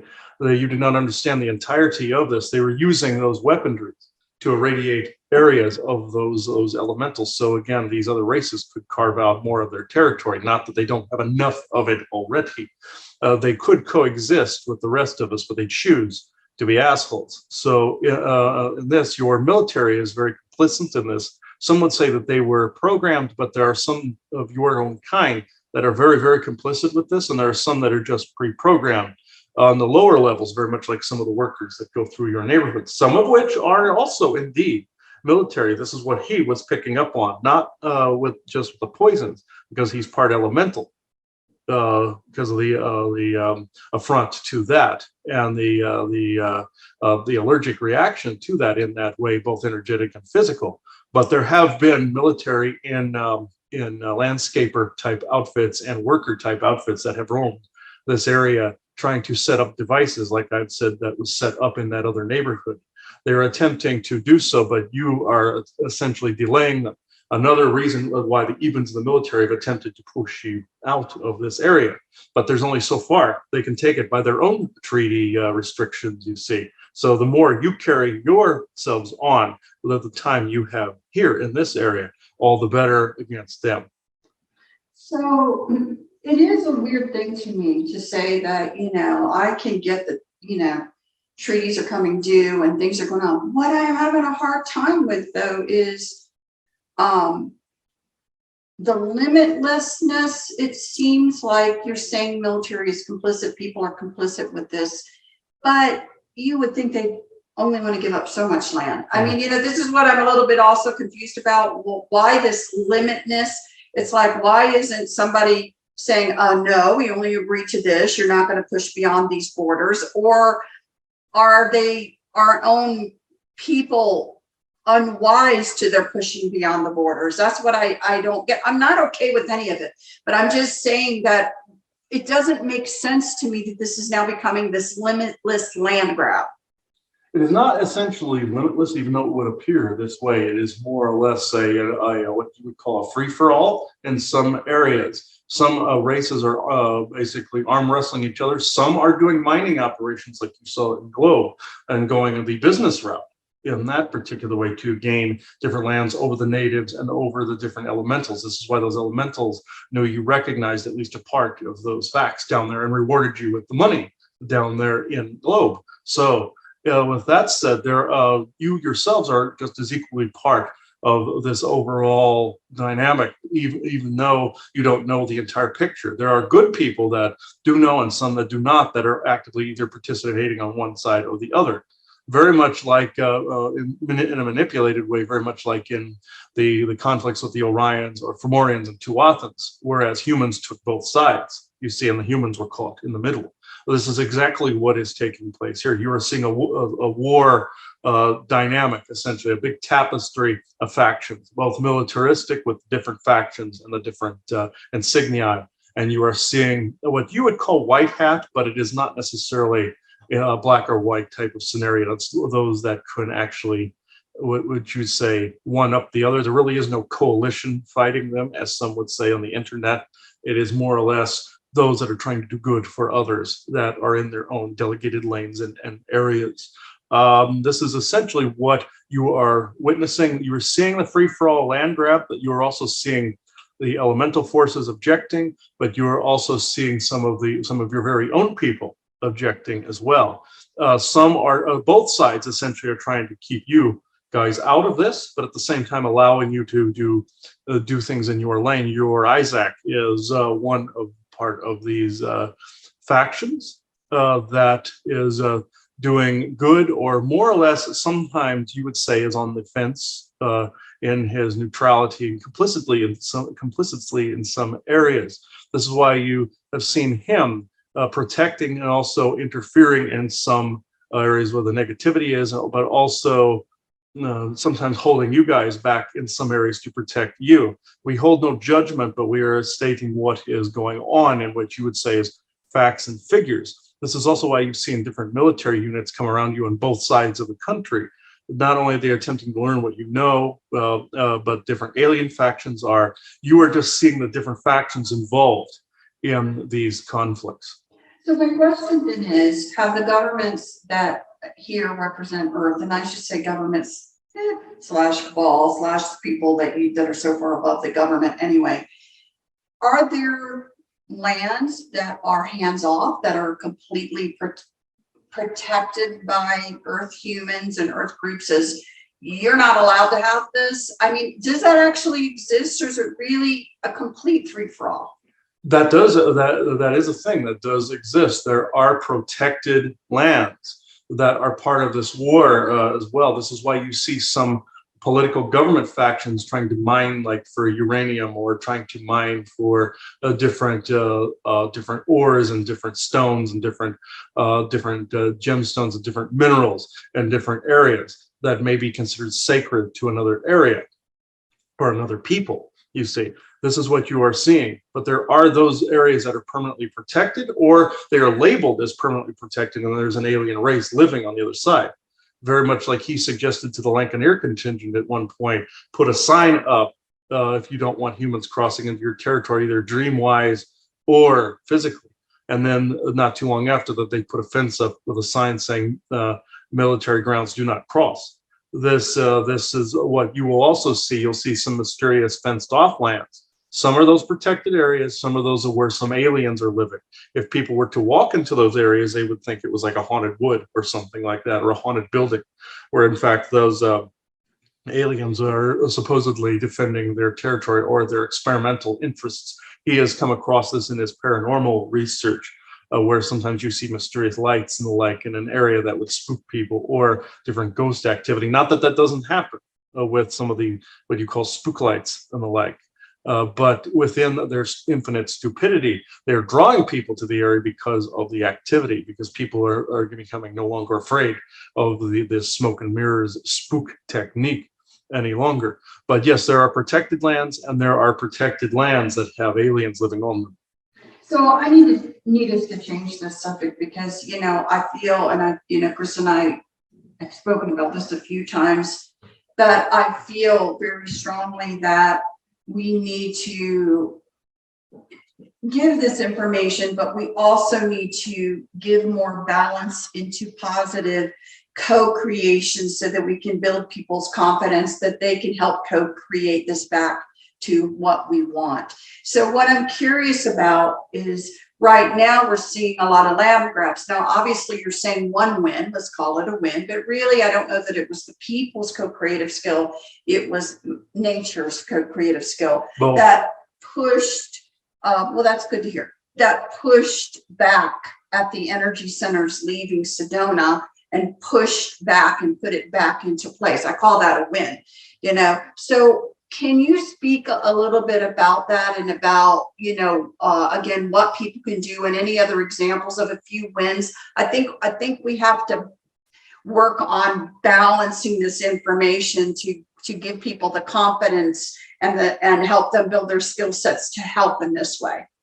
Yes, there are other examples of wins in your country. For instance, this may seem very, very odd, but this was compared by himself to the Sedona moving, which is your Bermuda Triangle, for instance. Whereas you read somewhere or saw somewhere online that the Bermuda Triangle was moving slightly. This was a win because it was also been put back. It was also to show people that it wasn't just an anomaly, you see. It was technology. the energies were pushed up towards a portion of your state of Florida into your Carolinas and in your Virginia area, even though nefarious forces were doing this to try to abduct people under the guise of paranormal activity. Again, this was also noticed by a lot more people that were in some other benevolent factions, and also elementals as well. And the island that was at the center and is at the center of your Bermuda Triangle has been noticed now by some of these more benevolent factions. To us, that was more of a win. That was a bit of warfare going on with the movements of your Bermuda Triangle and other areas around the globe that are of both Lemurian and Atlantean ancient technological capabilities like this, or your level of technology wired into that level of technology, very much like in your Stargate Atlantis, whereas they wired their laptop computers and the like into the ancient technology so they could look over the database in their own way with their own software and hardware. It's essentially the same difference. A fragment of Atlantis equipment was being used to generate or amplify an anomaly that was much more minor in retrospect. But the example of co-creating it would be you see an object to something that is taking place that you do not like or do not want.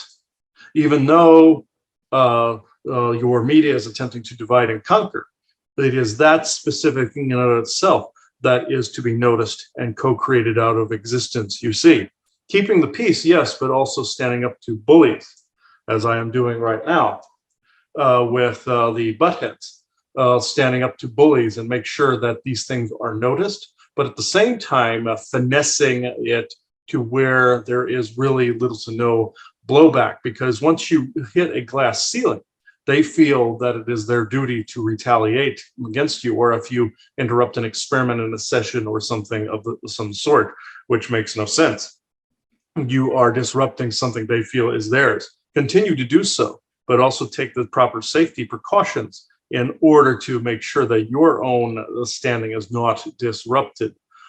In this, when you notice something in your society that is wrong, yes, be vocal about it, but energetically vocal as well, to where you en masse as a society are shifting it into the place or back into a place where it's supposed to be. People always say, oh, we're trying to shift it back to normal. Well, there was never really a normal to begin with. What you are really truly wanting is a state of normalcy and peacefulness. That is where you need to find common ground in this. Yes, get rid of your bullies, but at the same time, if you have to participate in this war on some level, be it energetic or physical, just make sure that you do not allow yourself to be altered in the process here or here, and in soul or detached from soul, and do not get so worn that you denigrate your own position of standing. You can even, again, as far as co-creative techniques go, or manifesting, write these things down and see these things as changes in your immediate area, especially to yourself, and you project it out to the immediate area, and you change things accordingly in your area. Say if you want that neighborhood changed, you just basically change that aspect in yourself that would never tolerate or see an energetically depraved area such as that. Therefore, even so much as walking into an area, you're changing the fundamentals of that energy, not allowing it to change you in the process. It does not become the dominant torsion field, you would say. Your molecules, your energy, everything are essentially with every footstep, and even driving your vehicle into the area would change that area fundamentally forever and ever. Even with leaving the stones, even with just being there, it would change that forever and ever back to a state of peace and normalcy and balance. If this makes any sense. It does make a lot of sense, but I am curious as far as where you think humans are at, because, I would say, of course, do everything you do, but I would say with what we were just in, I really wouldn't think that it would be wise for a person like myself or Chris to go move there to do this. And that's the difference that I want to say, is that you can do this energetic work outside of being in the midst of it. You can visit it, you can, try to push some energies and some dynamics, and you can visualize it fixed and good and this is what you want to see. But I question, and so I'm always looking for the hook. I'm always looking for the hook that could get somebody in trouble. And to me, one of the hooks now that energy sensitives or whatever could end up falling for, that would really not be good for them, is somebody's telling them, you're supposed to move there to fix it. You're supposed to do this to do that. You're supposed to, you're the one, you're the keeper of the node, you're the whatever they're telling you. Yep. But really, the issue is so overwhelming energetically that really all it is trying to get persons who have some skills to go into the area to dampen them out. It really would crush you. Yes, do not be pawns in this war by saying, oh, you must, by listening to a voice saying, oh, you must go here to change this. That is irrelevant. It is up to your own heart space to determine what is correct in the course of action for yourselves, or else you're being bounced around like pawns on a chessboard to areas by which maybe your energetics are needed or not needed in a particular area that you are taken away from.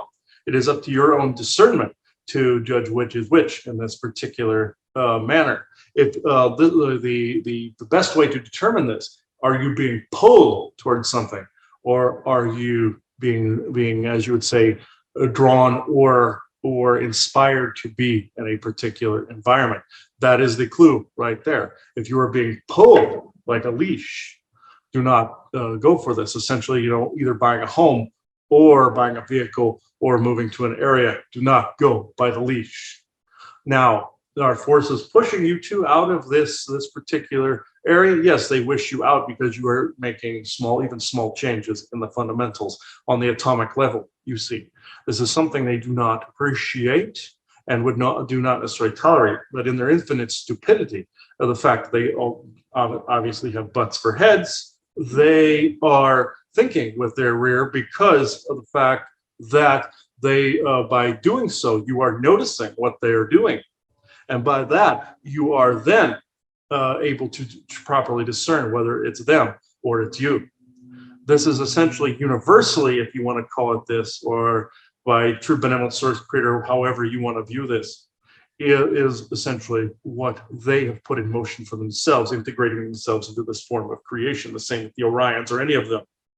They have become part of the system of balance, very much like a forest fire burns a forest in order to give rebirth. They've essentially become part of this process unwittingly, unknowingly, and objectingly to themselves.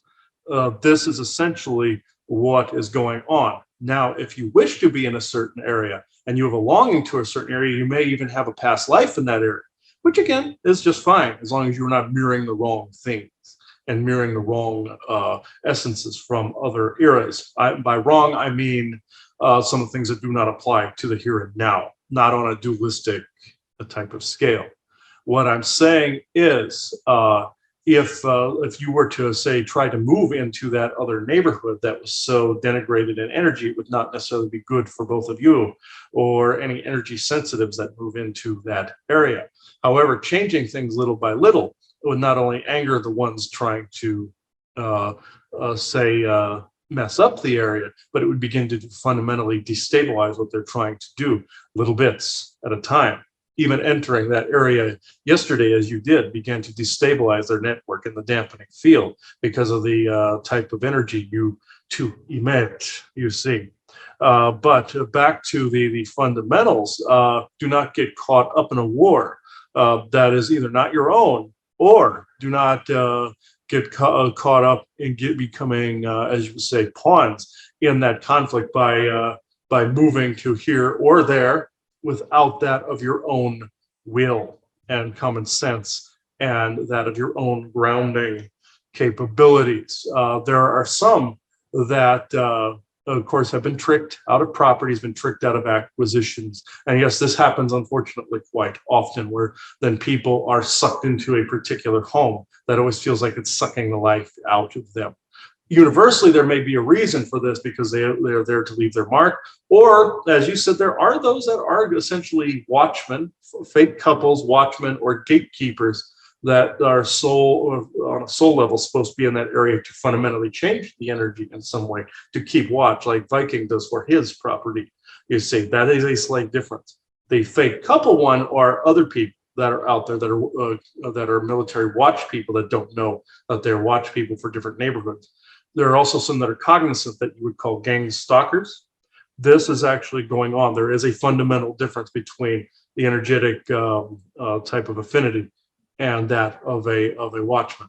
There is a fundamental difference there, extreme difference, and he himself has seen all of the above. Now, this is up to your own discernments of where to be and where to go, but I'm just saying that these are the dynamics that are taking place currently. And it's important to know because, again, pretty much anything out there that may be even for helping in a good way, like a person who is drawn to an area to help with the energies there, just you've got to understand if there is something good that we would label as good like that, there will be a way to pervert it. Mhm. And so I know I always sound like a Debbie Downer, but you have to understand the strategy that is employed to pervert everything. And so, you have to understand there is a calling and true, but there is also the false. And there's, in my humble opinion, with the dynamics that are going on, there's a lot more false right now because there is a huge effort to try and dampen people's skills. You're starting to realize that you have these skills. You're starting to realize maybe I was co-creating for the wrong purpose and for the wrong person and this, that, and the other. I want to start doing it. I want to start doing it for myself or whatever. And then something is put in your head to go and change and save the world. And if you think you're at that skill level yet, I am going to be the Debbie Downer and say you're actually not, but that will come in. Let's get this group and let's change the world. Let's get this group and we're going to change the whole thing and we're going to do it quick. It's going to be poof, instant pudding. It's going to be fixed.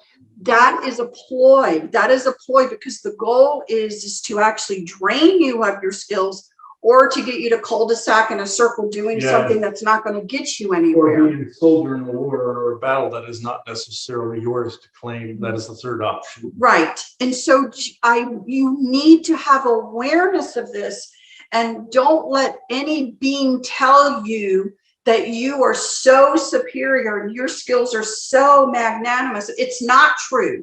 We're learning. We're in a learning phase now. There's the uncovering so we can see what is real, and we're in a learning phase. We have a lot of potential to make a lot of good changes, but you have just as much of a chance right now of being derailed. Mm-hmm. And so again, you have to understand that you can make changes in a big way by not physically being somewhere, but by rejecting the premise of how something is and saying, no, this is, again, I say this over and over again, that this is not acceptable for how I'm living on the place that I'm living, and I'm not leaving. And it is what I say.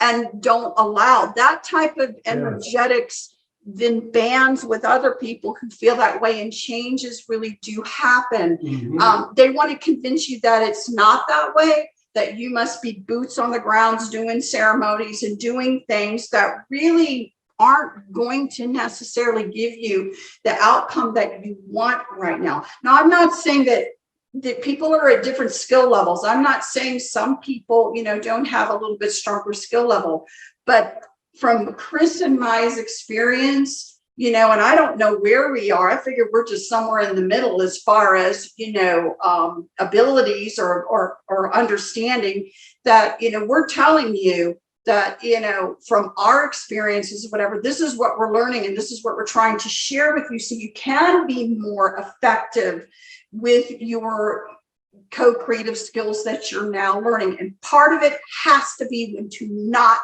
get involved in such a direct way and work on yourself still and do it more in an energetic, indirect way. Yes. And Indeed. Also, like say in your New Age community where people say, well, their guides are telling them that they must move to a particular area. That is total and complete bullcrap in that area. No one tells you anything. You either accept what is being said or you do not. This goes with certain downloads. This goes with the flow of energies going in a manner that are not indicative of how you need to honor yourself. Or as I've said, a being is trying to bully you out of an area. Your stance is a correct one with standing up to these beings and standing up to supposed guides, you see. There really are no such thing as spirit guides. It's more or less telepathic influence, like what they said on Interstellar Council a couple of weeks back. This it is more or less the war of these influences, a war of magic, and basically a shuffling of the cuffs type of war with your kind as well out there. So it is essentially a big puppet show along with the puppeteers that also battle the puppets against each other. Essentially, you would call it the head bit of the gods, whereas those that feel that they are the ones pulling the puppet strings are they themselves puppets. So it goes up and up the line. These strings are being cut even as I'm speaking now. But your co-creative skills and your energetics as you self-evolve are really beginning to turn the tides in these conflicts. And also, as for ceremony, yes, ceremony is very important, but at the same time, you can do things in different ways that also will accomplish the same ceremonial goals in whatever areas you find yourselves in, whether they have restrictions or whether they have openness in any and all areas, such as ceremonial burnings or ceremonial statues or ceremonial types of liquids or anything of that nature. We're not saying that these things are not important. They are immensely important. And there are times where that it absolutely must be in the format that it must be to be most effective.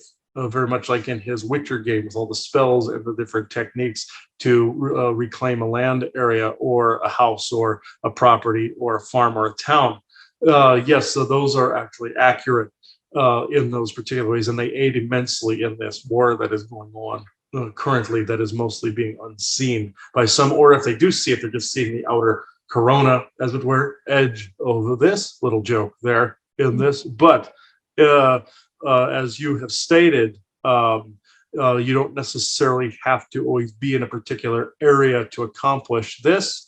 But in the case of that neighborhood, yes, I would stay out of there and just change things fundamentally by pecking away at it, say throwing a stone here and there to change this. We know your supplies are in short order in that area, but using some of the more potency type of things, such as your powders and liquids, will change it fundamentally. The smaller, the better in that case. The more macroscopic type of substances, the better in a case such as this, because it will move around in the area very much how we blow around in the wind. It would blow around and hit things. This is exactly what is needed in that area. Things that can move and blow around. Hell, even taking a dead leaf matter and mixing it in there, or coating a dead leaf with it and throwing it back into the fray would help immensely. Or some kind of dirt glob or something like that coated with that substance or set of substances would work immensely.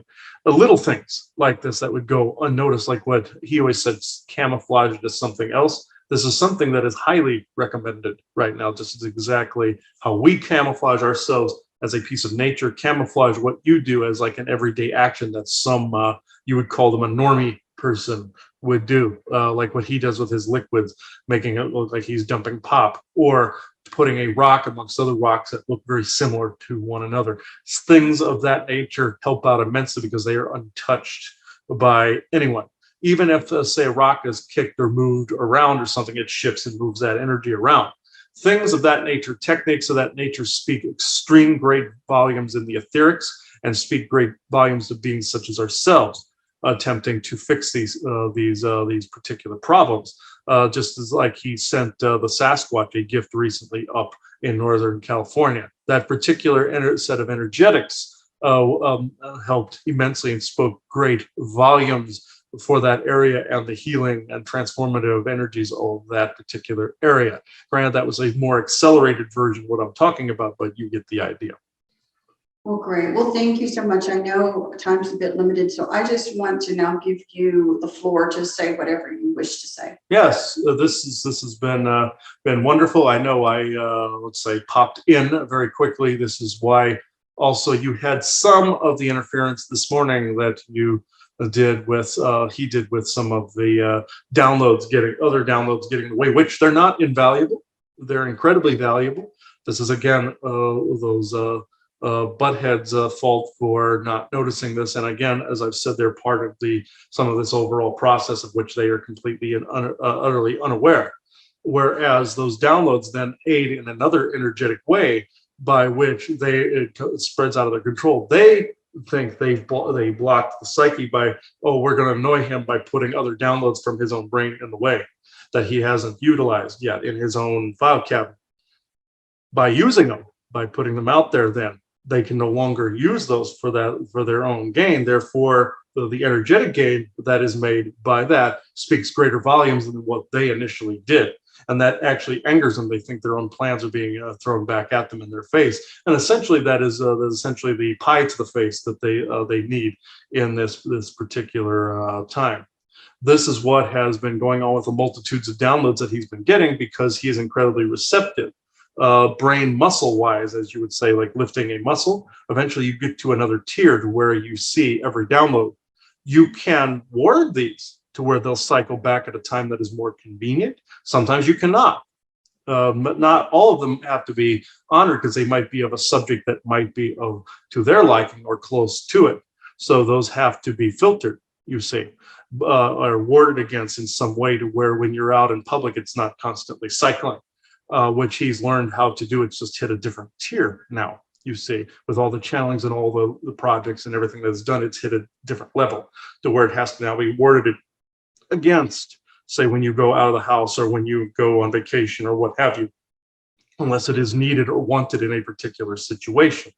Now, there are some that are unavoidable, that it's a piece of information that you're seeing at the time in a place that you are different, like what happened yesterday with the neighborhood that you're adding to this broadcast. Different.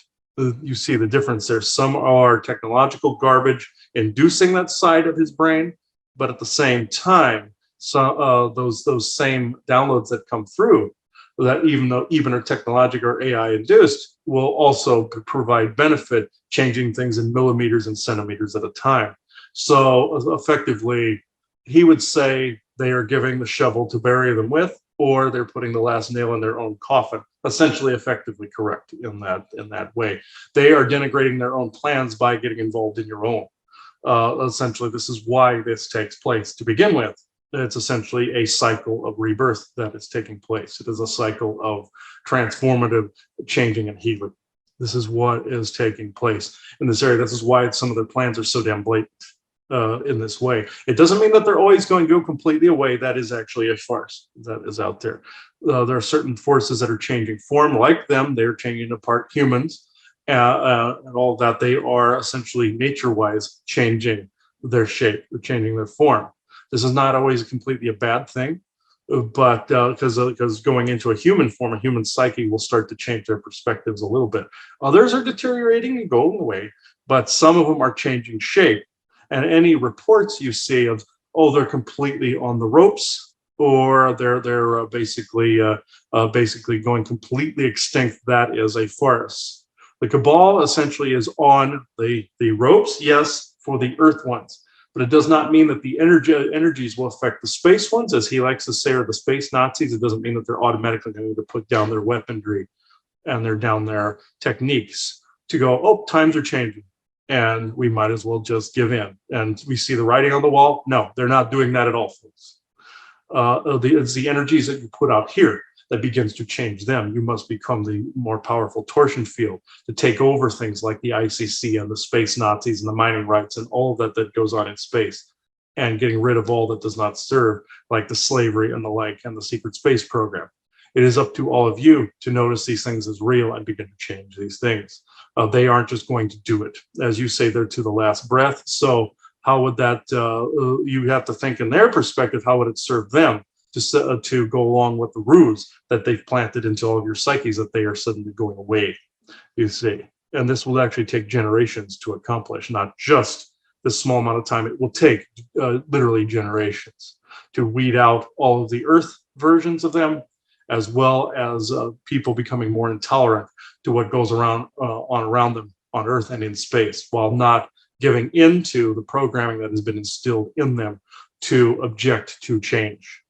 This is what is currently going on. This is something people generally don't want to hear. They want the instant pudding, as you say. So therefore, these people are giving them the instant pudding.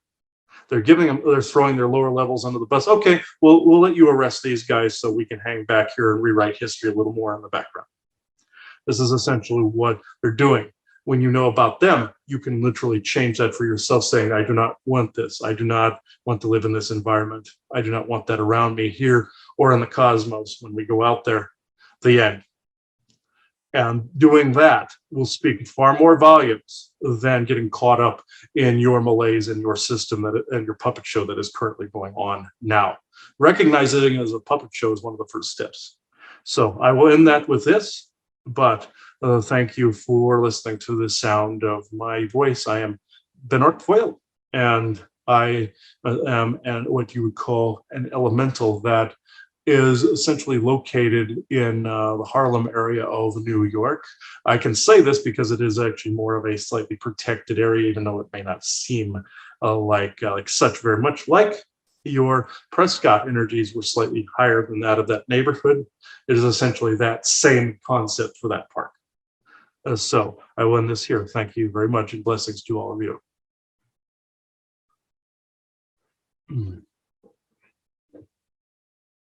All right.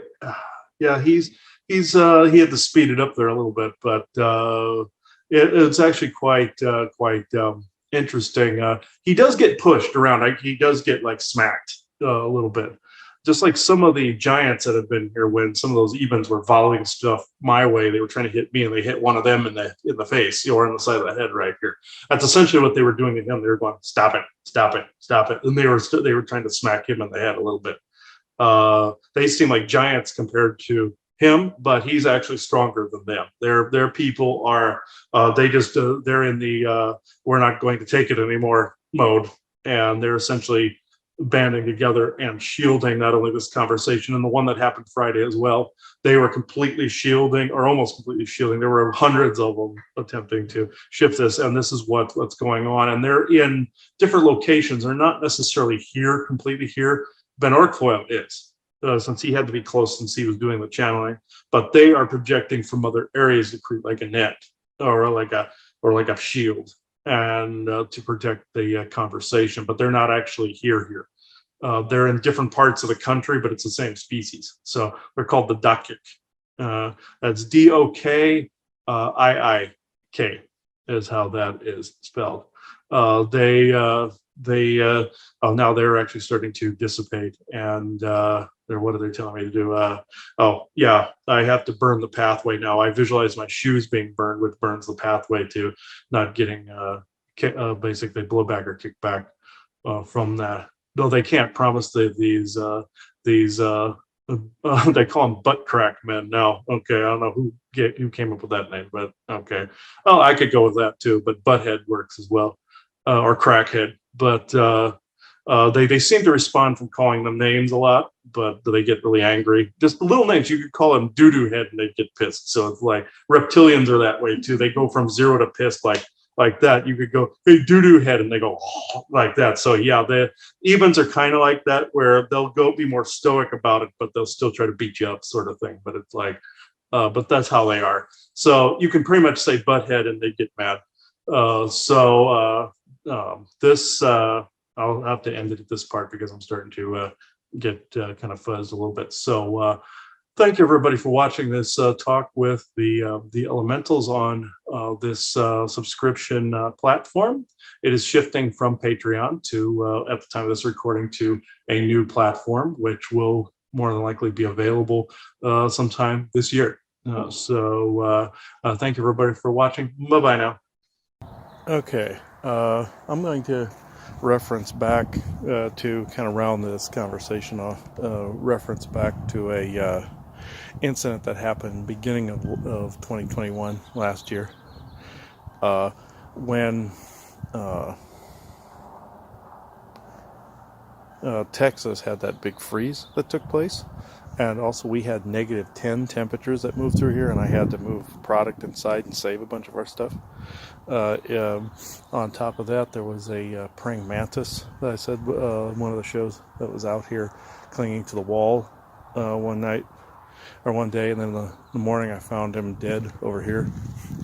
Well, he was on this pillar originally, and then I found him over here dead. He had been hit with a super freeze. That was a HARP event that took place that was being aimed at Texas at that time, but it passed through here on the way out, and I believe that specific little praying mantis was one of these elementals, because he clung by here. I just wasn't noticing him, and as a elemental I thought he was a regular praying mantis, but when I saw him dead, there was like this extreme emotional reaction, like a larger sentient being had been killed.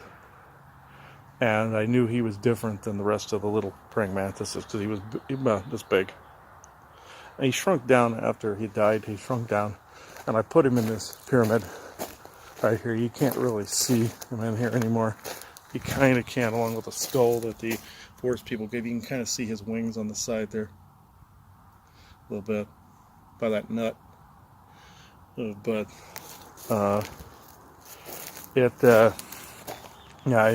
the way I reacted to it, I knew something horrible had happened, and I believe that wave killed some of the elementals in this area. Like around that time is when Bundini disappeared, and several others. So, or Bundini or Blendini, I don't know how to pronounce it, but that's when several of them disappeared from this area. So I believe that weather control event wiped out a bunch of them as well, like what we were talking about before. With some of the weather control and what I showed on those other videos. Like I said, I believe it's all connected. It's all interconnected. Part of the same set of subsets of the same agenda. So, yeah, that's what went on with that mantis. I put him in that pyramid because I know these pyramids and these devices like those have the ability to push away some of these chemicals. If these tower busters seem to have an innate ability to disperse some of these, if I add a little bit more oomph to them, they seem to have that ability. And I've had the compulsion to put some magnetite powder out. I found out that disrupts the artificial intelligence as well as grounds, as well as gets rid of some toxins too, along with amber and frankincense and myrrh, all those types of things. But I'm not going to waste too much product on this neighborhood this year, but I am going to put a couple more devices out. So that's what I believe happened last year with that deep freeze that took place, because I noticed that's when a lot of the elementals vanished. Like I said, Bundini disappeared and several others, and several of the Grimpa vanished without a trace. So something horrible happened. I believe that something similar was in that other neighborhood, and the parks like Thumb Butte and Goldwater Lake. So I will end that here. 11:35 a.m. Sunday, March 20th, 2022. Thank you. Okay, a point I will make on that bit with the neighborhood that we found. What they were getting at, changing things little by little at a time. It's like how I deal with the big, powerful bad guys in games. What happens is if I try to attack something that's much greater in power, it takes a lot to get rid of it, or it wears your weapon down, or what have you. In this case, the weapon would be the energies, and you would need more of an oomph to get rid of that bad guy. In that neighborhood, same difference. You run across some tighter areas where you would require more of the thing that would fix the energies, or bring resolution to the energies. And it's like with that neighborhood, I didn't even bother leaving even anything but a couple shungite nuggets to connect it to the grid, let the grid handle it, because if we were living there, I'd be having to use way too much to maintain. Just like in this neighborhood in Granville, I have to put down liquids at least once a week. Not only did the rains wash a few of them away, not all of it, a lot of it's still there, like this. Some of it's still there, but the point I'm getting at is that it requires a little bit more. I would be burning out through all of my supply if I went to that other tighter neighborhood, tighter energy, more compressed energetic neighborhood. Having to do that once a week here, either with incense or with liquids, sprays, is bad enough having to do that. If I went there, I wouldn't go there, but if I had to, I'd be burning through it too fast. It's very much like in a game where, like I said, you're encountering the tougher bad guys, and if you don't power up properly, you can't take that on. Eventually I'll get to the stage where I can easily traverse that, but it's going to take some time. Other people adapt to it quickly because they don't feel it or sense it, or they don't know it's affecting them. I'm talking about where I'm fully protected, fully sane, fully cognizant, and still can go through it. So that's going to take some time. I'll report on that concept more as I know more. But here I landed here. It's freezing out here. So it's 4:02 p.m. Sunday, March 20th, 2022. Thank you.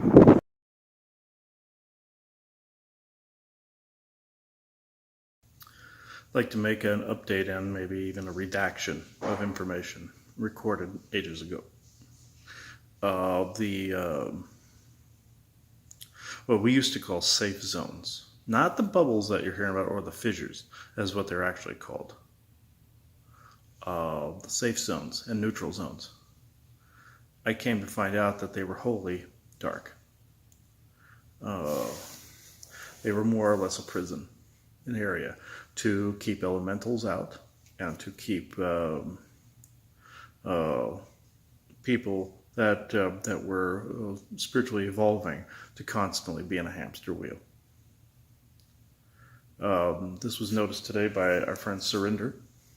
Our friend Richie noticed it ages ago. I saw this clear back in 2015 and 16 for this area. I always thought that it was good that there were sentinels guarding an area. I didn't know what the hell they were protecting. The Mozen, when I closer now met them, said they did not like the idea. The Forest people said that it was created to stagnate, so people didn't spiritually grow. And some beings just did not want to come in to this area.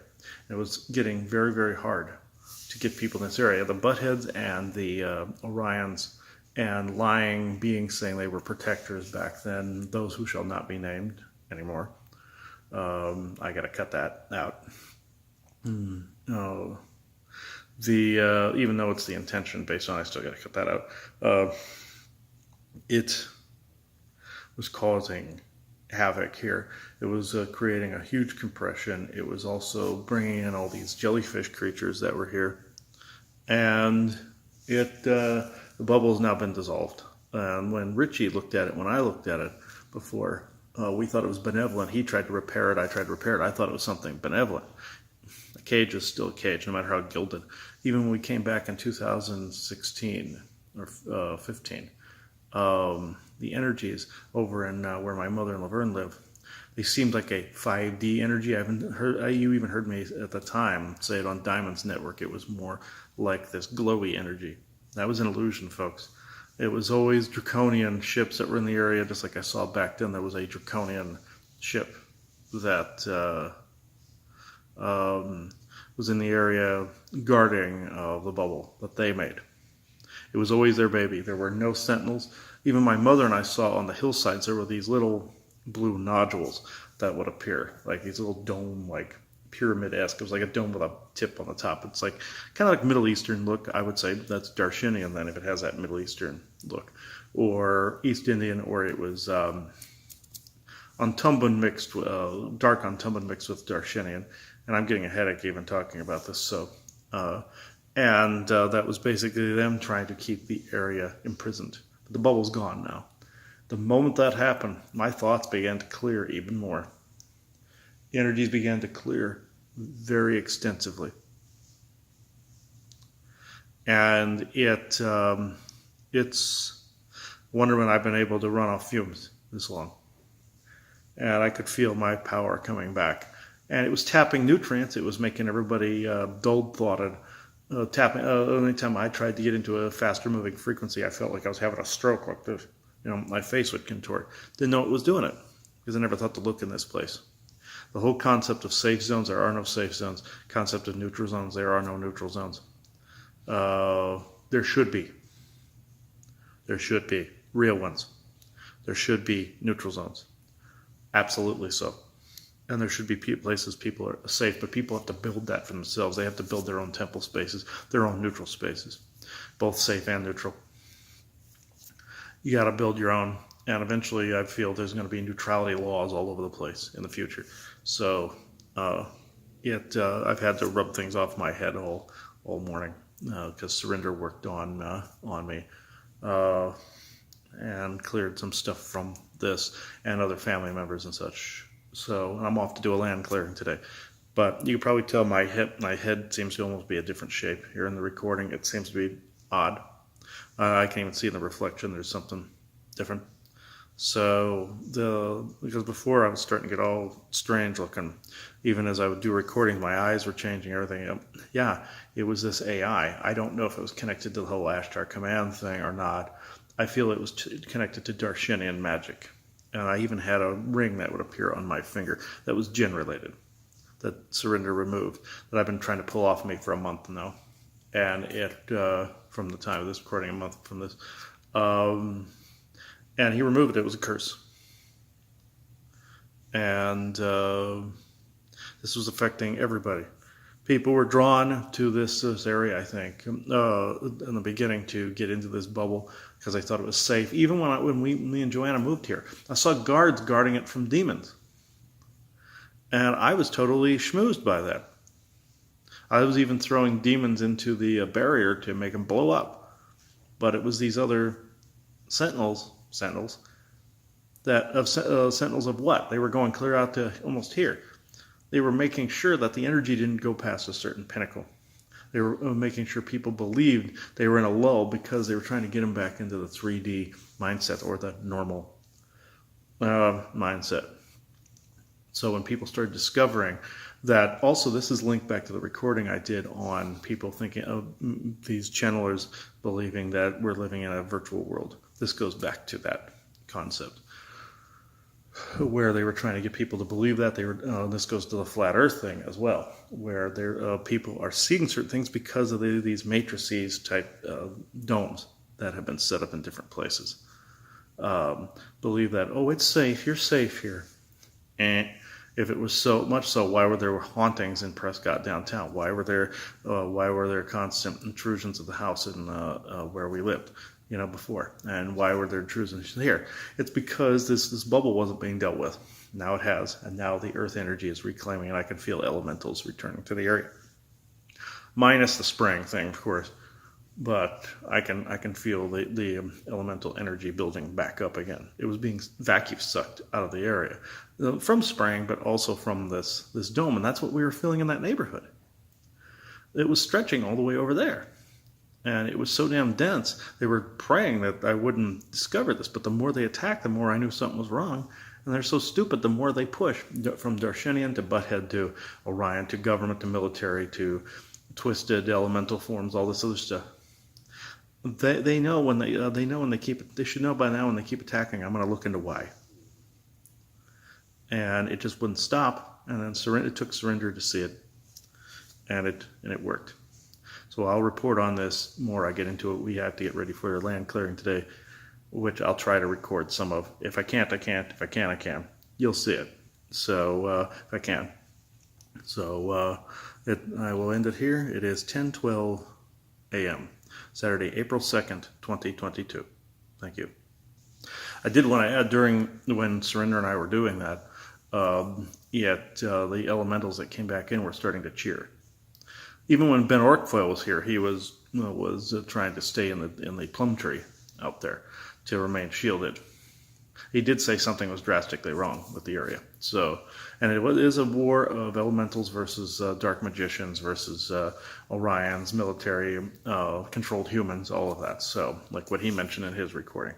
So, yeah, I feel he's around too. I believe watching. You're going to help in today's session, Ben Roquefort? Yeah, or today's land clearing. Thank you very much. And this couldn't have happened without this clearing today.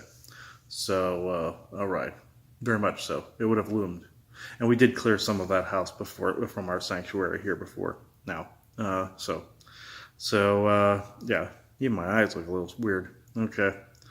Sorry for the creeping, folks, but this is where the way the energy is working today. So it is 10:13 p.m. 10:13 a.m. Saturday. Oh, I was going to say, yeah, it does feel creepy to me as well. Yes, Isaac, it's creepy. I understand. Why did you interrupt as I was doing that? Yeah, you said add it into recording. You were waiting till I said the date and everything. Okay, fine, whatever. All right, it is 10:13, Saturday, April 2nd, 2022. Thank you. I also want to add that this is also why my stomach has been going off too. Like I said in that recording where the liver takes on the energy and it upsets the stomach. But my brain was seeing it, so I was accelerated past a certain point where there was a disconnect, like what I was seeing in the previous recording. The thing of it is, my brain was seeing it, but it wasn't identifying it. The stomach and the liver were identifying it as dark. That's why that was happening. My brain was visually seeing it, but not intuiting it. This was intuiting it. So I knew something was wrong. That was it. So I guess everything was harmonious in its operation. Even though I accelerated it myself beyond a certain area, I wasn't identifying the problem. So that was an update on that issue. So I wanted to make sure people knew that part. So it is 10:16 a.m. Saturday, April 2nd, 2022. Thank you. Okay, I want to add more information to the safe zone, neutral zone thing. I want to make sure people know that I'm being quite clear on this. It is different than the fissures that we've been picking up on. I've said this before, that it's a totally different concept. Like the different pockets that you see, now that Viking and Conrad talking about on Interstellar Council. Totally different concept. Totally different concept. Or like when you saw Ryan and I talking about that on the Shalador episode, or on that recording that I did after that. Totally different concept. Totally different concept. That one is still fine, as far as I can see. This other one was a trick. Completely, and utterly. So I don't want anybody to get an idea that anybody else is going to give you a safe or neutral zone. You have to create that. You have to create that temple space and that sovereign space for yourself. And demand that in your space. So I want to make sure that's known. So it is 10:20 a.m. Saturday, April 2nd, 2022. Thank you. Also, there's something to be said about why we were here in Arizona and why we've been here. I feel we were meant to be here to figure out that part of the agenda about what those safe and neutral zones actually were. Joanna just made an interesting point that we're getting ready to go to land clearing, but it made an interesting point that maybe this is what was holding us back, trying to decide where to be. And maybe this was something that majorly needed to be corrected. That's my feeling, and that's her feeling. Also, something was trying to drive us out of here before we could complete that job. Always remember this, folks. If something's really pushing you away from something, there could be a reason for it. Could be something trying to keep you away from something negative, or something negative trying to keep you away from finding it and its plans and its agendas. Just remember that. Like I've said about houses that you're absolutely sucked into. That means something's trying to trap you. Like if you absolutely have to have that, or a crystal, you absolutely must have it. There's a difference between having an affinity and being lassoed. This was more of a pull away from this area, lasso, to try and get us to not figure this out. And we figured it out, and peace is being restored. I can feel it. We'll check that neighborhood out tomorrow and see how it is, just to see if that's improved at all. And Ben Orkfoyle being around is a very good sign, and his people being around are a very, very good sign. So we'll check into this further. So it is 10:23 a.m. Saturday, April 2nd, 2022. Thank you. One thing I will say, when I said my face looked different, my eyes look different, that's a form of transmutation where you begin to look like or be affected by the different energies that are around. Like if something possesses you, you start to look like them. I've seen animals do this. Well, they'll bring through like the forest people. I'll see their face a little bit, or it is one of them taking a different form and revealing themselves. Or I've seen a ghost take somebody over and I can see the person's face. Or even Joanna has seen something in me where my eye glints or something. But my face was starting to also puff up and change according to that energy shape. People's souls have an energy shape. This is why I can guarantee you minds look the same through history, where you're seeing the actual energy shape of the soul. And this is what I can report on that, where the energy shape was restored to normal when the other stuff was gone. And any entities like that ring, etheric ring I had on my finger that was jinn related, curse related, gone. And now the face is restored along with that dome that was gone. So that's also why my constructs weren't working correctly. Some of my mental constructs for clearing weren't working correctly. The land clearing wouldn't be possible with all that fixed. So the transmutation, again, is from possession, oppression, oppressive energies, blocking elements of the soul, or showing their face versus your own. This happens to people. This is also why they stare into mirrors a lot. Sometimes the entity is trying to see what it looks like in a mirror through the human eyes. And some of them would probably report we see things all weird or screwy. Some positive beings say we see things screwy or seeing things constricted. Others would be repelled and jump out because they don't want to look at themselves. Or they see themselves as looking better in the human shell. That has been known to happen. Again, that's why we put the mirrors on the outside of the house. It helps greatly. So I will leave it at this. It is 10:33 a.m. Saturday, April 2nd, 2022. Thank you. I wanted to say also that's a form of transmuting and transconfiguring. The church uses these words. They don't know what that means. Transmutation, transconfiguration church, you see those in places. They don't know what it means. Transmutation is changing one thing to another thing. Again, the face changing, all that too. Changing one object to another thing. Transconfiguring is essentially the same thing. Changing one thing into another thing. And they read that in some text somewhere and they think they know what those words mean. They're just basically saying something that they don't know what it means. And I'll get done with this here in a second, but this is what was going on with that. Those energies changing the shape of my face. It was transconfiguring, transmutating, and changing one thing to another thing. This is also what some of the vaccines do. They change one thing to another thing, personality-wise, shoving you into your big toe pretty much, or canceling you out altogether, or taking traits that you don't want and making them louder. So this is what this does. I will go into that some other time. It is 10:35 a.m. Saturday, April 2nd, 2022. Thank you. Apparently, before we leave here, my brain is forcing me to do this last little bit. And this is basically stating about the safe zones and the neutral zones where supposed guides at the time would have me conglomerating different entities in different areas, like just sending them to different areas. And this is not necessarily a true thing to do. You have to take care of the entities. You have to transmute them. You can't just place them somewhere. Sometimes the native tribes like to do this, where they just or other seers or other channelers or other land clearers, they like to either quarantine it in an area, saying, it has to be quarantined in a house and imprisoned, or, which is fine when you're clearing, you quarantine and then you clear, but you transmute. But you can't just dump the entities in another area. They're like, it'll be fine in the safe zones and neutral zones. Well, seeing as those were negative, it would have just been causing more problems for people in those areas. That's what I'm getting. And people would always constantly, as much as we tell people, about the bad effects and good intentions, people would just take their demons and portal them over here. They didn't realize they were doing it, and they would portal them to this area thinking it was a bubble they would just burn up, like sending them into the sun.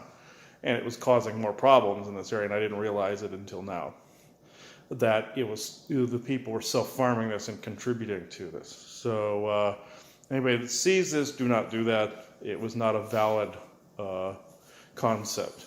So that was a mistake.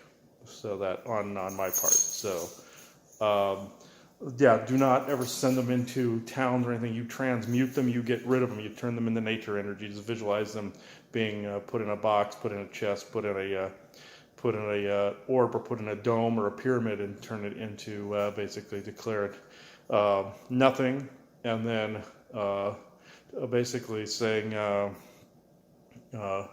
nothing net or nothing cube or nothing box or nothing dome, and then uncreate it. And that's a way to get rid of it. But don't dump it on someone else. That's just going to cause problems in a different area, because your thoughts will portal it to a different area. So that's just my take on that. Just like people can send thoughts to you that are maybe in desperation mode and opening portals in your house, either through objects or through just opening the portal or fissure, and whatever they're connected to connects to you. It's the same concept, so please don't do it. We've had this happen numerous times. So this is why I set up sessions the way they do, where they're scheduled. So I can't do things on a whim like that anymore. And this just reaffirmed that concept, where you can, when you're connecting to the person and praying to the person, you're connecting your problems to them. The same goes if you're sending the demon in your house to what I before mentioned was I thought were safe zones and neutral zones. It doesn't exist. It's not a real concept. So it is 10:57 a.m. Saturday, April 2nd, 2022. Thank you. Okay, on the way to the land clearing, we came across a site that is that had a bunch of iron animals on the property, and a lot of them were infected. Noticed it was such a horrid energy. Iron can't necessarily be trusted because of its a propensity to be not uncorruptible. So you have to couple it with shungite. Iron it's a double-edged sword, really. It can repel certain types of bad elementals and bad entities, but at the same time it can also be infected by them. So you must couple them with other elements, like symbols, like even old bones that symbolize, protection, or that in some cases, like with the forest people, they have a deer skull that would face your house, saying that other negative elementals and negative beings cannot enter there, saying like a badass lives in this house. You can have iron pins sticking through the skull. Couple it with other objects and other meanings, and it works. Otherwise, I came across a candelabra years ago that was infected because it was in the site of a murder, or it was a murder object, and it became heavily infected. I had to throw it in the dump because the garbage went to the dump and got buried. More than likely clear by now. That was in the 90s. But the point of this is that iron can be a double-edged sword, so it must be coupled with another element, something in essence that's uncorrupted, or an object or a stone like shungite that's uncorruptible, or silver or amber that's uncorruptible, amber, frankincense, and myrrh. So that's actually, I'm actually kind of glad we saw that, because that puts that into perspective. So we're almost to the land. So it is 11:25 a.m. Saturday, April 2nd, 2022. Thank you. Okay, apparently the brain does not want to stop downloading today. I have ordered it to stop, but it will not stop for whatever reason, and it's making me vulnerable for whatever reason. The fact that those animals had faces also were a clue to where things could be infected as well. You heard me say that about skulls. You heard me say that about anything that needed a shungite application, or silver, amber, frankincense, and myrrh application to it. Those people wouldn't have known that. They were just making sculptures. So anybody making sculptures, please bear that in mind, because other entities could take them over and use them as focal points, like masks and skulls. And making sure it's a symbol of protection that way. So, okay, hopefully the last download of the day. 11:27 a.m. Saturday, April 2nd, 2022. Thank you. Okay, we just got back from the land clearing, and it turned out pretty good. I do want to say a dream I had that goes along with this, though. There was a dream where I was greeted by somebody that looked like, David Copperfield. We saw him when we went to Vegas, and I saw him as a child.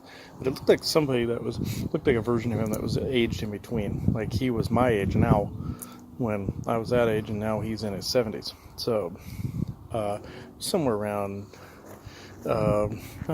actually, he was younger than that when I first saw him. But yeah, it was maybe somebody in their late 40s, early 50s.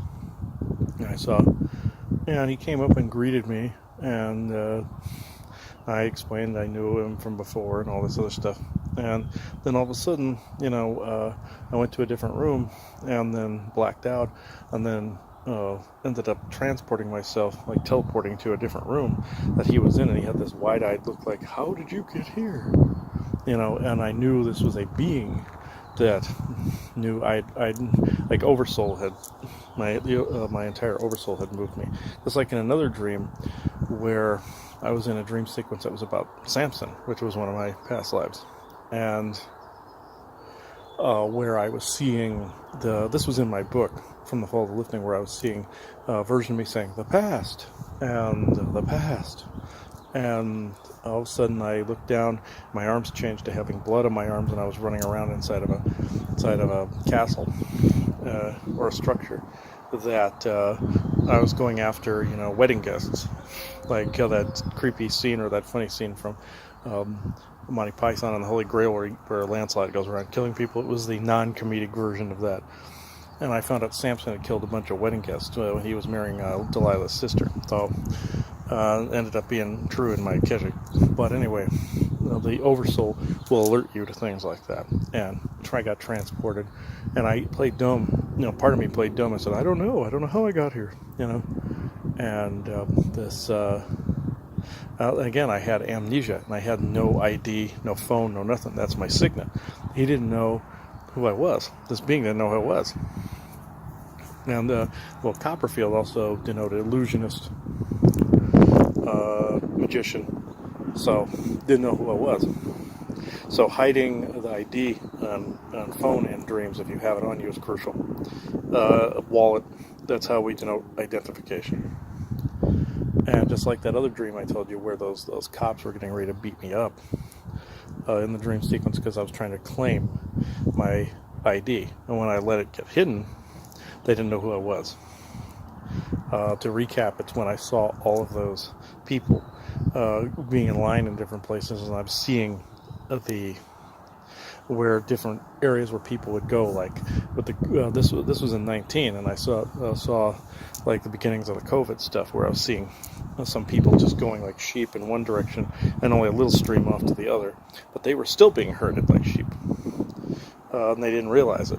But they had to pass through an area where there were these like ticket checkers or ID checkers, and when they spotted me, they automatically, these police wanted to come at me when I hid the wallet. They let me on through to the other end of this door. Like, oh, we were mistaken. We didn't know who you were. This is why it's important to hide this in dream sequences. This magician didn't know who I was, and he walked away. They're like, how did you get here? And he was surprised because he didn't know who I was. He thought he knew, but he didn't know. And you'd think by now, but apparently hiding the ID was important.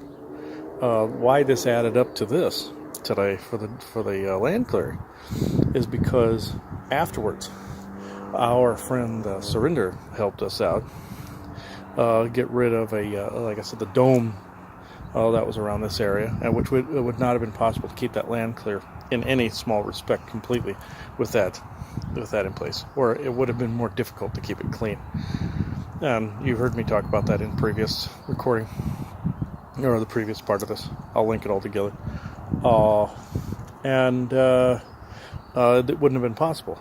So I believe that was one of the beings responsible for that. And I think they were trying to figure out who it was eventually that was going to take this down. I think this is part of the reason we've been here. So, as I said before, So it's up in the air what we're here to do yet.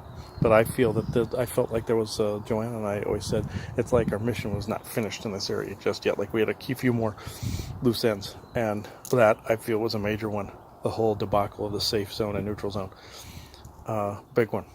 So the land clearing was a success. We found a multitude of things, cleared someone's back out, and they were so surprised that they could feel it, that they had back problems for 20 years. And they're like, the whole attitude changed. There was a picture of Jesus we had to get rid of. At first, I thought I was going to have to fight on that one, but I ripped it apart, burned it, and negative energy staple was gone. There was a being that you heard me talk about, the TV demons that entered into the crystal grid of the Agarthans, put them in the crystal grid because they were a pain in the ass, and those crystals got turned into the crystals for the televisions and the phones and such. The televisions more so. And when people see faces looking at them through the TV, they're either seeing somebody using it as a portal or one of these beings in the quartz. And in there's earthly components used in those too. So, and TVs are what Draco like to bring back to their vessels to absorb the loosh from them, especially at wrestling events and sporting events. It's the adrenalized energy. They can literally put their hands on the screen and absorb it, and sometimes they'll do that in people's homes too. I told them they had to cover their televisions. They had 3 of them. They had to cover them. There were some old mirrors. Had to get rid of them. Put my powders and liquids on the lands. And Shungite. Gave them some of the moon Shungite. The Tower Busters buried them. Did all of that. I wasn't able to film it. Again, the mind wipe. I didn't go around filming it. I don't think they would have wanted their home location filmed anyway. It's just like with Sessions. And I did sessions for them there too. Just like with Sessions, virtually no one wants it shared. So I'll do a video at some point on how to do these things for people that are curious at home. But we'll do like instructional stuff at a later time. But just know that it was a success. When putting the iron nails in the ground, did the whole bit. As I was doing that, there were 2 doggies trying to go, trying to play with me as I was hammering the nails in, going, and trying to do that, where they put the legs out like that. I thought that was funny. But yeah, I'd swear one of the children there is going to be like a friggin' witcher at some point, doing trench work. And the other one, one of the other ones, is going to be more like a Reiki person. There is a slight difference there. Of course, Reiki people have to do their fair amount of trench work, but this youngest daughter is going to be more like Geralt of Rivia. So, and the middle one would have been more someone only if they had to really cleanse a place. They weren't going to do either one. They were going to do their own thing, but they showed like 3 types of people, or 3 camps in this area. You have Witcher-like class, which is trench worker.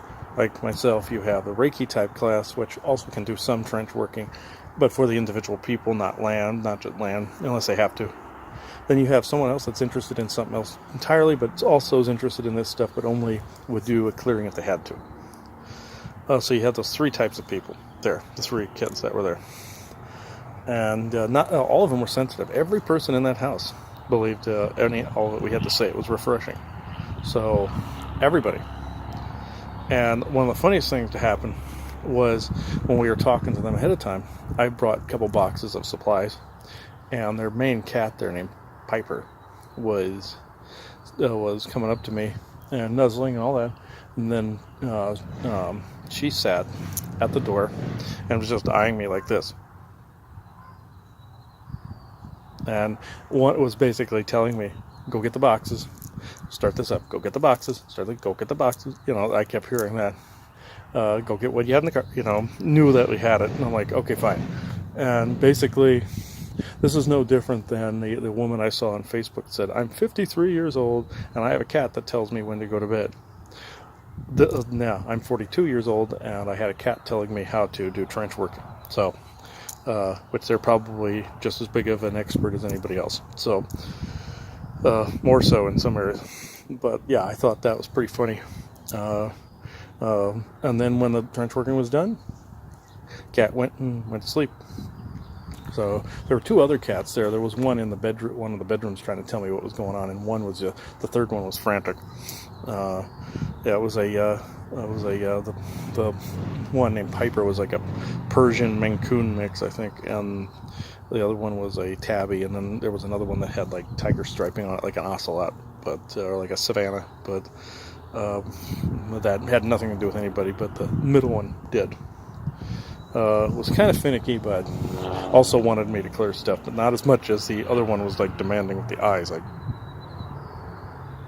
that, and I thought it was hilarious.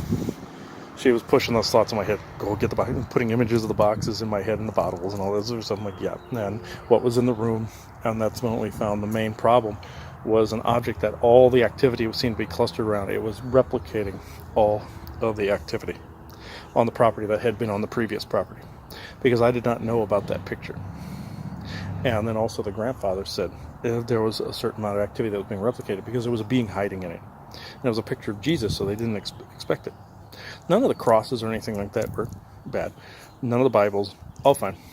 But this being was trying to get me to think it was in the TV. I found it there, but he was in the Jesus picture. And they're saying, "Oh, I'm not. They're not going to get rid of me. Now I'm in the Jesus picture. They're not going to rid of me." And I looked around for him afterwards to see if he had moved. No, I got rid of him in the TV, but he bounced back to the Jesus picture all the time. And it's because they accepted it there, that the picture, and that it was an heirloom. So they let me burn it, cut it up and burn it, and it was a sad affair, but they let me do it.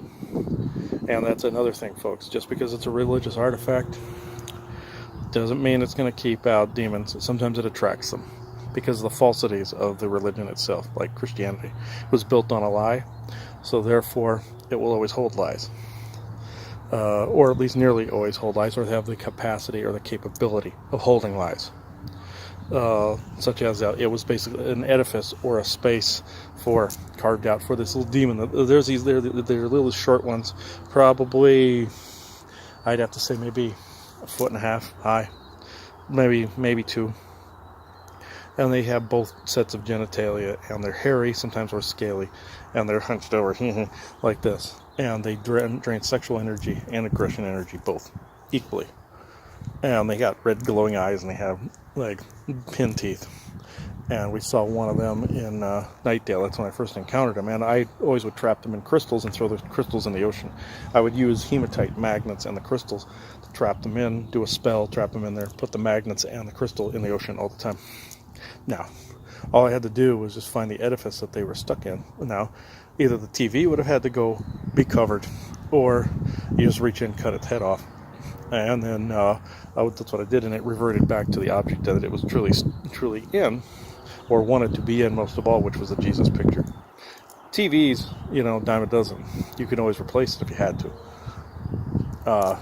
The other thing was in an heirloom that they weren't so completely willing to get rid of, but they knew they had to. So, because they knew I was serious about it. I wasn't able to clear anything until that went.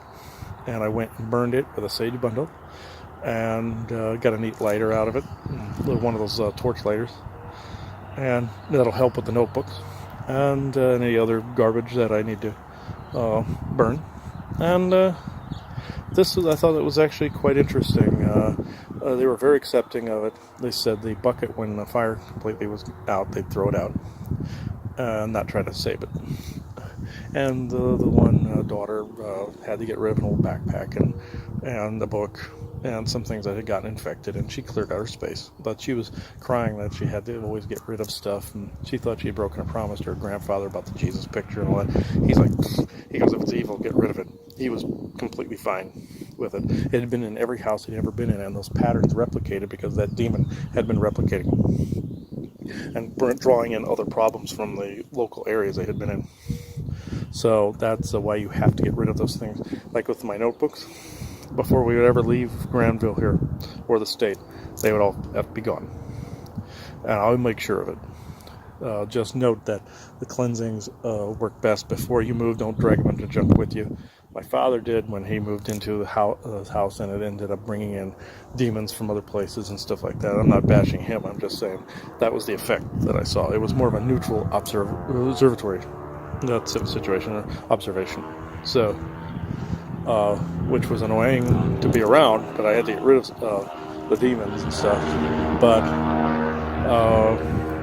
But yeah, that's how that land clearing went.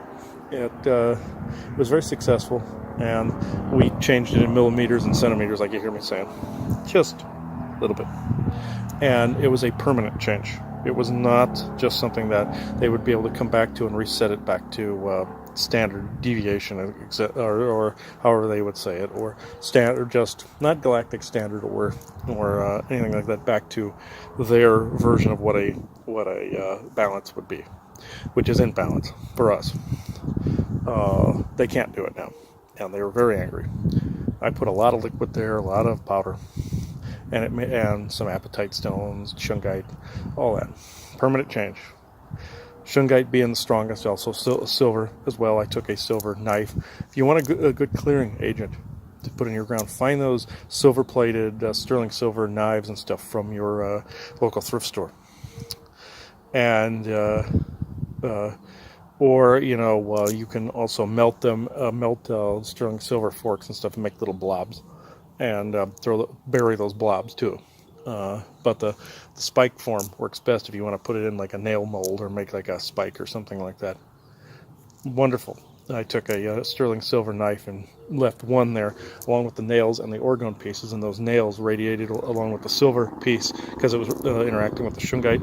Even though it was silver plate, there was still brass underneath, and perfect. So it radiated around and interacted with the orgone pieces that I left. Luckily, I had some Tower Busters. Even had a couple extra ones I gave them, and from a stash we had set aside for them. An Urzad type piece and an amber one and 4 Tower Busters. So, and the nails radiated the field around, and the silver made it amplify. So you don't need to always put it together. You can always put it in the ground that way. So I'll just leave it at that. I'll demonstrate it at some point when I'm able. When we're possibly even on a property we purchase, I'll show it at that time. Shouldn't be a problem then. So I think we're good here.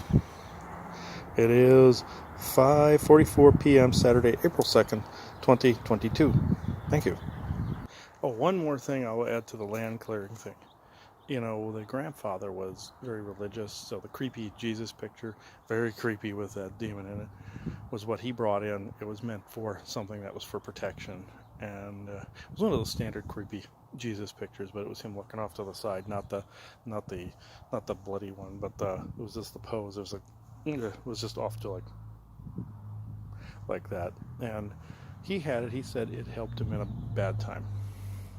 And he felt like benevolence came in when he had it, which I don't doubt. I sensed it was probably one of the ETs, benevolent ETs, that take the forms of saints and angels, like the Trogdor or the Trogdobullion or the Ligurians, or somebody like that, a benevolent elemental, something filled in the void, like benevolent elementals will fill in the void for ghosts when you clear them out in a haunted site. If people want the experiences. Same difference.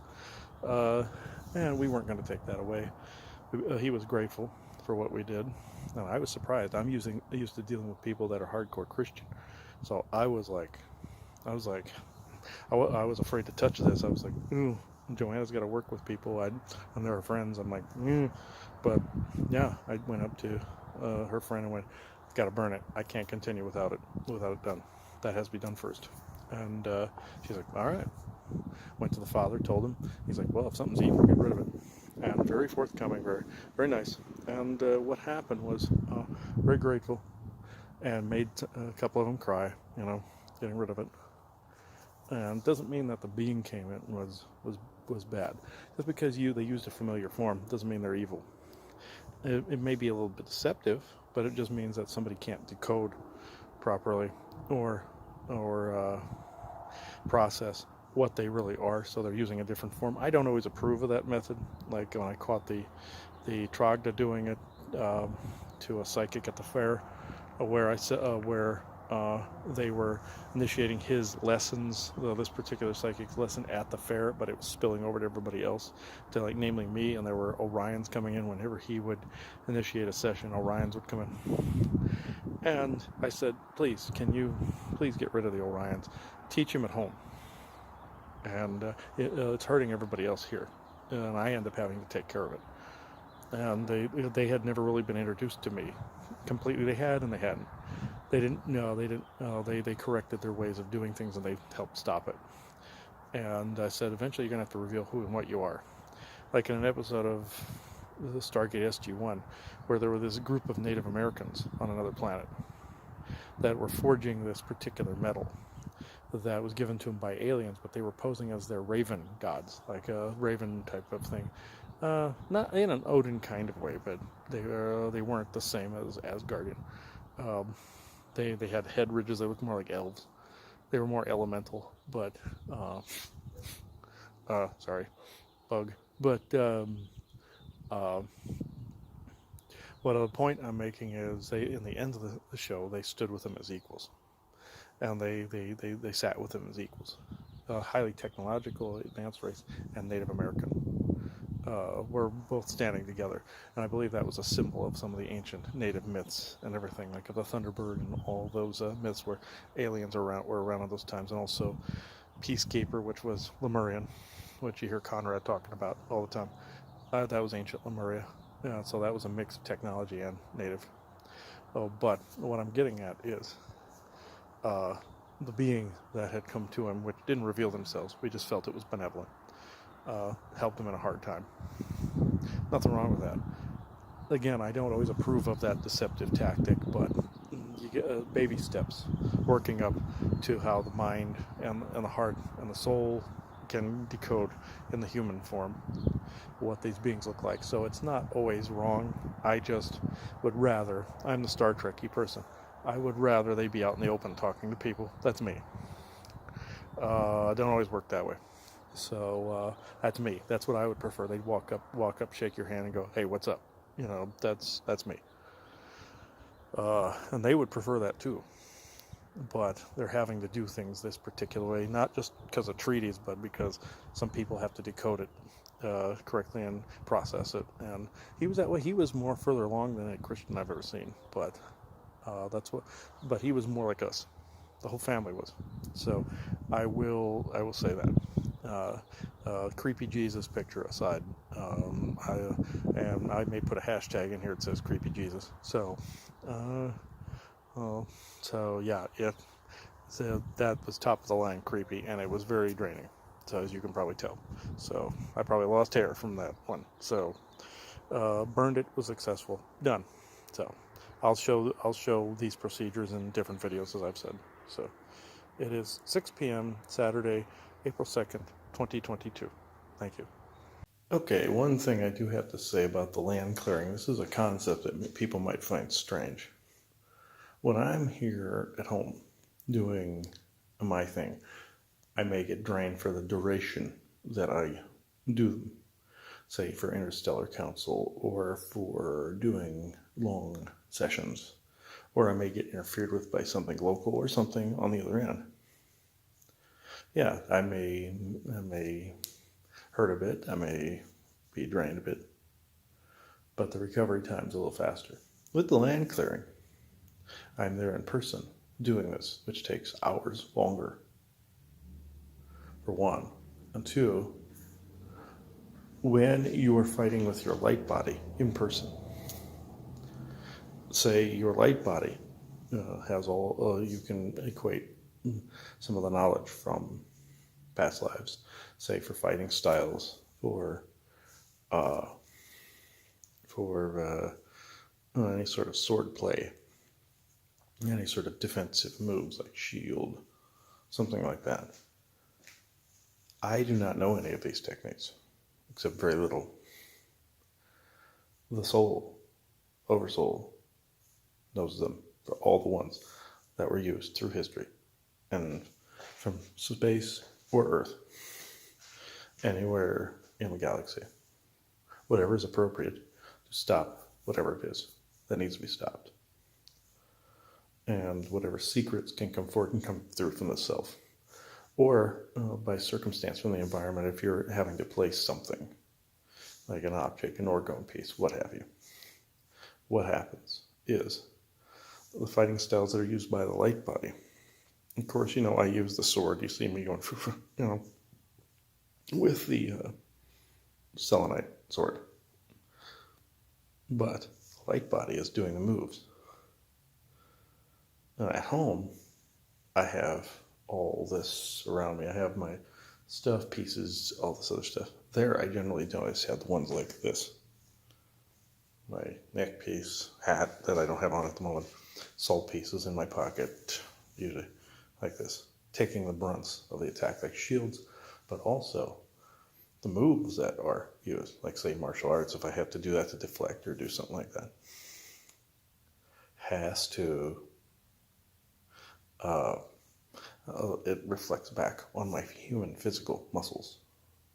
And if the light body is injured somewhere, physical body feels it. It's like in the Matrix where you see Neo getting punched there in the stomach and you see him spitting up blood here. Same difference. Or if you die there, you die here. That it's, you can get your light body captured and have to retrieve it too. That's happened. And you can get quantumly entangled to a soul trap somewhere. I've had that personally happen. But with this is because the muscles are not used to those moves. And therefore those spots on the muscles hurt. As if I had just been sparring martial arts with an opponent. Or swordplay with an opponent. This case shield, the other case sword. And suit of armor, but also parrying, and also martial arts, a mix of all of them. Whatever was appropriate to push something away. And sometimes my muscles here will twitch and move, and just move on their own. Some people call it a medical condition. I can't remember, some kind of aphasia type medical condition. I can't remember the name, maybe somebody knows that hears this. But the muscles feel as if that was done physically. Same goes for races that will repair like like my knee multiple times, or a couple of times. I had some aliens help out with helping with putting repair codes in the light body and sending my light body back for my knee and my shoulder before. The same goes for its antithesis, which is the injuries maybe suffered or the muscle usage suffered from the fighting. I don't usually feel it here at home, maybe to a very small degree. Doing an in-person land clearing, you feel it because you're right there. And you don't have to go as far there to go to find whatever it is you need to find. Therefore, you don't always have to project far. Not even hardly at all. You just use the energy. Therefore, the muscles are feeling it. And also, nutrients are taken from the muscles a bit. Also, the lactic acid builds up. Also, another reason why I have to take supplements and like iodine and the like.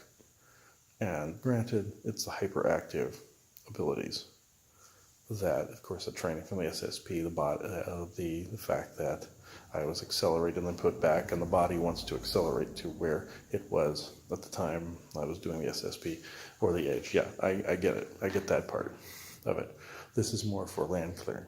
What I was saying before is, of course, what I've said, a brain that is adapted a certain way there, then you get put back, and the memories can't always come back in a brain that was not decoding and encoding for all that time in the way that it did there. And it has to come back differently, suppressed, and it has to come back and configure similarly to get the memories back. With that said, the muscles can do the same, the nerves can do the same, the organs can do the same. In the case of the etheric fighting, you're closer, therefore you're getting more of the reverb back. And also the energy of the orgone pieces can exacerbate this as well, because I have several on the shelf over there right now, and can hyper-accelerate imperfections in the body, because the light body might be in perfect shape. The human one is not, and feels the usage of those muscles, even though they were not used in that way. You get all the pain and none of the profit from it. It's no pain, no gain. In this case, it's pain and no gain. So in that way, and that can tear at you a little bit. The orgone pieces, what they'll do is they'll push on also scar tissue and imperfections that also arise, like from my old injuries from my shoulder and from my legs.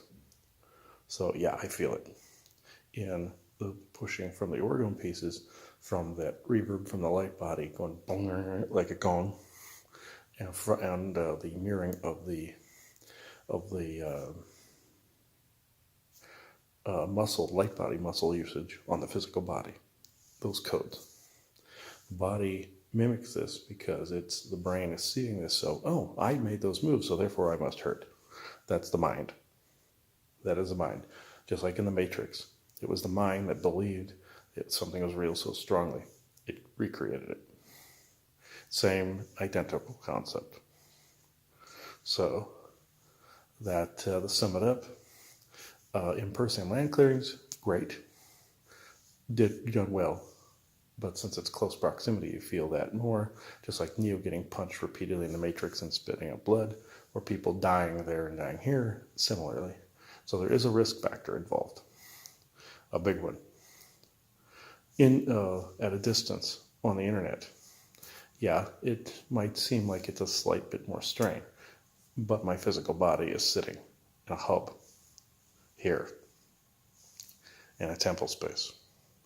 And that reverb and mirroring and decoding, encoding is not as harsh.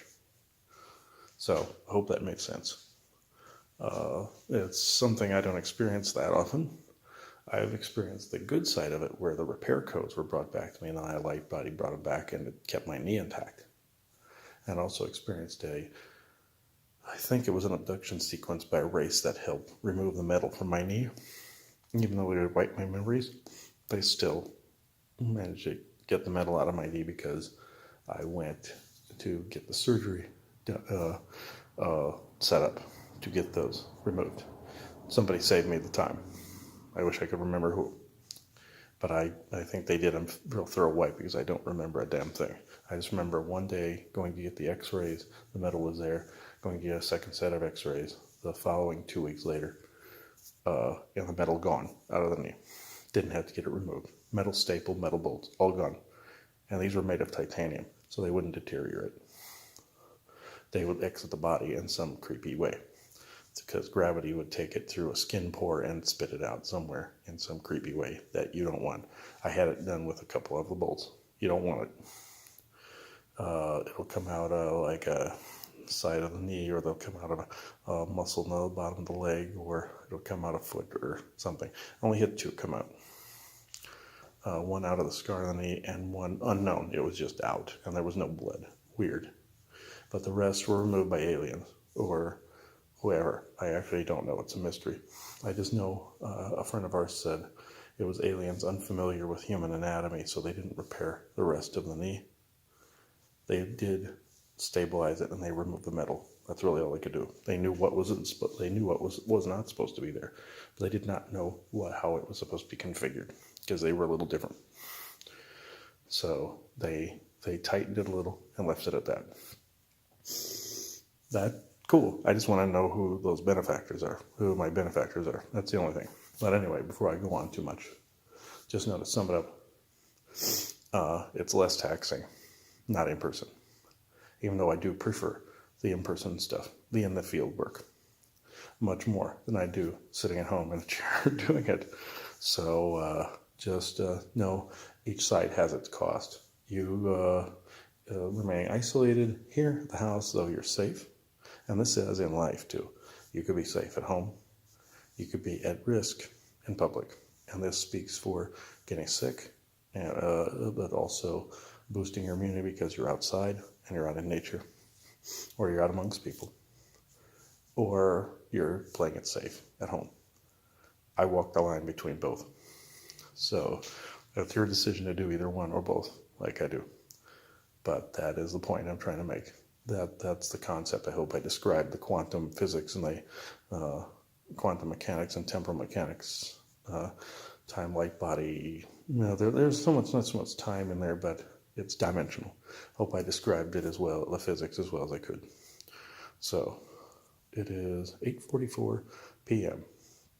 Saturday, April 2nd, 2022. Thank you. I'm fairly miffed at the moment because my computer decided to take months worth of work again and operate all by itself while we were out of the house. Computer was not on at all today. Went on there to check on something, and months worth of work again was gone. And we don't get seem to be any protection for our work. It just is up to the whim of chance. But what I was going to add was the one I just did. And that was reminding everybody of when I mentioned that demon on Christmas Day in 2021 that came up through the office floor and left that etheric wound that my mother had to repair, that being made. That has to do with the concept I just said, where the light body was damaged and it had to be repaired.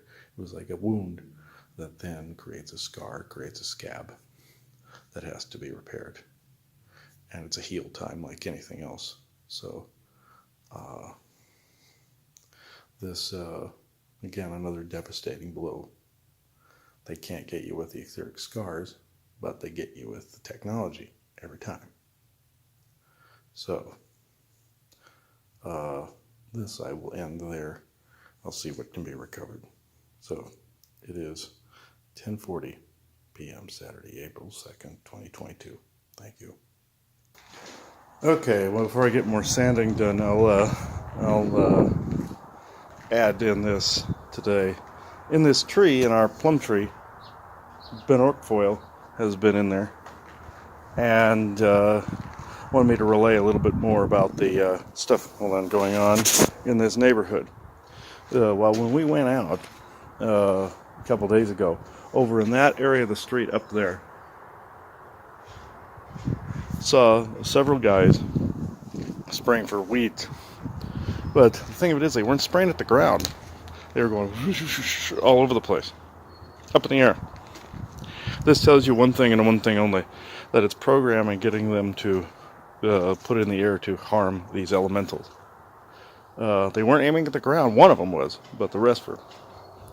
I'm looking, I'm just shaking my head. It's just like the programmed people that were next door at this house. The landscapers that were around that would aim for my salt barriers. See, I have this here. They would stand there with their leaf blower and try to just blow all the salt away from the office window. This was during Interstellar Council a lot of times. I eventually had to go out and put a stop to it. I knew confronting the programming was not going to help, but I had to get them to stop. So it's when the rule of thumb is when somebody aims right for the protection, that's something controlling them to do so. That is just a rule of thumb. If somebody's just doing something stupid, aerosoling it in the air, just like one of the landscapers next door was going, I had to run over and stop him real fast because he had a sprayer that had a makeshift, makeshift fire extinguisher front on this like sandblaster rig that had weed spray. There were no weeds out there. There was nothing to spray with it. This is something like you'd use on a field. This was like makeshift, something you'd use on a field. And I had to stop. I was like, you're not using that big thing. You're going to aerosol it all over the place. And didn't understand he was doing anything wrong. You didn't need anything like that, not even close. And so yeah, that's a sure sign it was programming. Eventually, I got him to go away. I said I wasn't going away. I was, he needed to stop, or there was going to be an issue, and he left because he didn't want an issue. So normally, if you confront the programming, it doesn't do any good. But I knew intuitively in those cases it was going to. But also, we have a friend that his family is like this, where you have some pieces that I sent him. Immediately, the family went for those. Like, they could have been just innocuous. made to look like anything, or just the cupcakes and the pucks and all those things that were placed near the Wi-Fi. Immediately, one of the worst programmed people in the family went straight for him. And I feel very sorry for people in these situations, especially our friend, because I've been through those types of things where they will go, like, not with just total strangers, but with people around us before too, friends, family members, things of that nature, where as they will go straight for it. A programmed individual will go straight for it, or someone who's susceptible will go straight for it. The thing of it is, they shouldn't even know that it's really there, or what it is, or what it's for. That's the thing. Like, you could be hiding something, and they'll go right for it. That means something that could see where you put it took control of them and said, remove this is harming us. Remove this. And they do it like a lapdog. And I'd like to say it's not 100% their fault, but it is for not taking control of who they truly are. So it is their fault to that extent. And being abusive. That is their fault to that extent. Myself included, I've been in situations where I too have been controlled, but I'm not going to fall into shame, blame, and guilt over it. I just know not to continue. But anyway, this is what was being relayed, what was going on here. I will end this here. It is 10:18 a.m. Sunday, April 3rd, 2022. Thank you. I was just told I missed one of the main points about taking the barriers down that was done yesterday by me and Surinder. And what Richie spotted, it was, it's been dissolved. These elementals can now come back into this area. Of course, minus the spraying, like what I said yesterday. This is what has been going on. Of course, I missed it the moment I shut the recorder off again. So, yeah, this is what's been going on. And now they have a greater stance in the neighborhood. Limited at times, yes, limited at times. But can have a greater standing because of what took place, and also the land clearing too, and changing it by millimeters and centimeters makes a big difference. In time, the sprays won't even harm the land because of certain energies, and it was the domes that were harming more. So as well, trying to keep a certain energy there, it was reinforcing all the other poisons and reinforcing all of the crap in that neighborhood. It will incrementally have to go back up. I doubt whether that's going to be fixed overnight in that neighborhood. So if you saw the last recording we did with Ben Orkfoyle. So sure you don't want to do a bigger recording today, Ben Orkfoyle? Not at all. Oh, wait, are you sure? Not at all. Okay. I just wanted to get that message out. Okay. It is 10, sure? Okay. It's 10:20 a.m. Sunday, April 3rd, 2022. Oh, he's wanting to extend gratitude to us and everybody that makes changes in that area. That's where I thought there was a little he wanted to extend gratitude and blessings to everyone that is involved in making these changes, even minute ones, and helping out where they can, and being in their lane where they can. So it is 10:20 a.m. Sunday, April 3rd, 2022. Thank you.